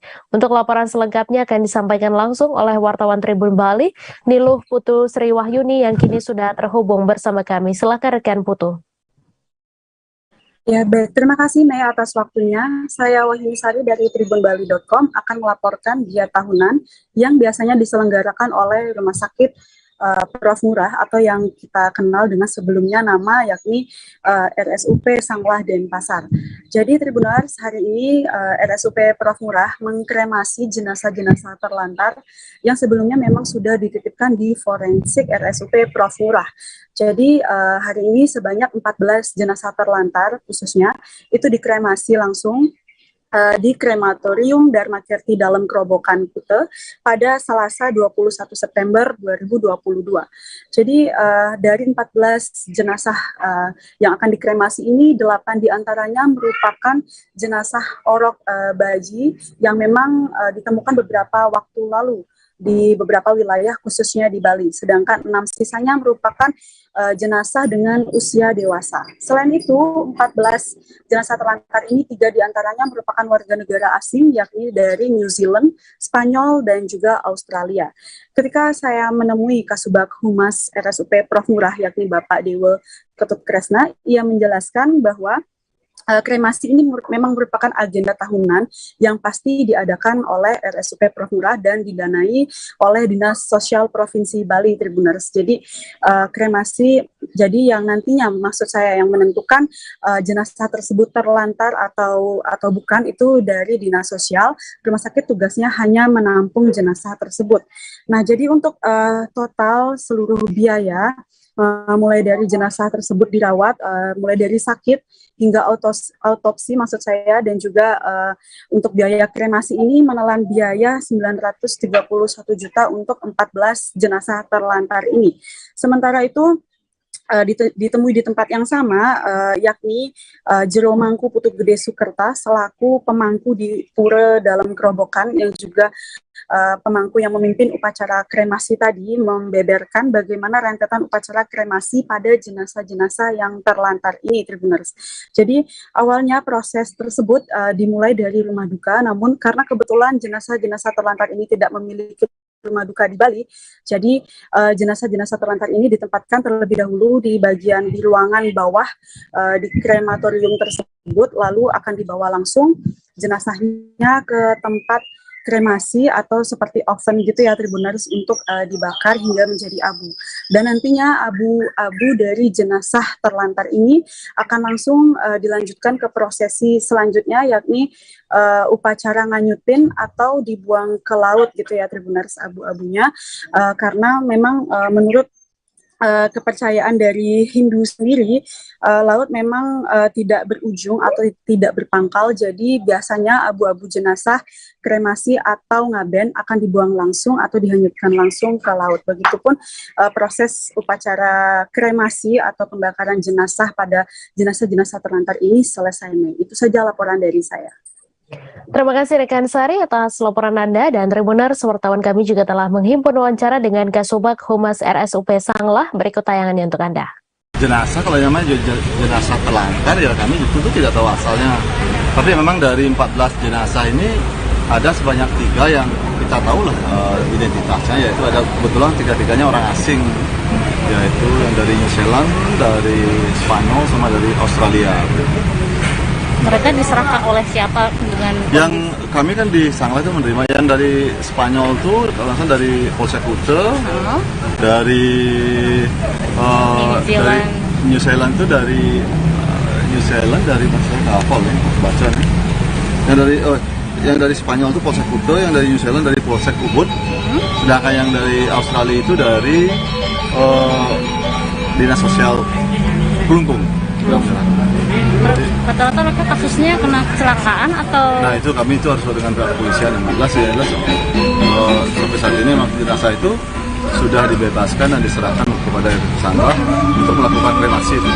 Dari ini kan ada jenazahnya dari 14 ini 8 bayi dan anak dan 6 dari dewasa ya, sisanya lah lokal orang bukan WNA. Kami kan rutin melakukan kremasi jenazah pelanggarnya memang setiap tahun ya, dibantu oleh untuk pendananya dibantu oleh Dinas Sosial Provinsi Bali. Setiap tahun kita melakukan seperti ini ya. Ini untuk kan sebagai salah satu usaha untuk mengoptimalkan kapasitas penyimpanan jenazah kami, sehingga kalau dengan ada kremasi ini semoga masyarakat yang benar-benar mau menitipkan jenazahnya bisa terlayani dengan baik. 2 rumah di Bandar Lampung roboh akibat permukaan tanahnya longsor selesai hujan lebat. 1 dari 2 rumah yang roboh, salah satunya milik Nazial di Jalan Rambutan Beringin Jaya, Kemiling, Bandar Lampung. Kejadian robohnya rumah milik Nazial di Kemiling, Bandar Lampung terjadi pada Senin 19 September sore. Untuk laporan selengkapnya akan disampaikan langsung oleh Huri Agusto, wartawan Tribun Lampung, yang kini sudah terhubung bersama kami. Silakan rekan Huri. Oke, baik. Terima kasih rekan Mei.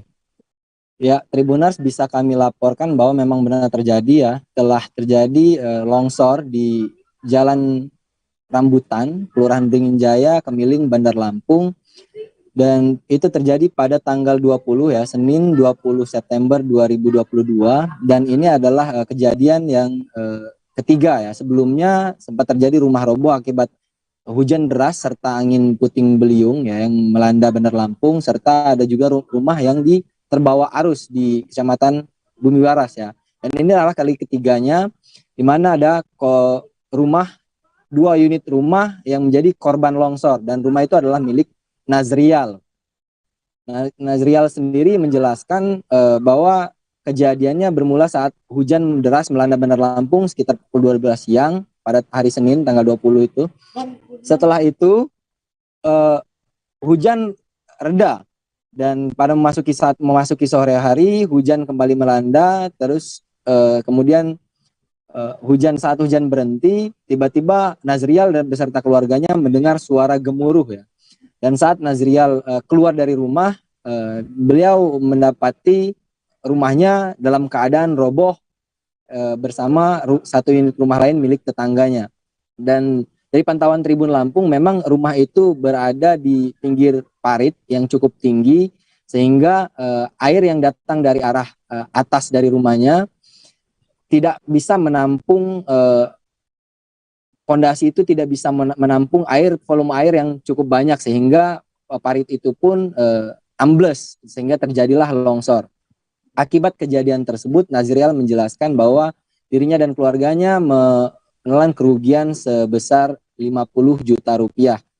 Demikian rekan Mei yang bisa kami laporkan. Terima kasih rekan Huri Agusto atas laporan Anda. Selamat bertugas kembali.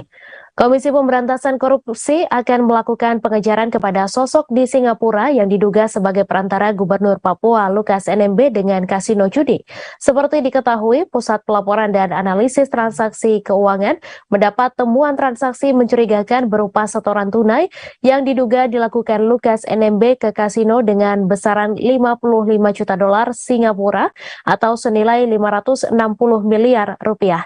Selain itu, Lukas NMB juga diduga terlibat dalam kasus gratifikasi, penyelewengan dana PON Papua hingga pencucian uang.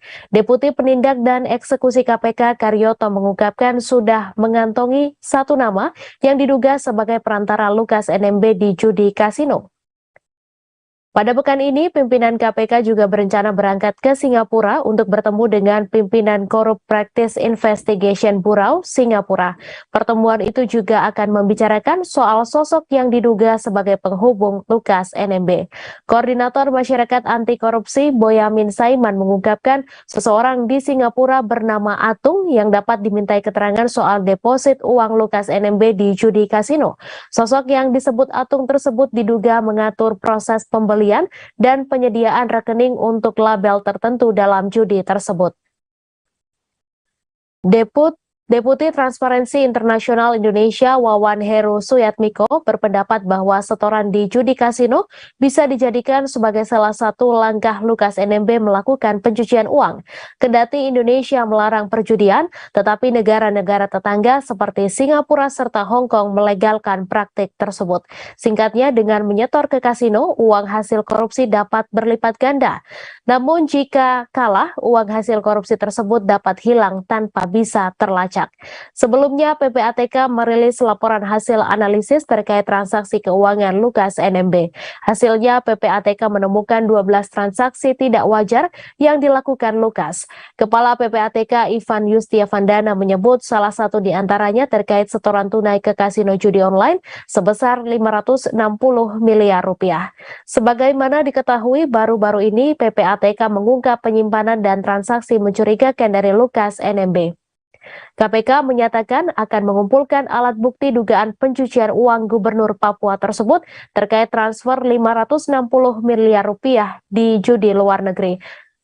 Melalui laporan hasil analisis PPATK terdapat 12 temuan terkait aktivitas keuangan Lukas NMB. Terkait hal ini, Kepala Bagian Pemberitaan KPK Ali Fikri mengatakan LHA yang dirilis PPATK merupakan informasi yang bersifat intelijen. Agar pemahaman publik utuh dalam penyidikan KPK mesti melakukan upaya pembuktian. Beberapa alat bukti itu harus dilengkapi oleh KPK, diantaranya keterangan saksi, alat bukti surat, ahli keterangan tersangka, dan lainnya.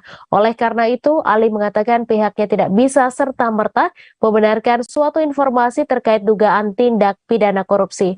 Ali juga mengatakan pihaknya akan menelusuri temuan PPATK lebih lanjut. KPK juga disebut akan mengumumkan kepada publik terkait informasi perkara Lukas NMB.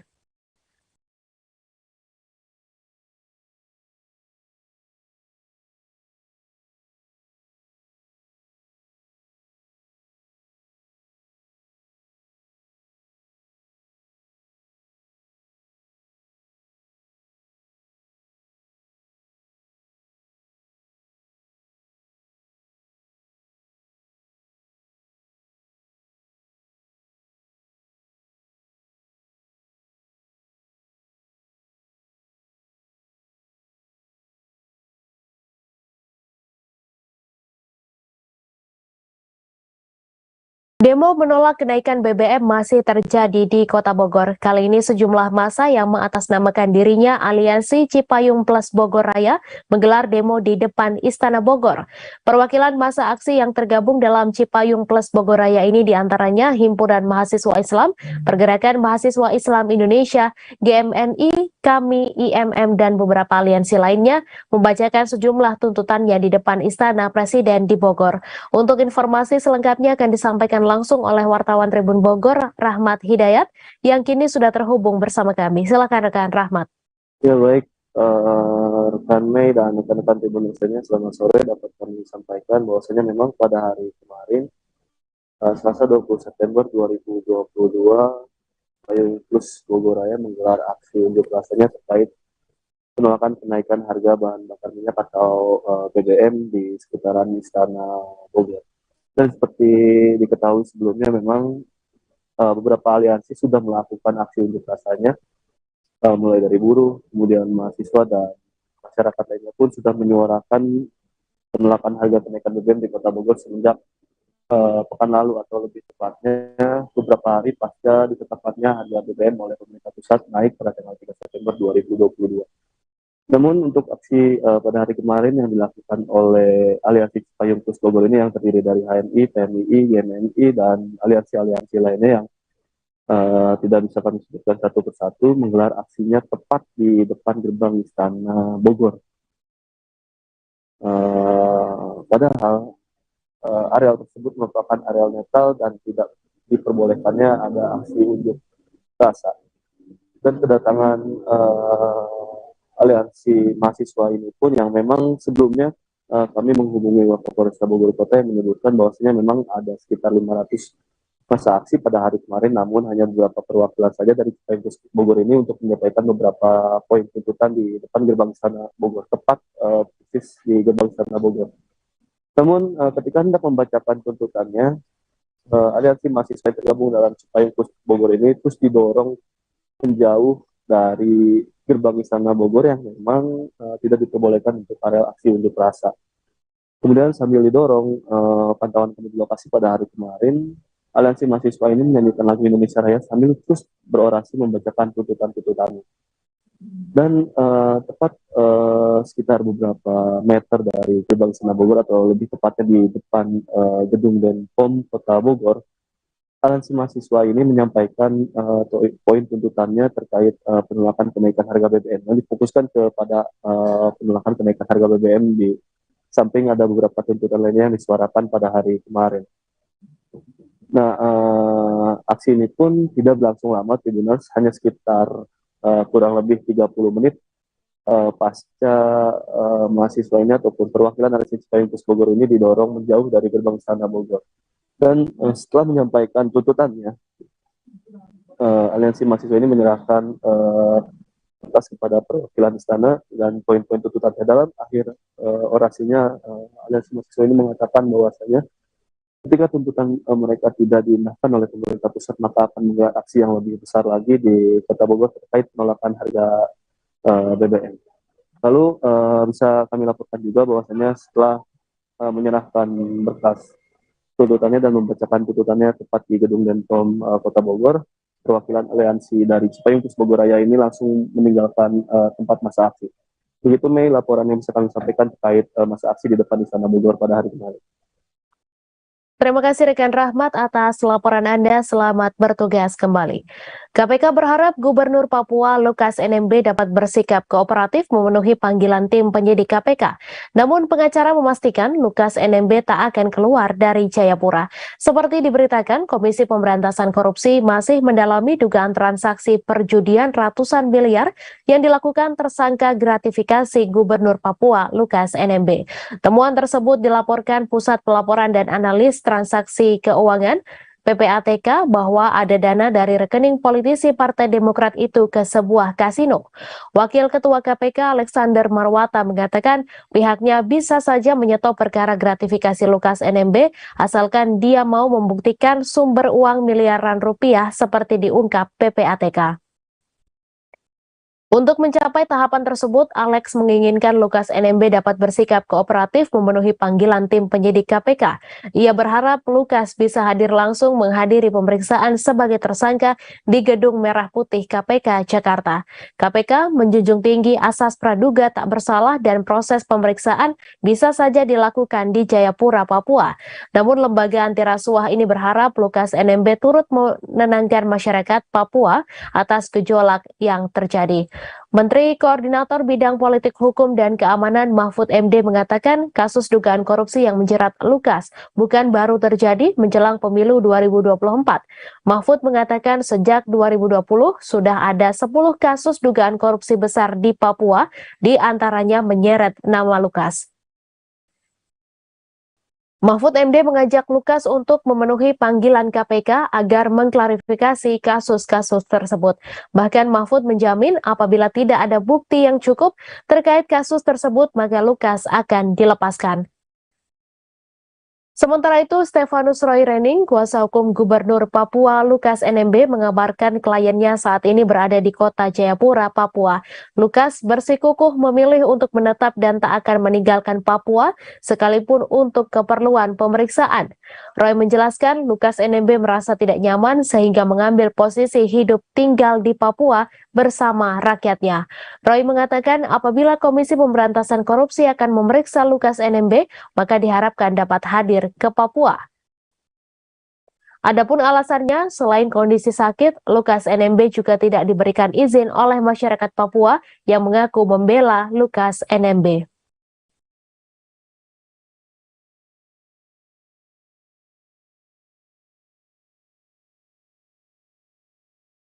Usaha Robert Priyantono Bono Susatya memberi respons terkait tudingan Indonesia Police Watch yang menyebut dirinya menyediakan jet pribadi bagi Brigjen Hendra Kurniawan. Diberitakan sebelumnya, jet pribadi tersebut digunakan Hendra saat menemui keluarga Brigadir Yosua Huta Barat di Muaro Jambi. Pengusaha yang juga disebut IPW sebagai Ketua Konsorsium Judi Online Indonesia itu pun dengan tegas membantah tuduhan tersebut. Ia membantah sebagai pemilik jet pribadi dengan kode T7JAB yang disebut IPW dipakai oleh Hendra kala itu. Meski demikian, Robert tak membantah dirinya mengenal mantan Kepala Biro Pengamanan Internal Divisi Propam itu. Robert mengaku mengenal Brigjen Hendra sejak Hendra masih berpangkat Ajun Komisaris Besar Polisi atau AKBP. Meski sudah mengenal cukup lama, ia mengaku sudah tidak saling berkomunikasi. Lebih lanjut, saat ditanya apakah akan menindaklanjuti tudingan ini ke jalur hukum, Robert pun mengaku masih mempertimbangkan. Sebelumnya, Ketua IPW Sugeng Teguh Santoso menyebut nama Robert sebagai pemilik jet pribadi yang ditumpangi Hendra saat mengunjungi keluarga Yosua pada 11 Juli lalu. Kala itu Hendra mengunjungi kediaman keluarga Brigadir J bersama sejumlah personel Polri lainnya. Di antaranya Kombes Pol Agus Nurpatria, Kombes Pol Susanto, AKP Rifazal Samuel, Bribda Fernanda, Bribtu Sigit, Bribtu Putu, dan Bribtu Mika.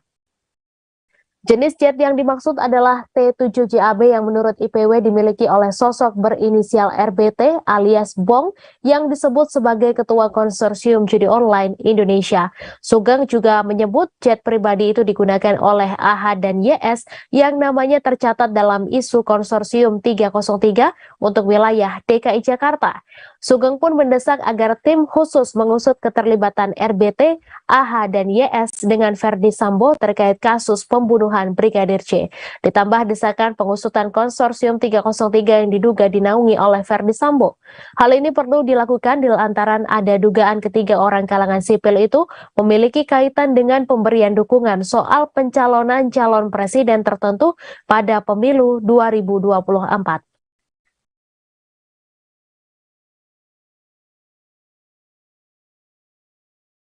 Wali Kota Solo Gibran Rakabuming Raka enggan menanggapi ketika dirinya dibandingkan dengan Ketua Umum Partai Demokrat Agus Harimurti Yudhoyono. Gibran mengaku malas menanggapi karena yang menilai dirinya adalah warga. Perbandingan Gibran dan AHY itu buntut dari aksi AHY membandingkan kinerja SBY dengan Presiden Joko Widodo. Gibran mengaku dirinya dan AHY berhubungan baik namun sudah lama tidak bertemu. Bahkan ayah dari Jan Etes tersebut memuji karir AHY yang lebih tinggi darinya. Menurut Gibran, AHY sudah memiliki lebih banyak pengalaman dibandingkan dengan dirinya. Gibran juga enggan menanggapi pernyataan AHY yang menyinggung kinerja Jokowi yang hanya menggunting pita dari presiden sebelumnya. Banyaknya yang membandingkan kinerja SBY dan Jokowi, Gibran menilai itu adalah hal yang bagus. Mengenai kinerja, Gibran lebih menyerahkan kepada masyarakat untuk menilainya. Sebelumnya, Ketua Umum Partai Demokrat Agus Harimurti Yudhoyono mengungkapkan jika saat ini masyarakat merindukan kepemimpinan ala Susilo Bambang Yudhoyono dan Partai Demokrat.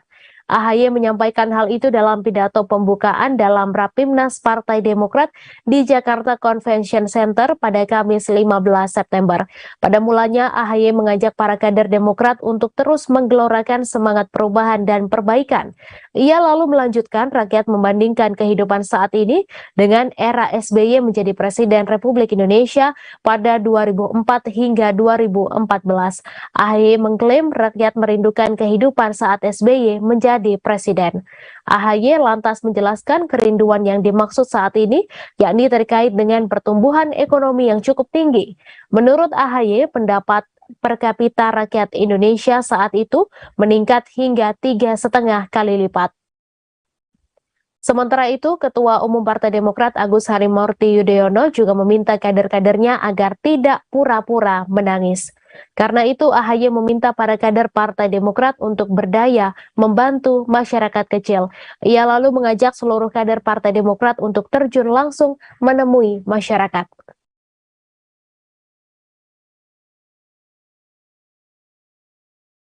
Sosok pengendara mobil yang melakukan aksi koboi dengan menodongkan pistol kepada pengendara lain di Tol Jagorawi akhirnya terungkap. Peristiwa yang terjadi pada Minggu 18 September dan videonya viral di media sosial itu langsung diusut cepat. Akibat ulahnya, Kementerian Pertahanan sampai membuat pernyataan publik meminta maaf. Video yang merekam aksi arogan Kapten RS viral di media sosial dan memancing kekecewaan netizen. Berdasarkan video yang viral kala itu, Kapten RS terlihat mengendarai mobil Toyota Fortuner berplat merah. Kapten RS tampak salip-menyalip di jalan Tol Jagorawi bersama mobil Toyota Avanza.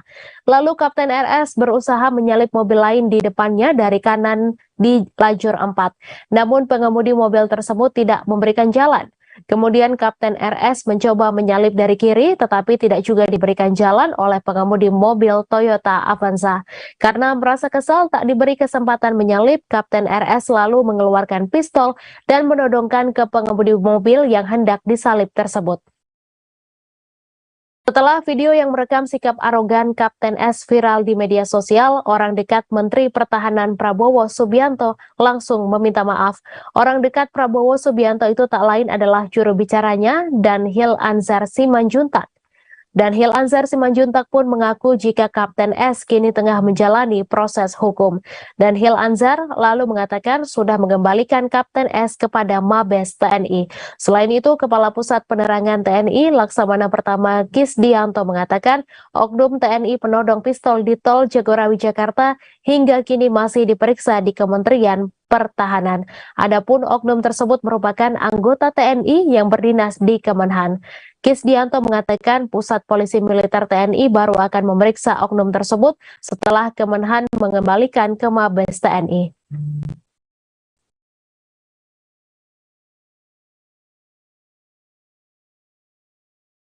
Informasi tadi sekaligus menutup perjumpaan kita dalam live update sore hari ini. Jangan lupa saksikan informasi terbaru lainnya hanya di kanal YouTube Tribun Network. Terima kasih atas kebersamaan Anda. Saya Meisa Desirait beserta kru yang bertugas pamit undur diri dan sampai jumpa.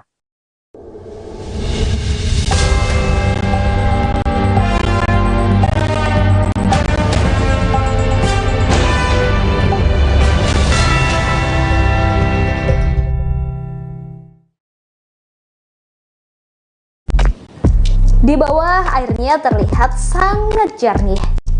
Kami bisa melihat batu karang serta ikan-ikan dengan mata telanjang.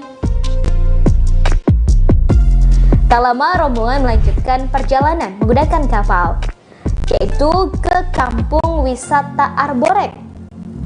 Menurut Putu, fotografer wisata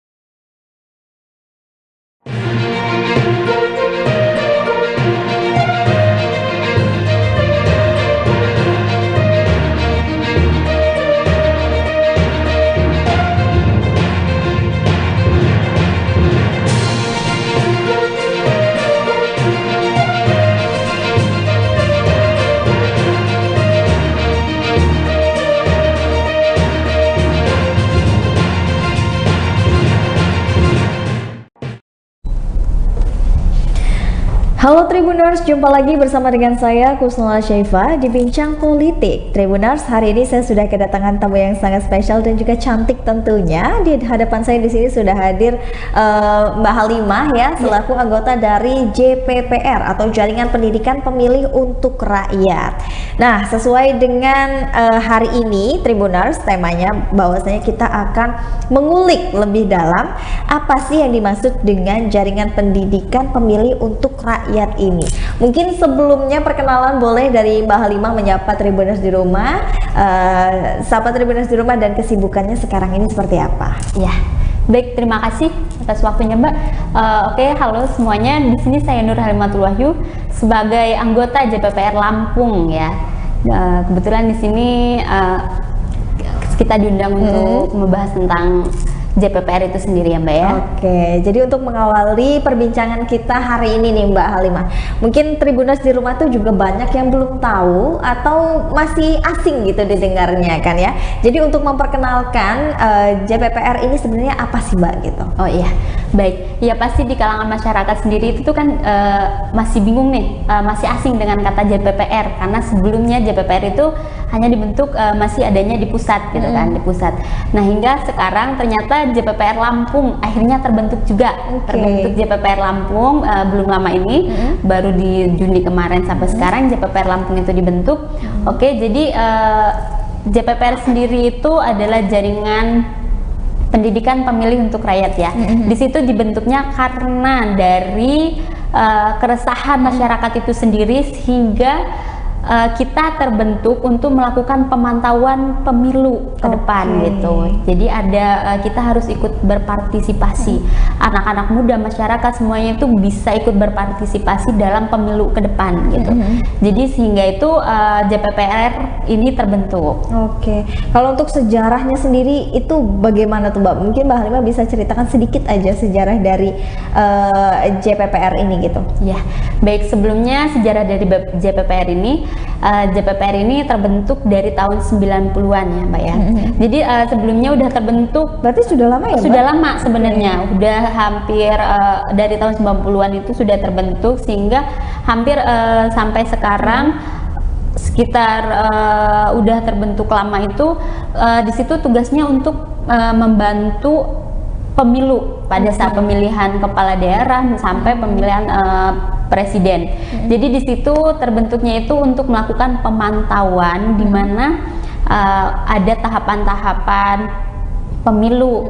Memang pemilu itu sudah ada tugasnya ya, sudah ada penyelenggaranya KPU, sudah ada pengawasnya itu Bawaslu. Nah, jadi disinilah tugasnya. Tapi kan di KPU sendiri atau Bawaslu sendiri sumber daya manusia atau tugasnya itu tidak terlalu banyak atau bisa untuk menghadapi pemilu, untuk menghadapi pencalonan yang akan mencalonkan diri nantinya. Di situ kan tidak semuanya bisa terkoordinir gitu, sehingga JPPR ini kita bentuk gitu kan. Jadi untuk melakukan pemantauan gimana kita bisa membantu melakukan pemantauan juga untuk nanti di lapangan gitu, dimana untuk masyarakat yang belum terpilih atau belum tercalonkan sebagai pemilih gitu kan. Nah, dimana kita melakukan membantu pemantauan itu sendiri agar nantinya ke depannya pada saat adanya pemilu itu semua masyarakat elemen itu tuh bisa berpartisipasi gitu. Jadi untuk seperti anak-anak muda, masyarakat itu jangan sampai ada yang ketinggalan gitu, informasi terhadap pemilu seperti itu Mbak. Jadi dalam artian secara ringkasnya JPPR ini tuh kayak pengawas tapi dari segi masyarakatnya ya Mbak ya gitu. Karena kan kalau untuk mungkin KPU Bawaslu kan memang sudah badan yang penyelenggara dan memang itu sudah terbentuk resmi gitu kan ya. Tapi kan kita juga perlu adanya pengawas dan kontrol dari masyarakat gitu kan. Oke. Nah, mungkin Tribuners pengen tahu nih Mbak, visi misi apa sih dari JPPR ini? Visi misi dari JPPR. Jadi visi misi dari JPPR itu, kenapa kita terbentuk? Nah, untuk menjadi pemantau, suatu lembaga pemantau itu tuh semuanya harus mengikuti prosedur juga seperti itu, Mbak. Jadi tidak semata-mata keresahan dari masyarakat tiba-tiba kita bisa menjadi pemantau, tidak. Tapi kita akan terbentuklah menjadi suatu lembaga. Nah, jadi visi misi dari visi misi terbentuknya jadi sebuah lembaga JPPR ini.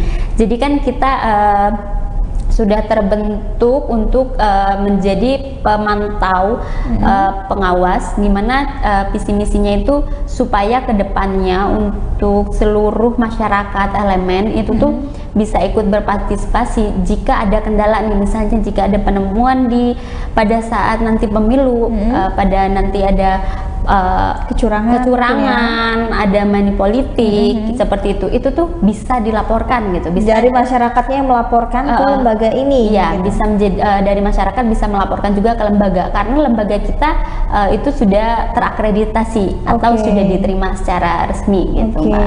Jadi tindakan apa yang bisa dilakukan oleh JPPR jika ada laporan dari masyarakat tentang hal seperti itu? Nah, nanti ketika masyarakat tahu ada permasalahan, nanti bisa kita lapor ke kita, nanti kita akan mengkoordinir dan kita akan mengumpulkan bukti segala macam, nanti akan kita sampaikan dan kita laporkan ke langsung ke badannya gitu. Jadi gimana caranya kita bisa sama-sama bekerja sama gitu agar pemilihan ini tuh secara terbuka, nyaman. Jadi kayak memang benar-benar tidak ada kecurangan gitu.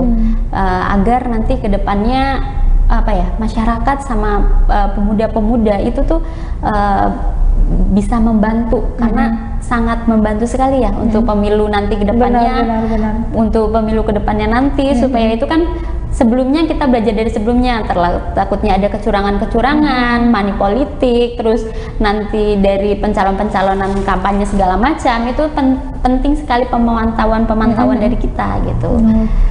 Gitu, nah, kalau untuk struktur organisasinya sendiri, Mbak, itu seperti apa tuh kalau di JPPR ini? Di JPPR, nah untuk struktur organisasi itu kita sudah ada, di pusat ada, udah jelas banget di pusat ada, terus di provinsi-provinsi khususnya untuk Provinsi Lampung itu sudah ada terbentuknya JPPR juga, dimana kan kita juga baru terbentuknya, dimana untuk pemilu juga nanti masih lumayan agak panjang waktunya, dan di sini inilah tugas kita yang baru di provinsi untuk bakal membentuk atau konsolidasi kepada kabupaten-kabupaten daerah. Kita akan membentuk itu ke depannya. Kita akan membentuk JPPR di kabupaten-kabupaten, di daerah pun untuk membantu pemantauan pemilu ini nanti ke depannya, seperti itu.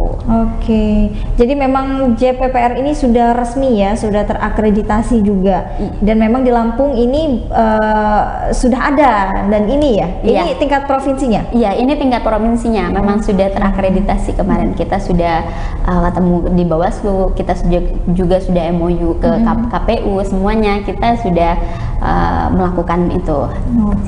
Nah, kalau untuk programnya nih, Mbak, mungkin Tribuners kan pengen tahu nih kira-kira program apa sih atau kegiatan apa aja sih yang ada di JPPR ini gitu.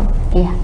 Jadi kegiatan di JPPR ini sudah terbentuknya JPPR Lampung ini, tentunya kita yang pasti pertama kita untuk membentuk JPR di daerah juga.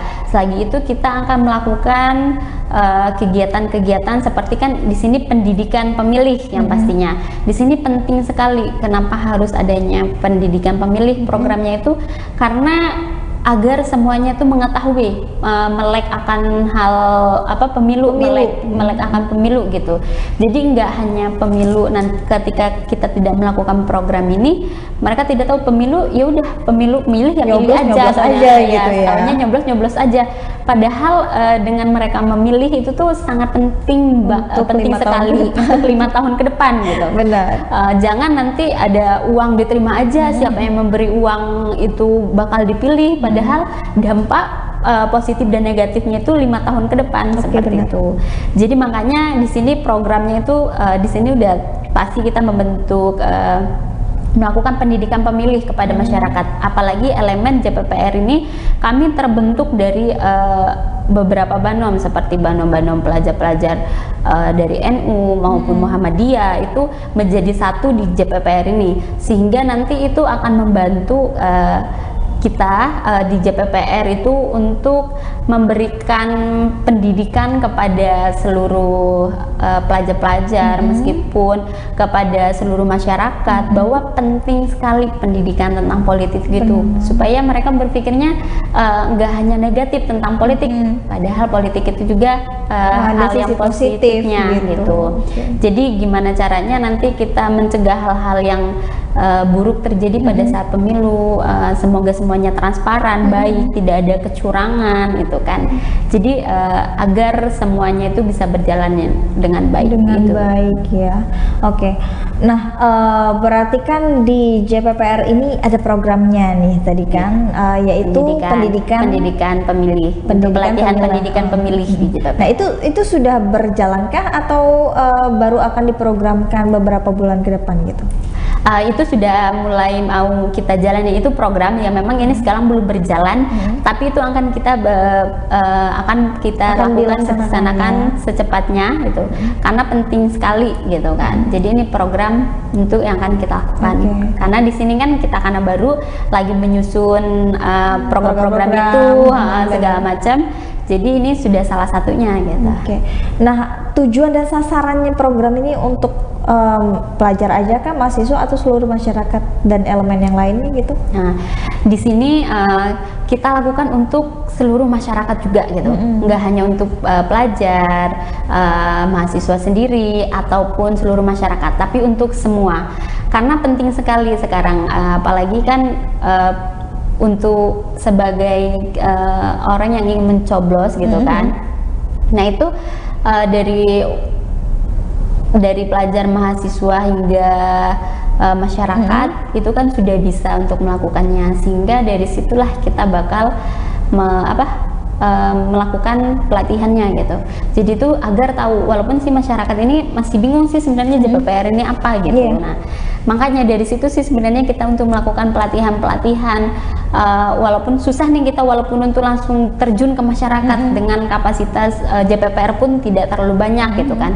Tapi kan dengan adanya kita terjun dulu ke mahasiswa maupun masyarakat, itu tuh bisa membantu kita untuk mereka konsolidasi juga ke masyarakat, komunikasi gimana caranya kita bisa melek akan pemilu ke depan gitu. Seperti itu. Dan juga untuk mengenalkan JPPR ini sendiri ya, bahwasanya ini tuh lembaga penting loh. Kalian tuh kalau mau ngadu bisa ke sini gitu kan. Nggak perlu untuk jauh-jauh bingung mau kemana gitu. Ini perlu banget loh Tribuners untuk diketahui. Nah, selain itu ada nggak sih Mbak program unggulan dari JPPR ini ke depannya gitu, yang benar-benar akan dijadikan program diperkuat lah gitu. Diperkuat, ya.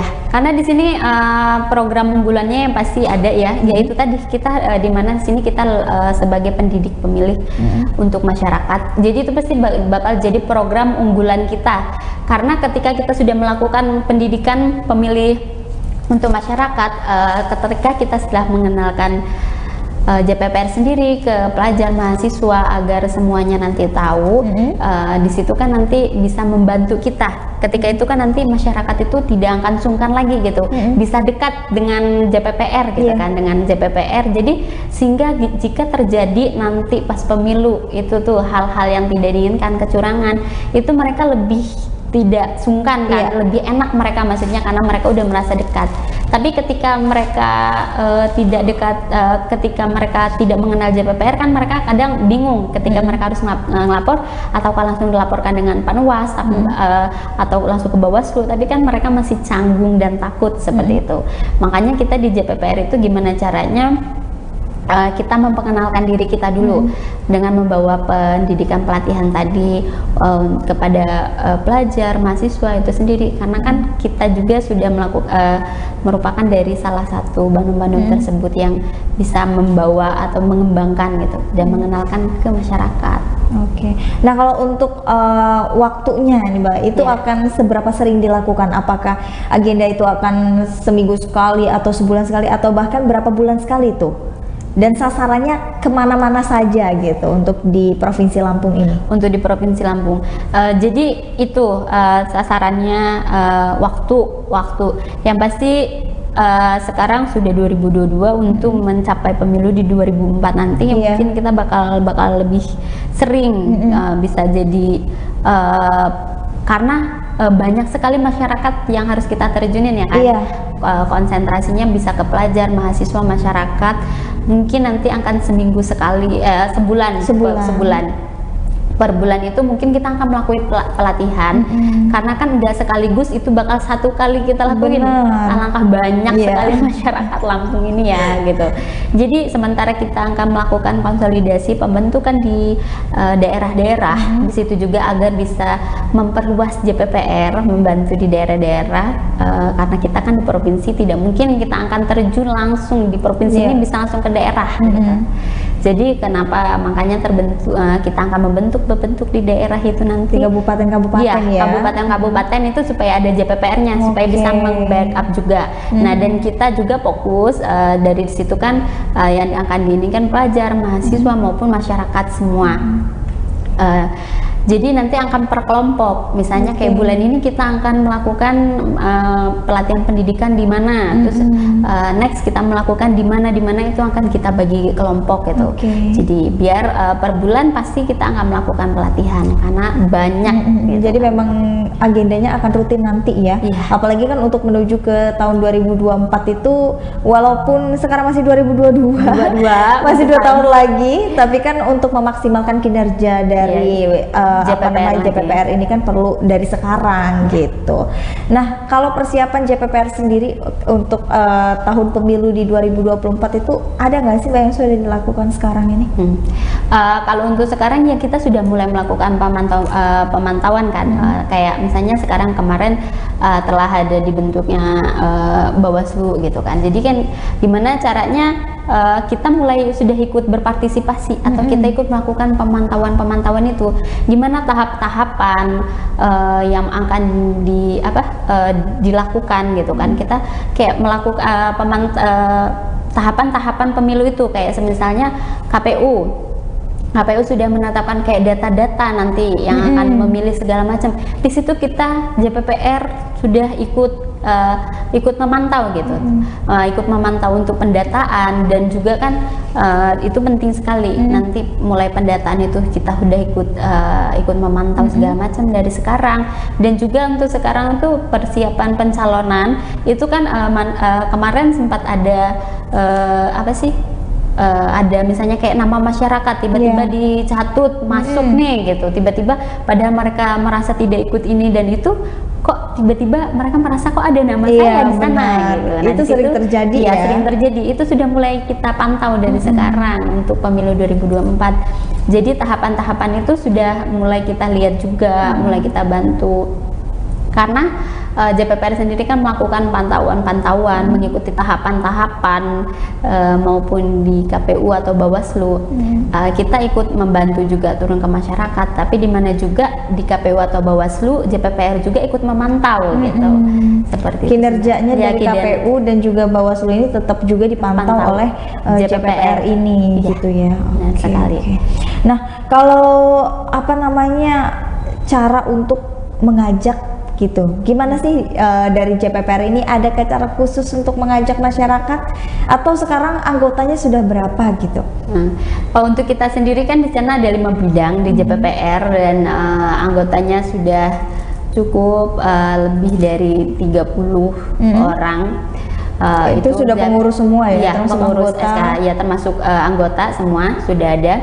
Jadi kurang lebih 30 orang di situ. Jadi nanti itu kita akan berperan, di mana kita akan berbagi gitu kan, berbagi peran kepada teman-teman karena sudah mempunyai tugas masing-masing gitu ya, job desk-nya masing-masing, sehingga nanti untuk mengajak masyarakat gitu kan, memang nggak mudah gitu kan, kita harus terjun langsung ke masyarakat mengajak mereka, ayo kita woro-woro itu enggak, tapi sedikit-sedikit ya tadi kita lakuin ketika kita melakukan sosialisasi, pelatihan kepada pelajar, mahasiswa, nanti kan mereka akan berbicara nih, mereka akan menyebarkan hal itu ke masyarakat juga, ke orang tua mereka misalnya. Ketika JPPR melakukan pelatihan nih kepada mahasiswa gitu, nanti meleknya angkat pemilu segala macem, kayak ayo jangan sampai golput karena suara kalian itu menentukan 5 tahun yang akan datang. Dan kecurangan-kecurangan yang terjadi nanti pada saat ada money politik atau hal-hal yang dilakuin calon yang kurang baik dan tahu, mari dilaporkan gitu kan. Jadi kan kita sosialisasi dulu kepada mahasiswa-mahasiswa itu. Jadi kan dimana nanti mahasiswa itu bakal dia bercerita kepada orang tua gitu kan, misalnya oh Bu nanti kalau misalnya pemilu itu tuh penting segala macam ikut, dan ketika nanti ibu dapat sembako atau ibu tiba-tiba dapat dikasih uang disuruh milih segala macam kayak gitu, itu ibu bisa laporkan gitu, ada laporan ke JPPR bisa gitu, nanti kita bisa ngebantu juga gitu. Nanti hal-hal kayak gitu, dimana kalau kita sudah berbicara ke mereka nanti kan itu akan nyebar luas gitu, hal-hal yang seperti itu bisa nanti nyampai ke masyarakat kayak gitu kan. Berarti memang branding awal dari sosialisasi ya, sosialisasi itu penting, artinya pendekatan ke masyarakat dulu, melalui sosialisasi. Dengan begitu kan program-program dan juga pelatihan yang akan diberikan oleh JPPR ini bakalan sampai gitu. Oke. Nah, kalau JPPR ini memantau dana kampanye juga nggak sih Mbak? Kalau sampai memantau dana kampanye juga kita tidak akan tahu the realnya atau gimana pasti ya Mbak. Ya pasti ya tadi kita memantau cara misalnya kampanye yang benar-benar the real dilakukan atau yang sesuai dengan aturan-aturan yang berlaku seperti itu. Ya itu akan kita pantau. Tapi kalau dananya berapa kita tidak nominal yang tidak kita tidak akan ikut gitu. Maksudnya tidak akan ikut campur, cuman gimana caranya mereka sesuai dengan menjalankan sesuai dengan peraturan-peraturan yang ada gitu, gimana semestinya pada saat mereka mencalonkan jurdil kan, jujur dan adil itu gimana caranya hal-hal baik gitu, tidak ada kecurangan-kecurangan yang terjadi seperti itu. Mungkin Mbak bisa ingatkan lagi kita Tribuners di rumah, apa aja sih dana kampanye ataupun kampanye yang dibolehkan dan tidak diperbolehkan gitu. Ya, jadi kan nanti hal yang pasti permasalahan ya kita pemantau, karena yang sering tersorot pasti sedikit masalah gitu yang tidak boleh gitu kan, misalnya adanya mereka money politik, penyebaran uang gitu kan, pasti itu kalau pada saat pemilu hal-hal seperti itu tidak asing sekali, nggak asing sekali dia akan dengan bahasa-bahasa mereka kayak bagi-bagi uang nih pasti gitu. Nah hal-hal seperti itu, kampanye seperti itu kan sebenarnya tidak boleh dilakukan gitu. Pada saat nanti pencalonan, pada saat kampanye itu tuh nanti telah ditetapkan gitu, ditetapkan di situ juga sebenarnya ada pengawas-pengawas juga kan, ada Bawaslu yang bakal ngawasin hal-hal kampanye tersebut boleh atau tidak boleh. Jadi kalau misalnya kayak memberikan uang segala macam itu kan tidak diperbolehkan pada saat kampanye, karena itu sama aja kayak money politik yang dilakukan gitu. Nanti tahap-tahapannya yang boleh diperbolehkan nanti akan diatur kan oleh penyelenggara nanti seperti itu. Gitu. Kalau yang diperbolehkan? Nah, yang diperbolehkan itu kan mereka nanti pada saat melakukan kampanye itu mereka menyampaikan visi misi mereka di diri mereka, silakan boleh diperbolehkan. Nanti kan ada jadwalnya gimana para calon itu tuh boleh turun ke lapangan dan mereka boleh mempromosikan diri mereka masing-masing pada saat nanti kampanye itu kan sangat diperbolehkan. Nanti ada waktunya mereka yang harus terjun ke masyarakat gitu, ada waktunya mereka terjun ke masyarakat, mereka langsung nanti akan menyampaikan visi misi mereka atau mengenalkan diri mereka tanpa harus mereka membagi-bagikan uang nanti di belakang. Tidak boleh membagi-bagikan uang. Tapi kalau sembako boleh nggak sih? Termasuk nggak boleh ya kalau sembako? Iya, sembako juga berarti uang sembako. Uang sembako itu tidak boleh. Tidak boleh ya. Terus selain itu ada lagi nggak? Ya, dua itu dulu. Ya. Nah kalau yang diperbolehkan berarti kayak baju itu boleh? Ya, baju, kalender ya boleh ya, seperti itu. Nah mungkin ada tanggapan ataupun harapan dari Mbak Halimah selaku anggota dari JPPR ini untuk pemilu kita di 2024 nanti seperti apa sih? Oh ya, baik. Tanggapan saya di pemilu 2024 nanti, semoga masyarakat dan semua elemen-elemen dari JPPR Lampung itu gimana caranya berjalan dengan baik, berjalan dengan sebagaimana mestinya dan tidak ada kecurangan-kecurangan nantinya ke depan untuk pemilu di 2024. Terus itu bisa berjalan dengan lancar ya, yang pasti lancar, terus tidak ada hambatan-hambatan gitu semuanya. Jadi di situ gimana caranya untuk anak muda, masyarakat semuanya bahwa ayo kita sama-sama mengawal pemilu, karena pemilu ini buat berarti juga untuk kita semua masyarakat, nggak hanya untuk beberapa orang, nggak, tapi untuk semua masyarakat itu sangat penting gitu.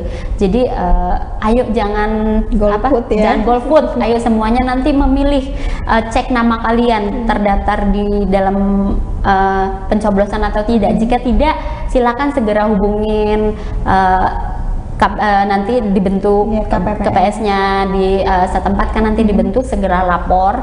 Jadi dari sekarang lihat di diri kalian, di diri pada masyarakat atau semuanya itu terpilih tidak. Jadi diharapannya seperti itu, masuk atau tidak. Jadi ayo semuanya.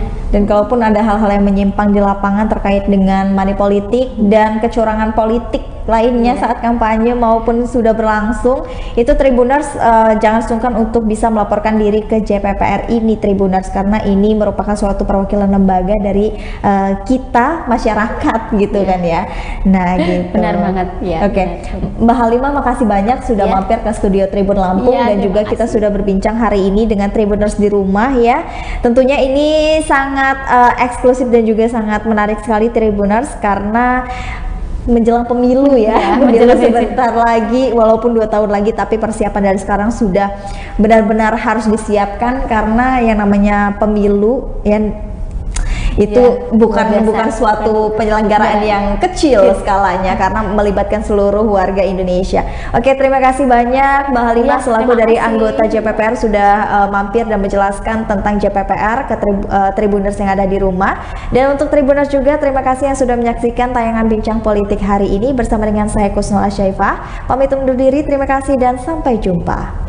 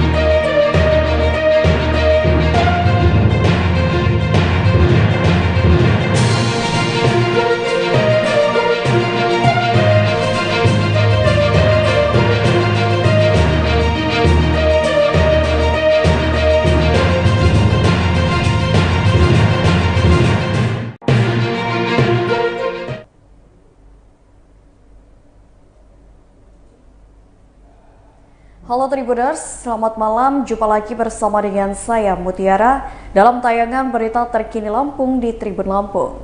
Kami akan menyajikan informasi menarik dan terkini untuk Anda dari berbagai daerah di Provinsi Lampung. Dan inilah berita terkini selengkapnya.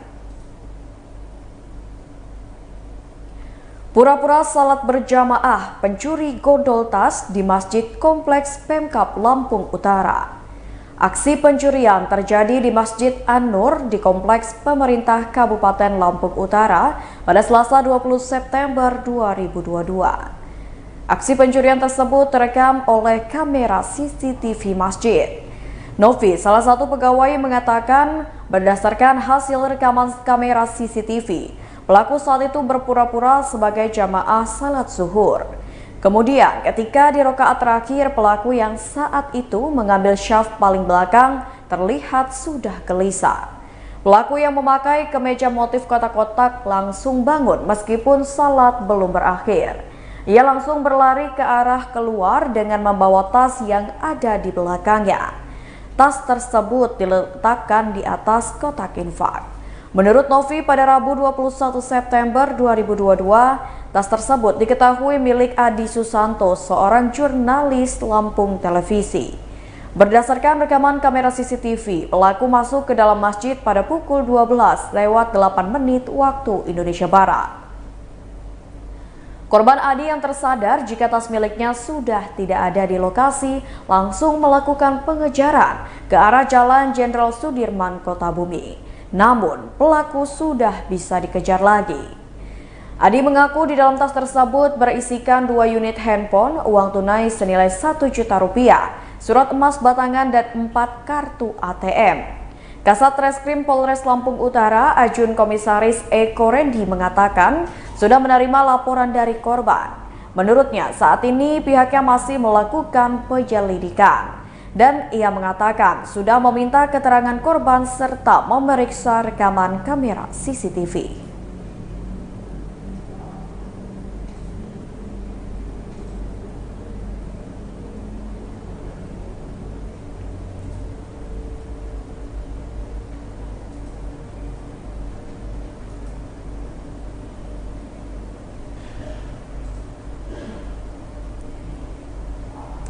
Berita selanjutnya, rapat paripurna DPRD Pringsewu tertunda hanya dihadiri 22 anggota. Banyak anggota DPRD Pringsewu yang tidak menghadiri rapat paripurna pengesahan RAPBD perubahan tahun anggaran 2022. Dijadwalkan rapat paripurna dimulai pada pukul 8:30 waktu Indonesia Barat pada Rabu 21 September 2022. Namun, hingga pukul 10 waktu Indonesia Barat, belum banyak anggota DPRD Pringsewu yang hadir. Sedangkan semua kepala OPD dari Pemkab Pringsewu sudah terlihat hadir di ruangan rapat. Kemudian pada pukul 11 waktu Indonesia Barat, PJ Bupati Pringsewu, Kapolres Pringsewu, hingga Ketua DPRD Pringsewu hadir memasuki ruangan rapat. Namun, karena banyaknya anggota DPRD yang tidak datang, rapat tidak bisa dimulai dan ditunda karena belum quorum. Diketahui dari 40 anggota DPRD Pringsewu, jumlah yang datang hanya 22 orang saja. Sementara rapat paripurna bisa dimulai jika 2/3 dari anggota DPRD datang di ruangan rapat. Sekretaris Dewan DPRD Pringsewu, Relawan, mengatakan molornya rapat paripurna DPRD hingga lebih dari 2 jam dikarenakan anggota DPRD banyak yang belum hadir karena tempat tinggalnya yang jauh. Kemudian rapat paripurna dijadwalkan dimulai kembali pada pukul 14 waktu Indonesia Barat. Namun hingga pukul 14:20 waktu Indonesia Barat, ruang rapat paripurna DPRD Pringsewu masih juga terlihat sepi. Terlihat hanya beberapa anggota DPRD yang hadir di ruangan rapat. Masih banyak kursi kosong anggota DPRD yang belum terisi. Beberapa anggota DPRD yang tidak hadir dalam rapat antara lain fraksi PKB 6 orang, fraksi Gerindra 3 orang, fraksi PKS 2 orang, fraksi PAN 3 orang, fraksi Demokrat 1 orang, dan fraksi PDI Perjuangan 1 orang.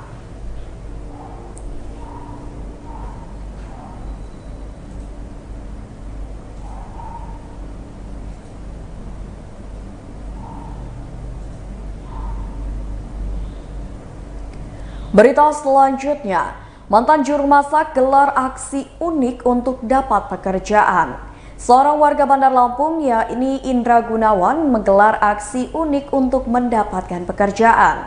Pria yang pernah membuka usaha makanan ini menggelar aksi berdiri di dekat Tugu Adipura Bandar Lampung, seraya membawa karton bertuliskan butuh pekerjaan. Cuaca cukup terik saat Indra Gunawan berusia 44 tahun berdiri di dekat Tugu Adipura Bandar Lampung sekitar pukul 10:13 waktu Indonesia Barat, tepatnya pada Selasa 20 September 2022 kemarin. Menggunakan kemeja putih, celana jeans biru, topi tapis, serta masker putih, ia berdiri tegak seraya mengangkat karton putih. Ada 2 karton putih yang dibawanya, satu diangkatnya tinggi ke atas kepala, sedangkan satu lagi dikalungkan di lehernya. Di masing-masing karton terdapat tulisan. Pada karton putih yang diangkatnya bertuliskan butuh pekerjaan, bukan bulin. Juru masak Sultan, juru masak ahli masak. Sementara pada karton putih yang dikalungkan bertuliskan aku ayah, bukan ayah yang menyerah. Ini demi kalian, ayah gadaikan rasa malu. Aku juru masak, adakah yang mau mempekerjakanku? Indra menceritakan sengaja melakukan aksi itu untuk mendapatkan pekerjaan. Hal ini merupakan aksi ke-7 yang ia lakukan. 5 aksi dilakukannya di Tugu Adipura, 1 kali di Tugu Raden Intan. Lalu ada juga aksi simpatik di sekitaran Mall Bumi Kedaton. Semua aksi ini dilakukan tanpa sepengetahuan keluarganya. Setiap kali aksi dilakukan selama 2 jam dan selama aksi itu belum ada satupun orang yang serius menawarinya pekerjaan. Ia pun bercerita sebelumnya pernah buka usaha kuliner seperti nasi goreng dan tongseng. Usaha itu ia geluti selama 13 tahun di Bandar Lampung dan Metro, namun seiring waktu usaha tersebut tidak berkembang. Ia pun akhirnya banting setir berjualan kondok mozzarella di Pekor Wai Halim dan pusat UMKM di Taman Bung Karno. Namun penghasilan yang didapatkannya tidak mencukupi untuk biaya istri dan ketiga anaknya yang masih bersekolah. Ia pun berharap ada warga yang berempati kepadanya memberikan pekerjaan sehingga ia bisa mencukupi kebutuhan sehari-hari keluarganya.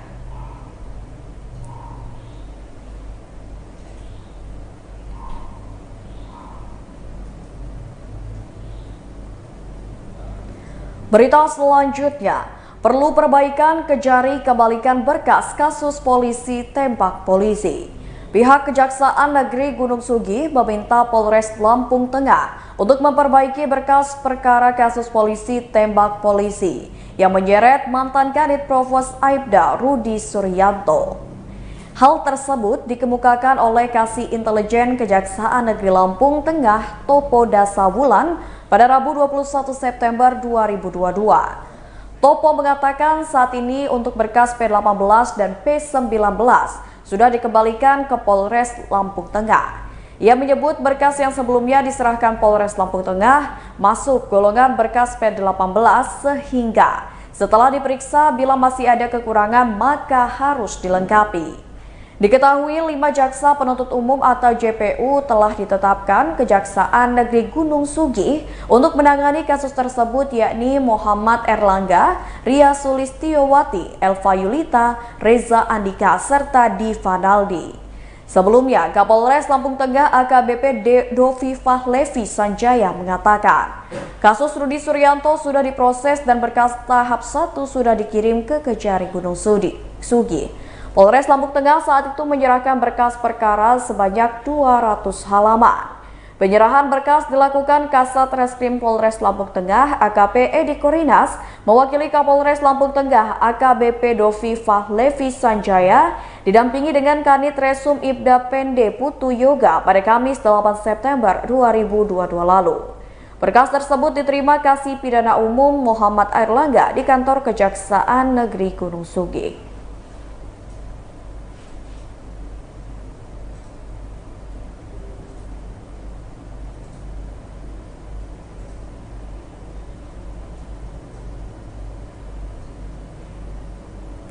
Berita selanjutnya, Dinas Peternakan Lampung Timur sudah vaksinasi 11.621 ekor sapi.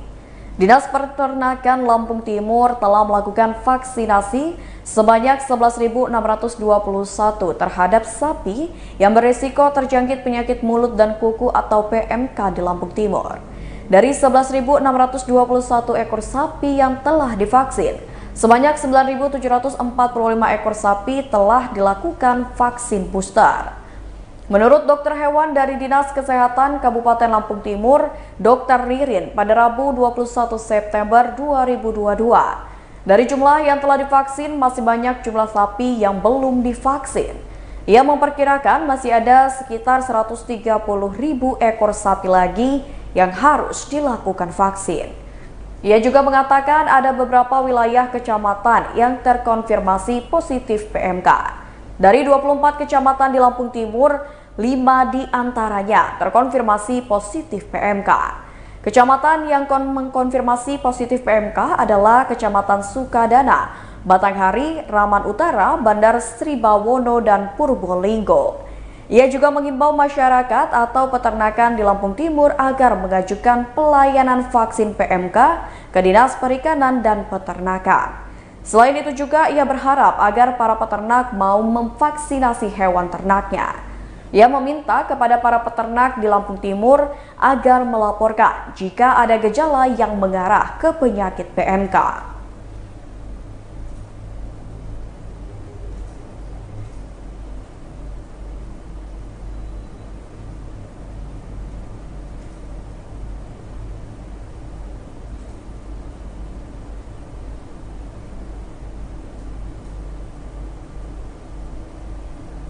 Berita selanjutnya, tahu Sukemi Lampung Tengah mulai merasakan dampak kenaikan BBM. Tahu Sukemi adalah salah satu UMKM yang memproduksi tahu kedelai yang ada di Kampung Sidorahayu, Punggur, Lampung Tengah. Tahu Sukemi memproduksi tahu putih, tahu kuning, dan tahu kampung. Sukemi, sang pemilik, pada Rabu 21 September 2022 mengatakan mulai usaha dari tahun 1994 sebelum ia menikah. Ia mengaku pasca kenaikan harga BBM, harga kedelai yang jadi bahan utama produksi tahu juga ikut naik.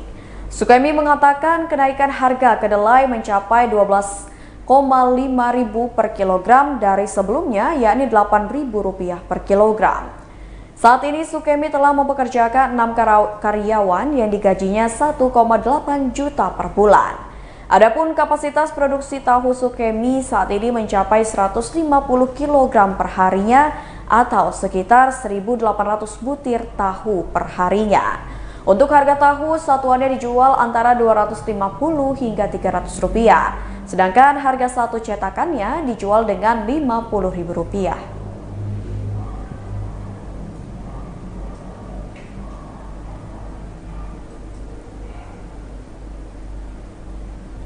Baiklah Tribuners, itulah berita terkini Lampung bersama dengan saya Mutiara. Jangan lupa untuk terus menyaksikan YouTube Tribun Lampung News Video, Facebook Tribun Lampung, Instagram @tribunlampung, dan TikTok @tribun lampung untuk informasi terupdate lainnya. Selamat malam dan sampai jumpa.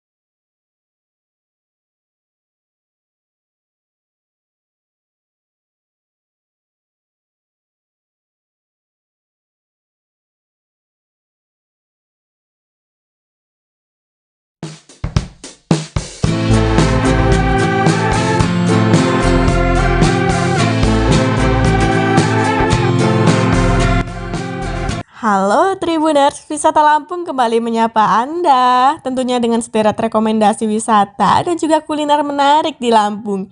Inilah Wisata Lampung di Pantai Tiska.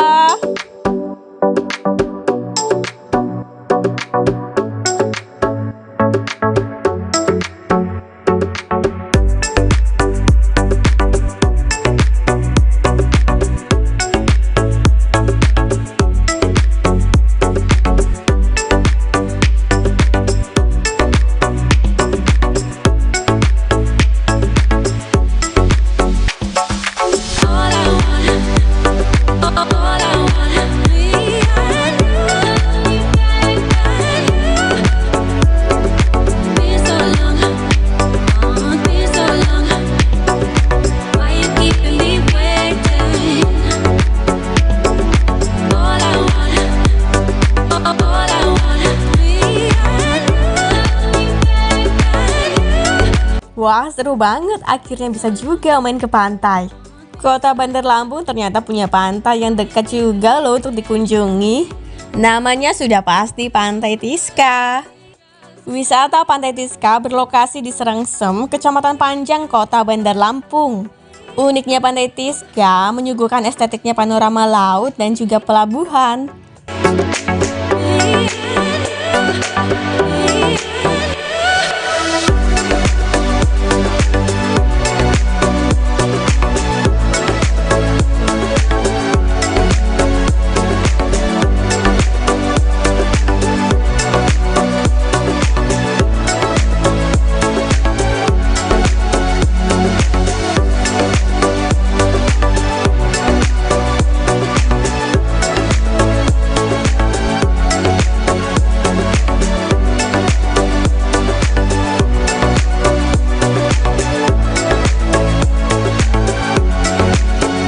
Sebelumnya, Pantai Tiska ini digunakan sebagai tempat untuk menyimpan barang-barang kereta api loh.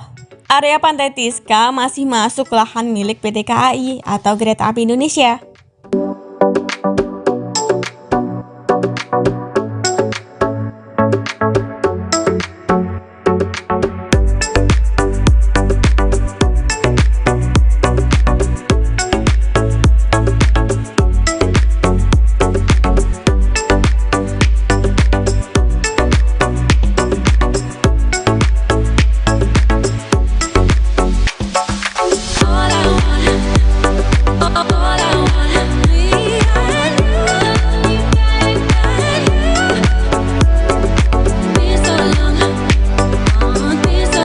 Diketahui, konsep pengelolaan wisata Pantai Tiska ini adalah taman. Disebut taman karena banyak sekali fasilitas dan juga wahana hiburan yang menunjang aktivitas pengunjung saat berekreasi. Seperti biasa nih, ada deretan gazebo kecil dan besar sepanjang bibir pantai. Ada pula 4 jenis spot foto di sekitar pantai berupa jendela pintu, ayunan, dan juga teras jembatan. Kemudian masih banyak fasilitas lain seperti sewa wahana air, lapangan futsal, lapangan voli, jogging track, spot outbound jembatan gantung, gedung serbaguna, halaman parkir, taman bermain anak, dan juga cottage.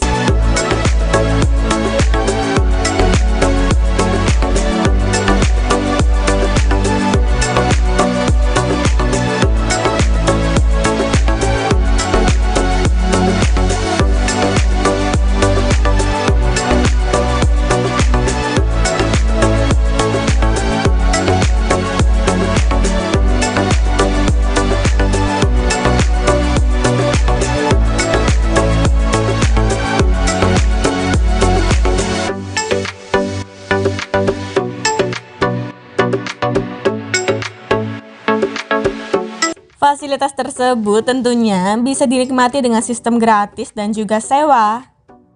Biaya untuk sewa gazebo sekira Rp50.000 seharian.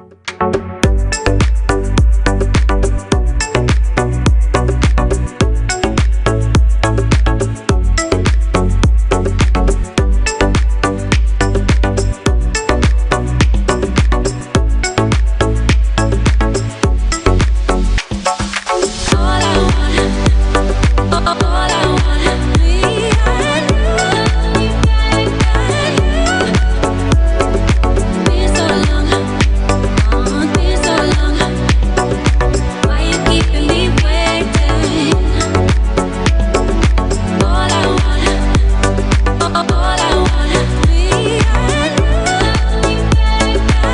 Kemudian untuk masuk ke dalam tentunya wajib membayar tiket masuk sebesar Rp10.000 per orang.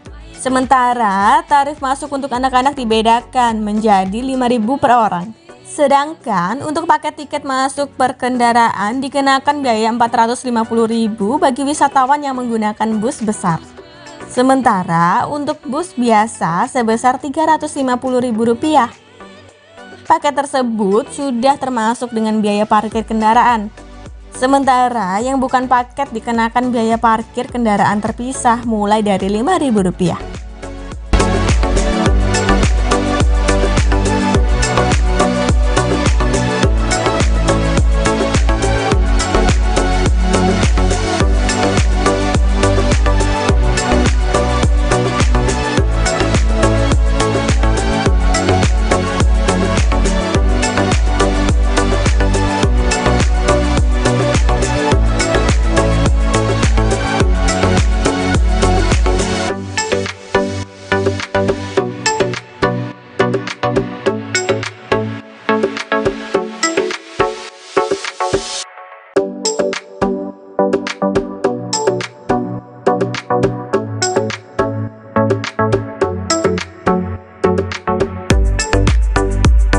Makanan dan juga minuman di dalam area wisata Pantai Tiska ini sangat terjangkau Tribuners, yakni mulai dari Rp5.000 sampai Rp25.000 aja.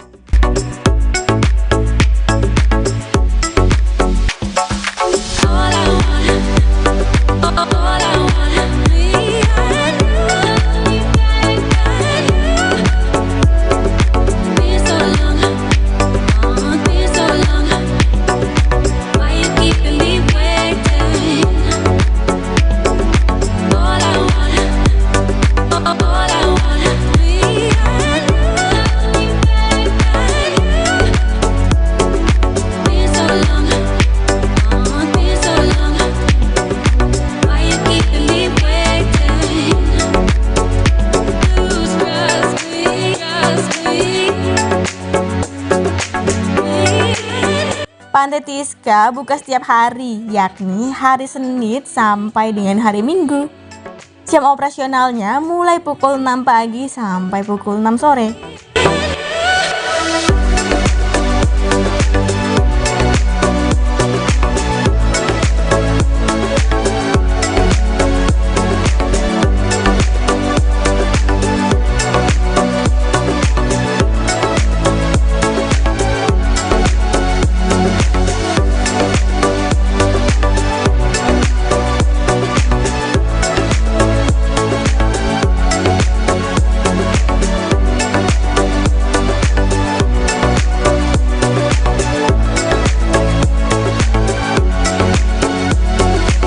Pantai Tiska ramai dikunjungi saat menjelang akhir pekan seperti hari Sabtu dan juga Minggu.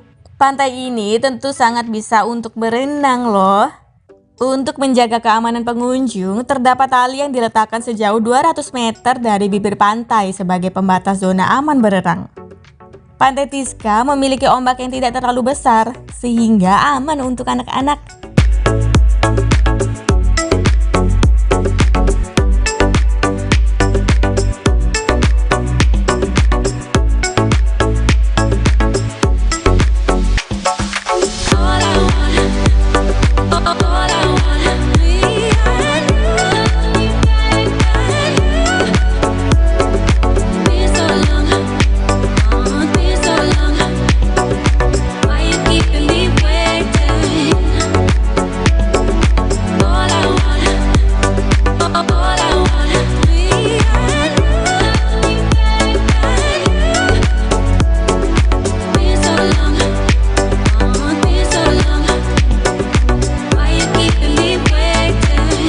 Saat digunakan untuk berenang, pantai tersebut tidak terlalu banyak batu, sehingga nyaman digunakan untuk berenang dan bermain air.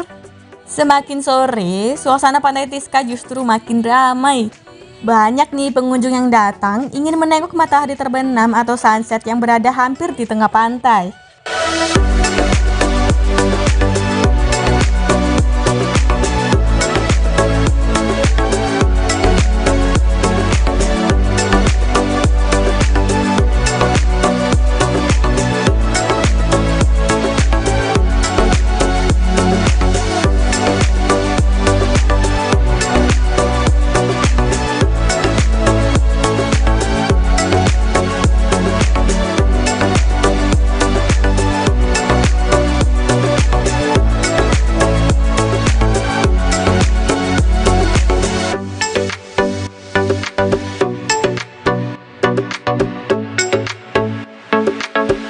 Suasana panorama sangat estetik loh. Selain bisa memandang gunung dan juga laut, estetiknya kapal dari berbagai jenis dan ukuran nampak berlayar di atas permukaan air. Terlihat jenis kapal derek, kapal barang, kapal tanker, sampai kapal feri yang melintas dari kejauhan.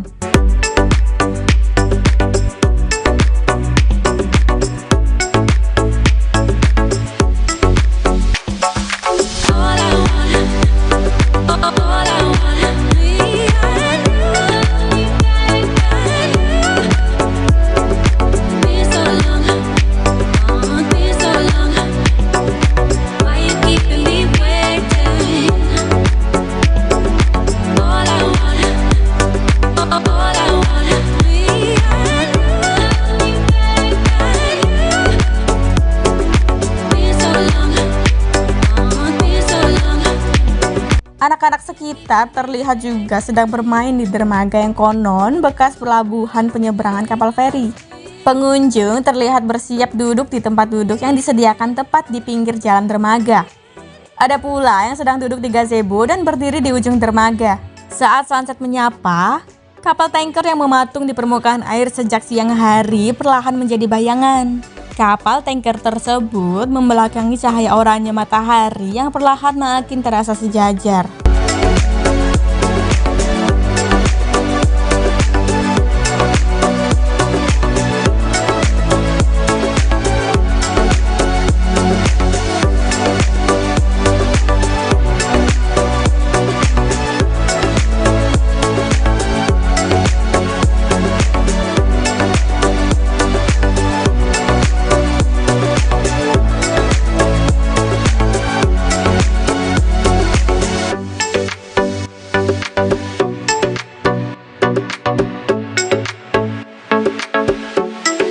Deburan ombak juga semakin tenang dan air laut mulai menarik diri sedikit ke tengah.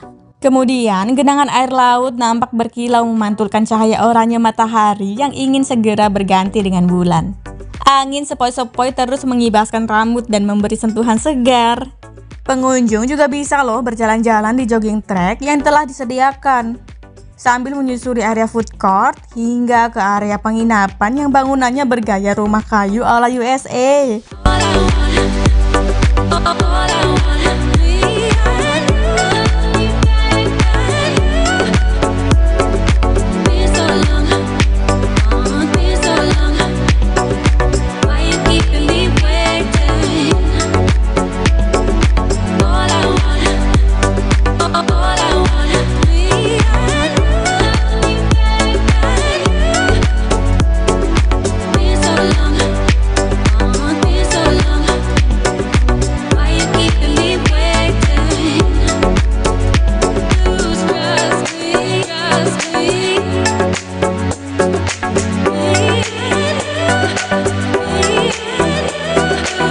Suasana sore di Pantai Tiska cukup menyenangkan loh. Lihat sendiri kan? Sudah lihat sendiri kan? Untuk bisa sampai ke Pantai Tiska, Tribuners bisa kok menggunakan kendaraan pribadi maupun kendaraan umum seperti angkot dan juga bus. Jarak dari pusat kota Bandar Lampung dari Pantai Tiska cukup dekat, yakni sekira 13 km dengan durasi tempuh sekira 25 menit.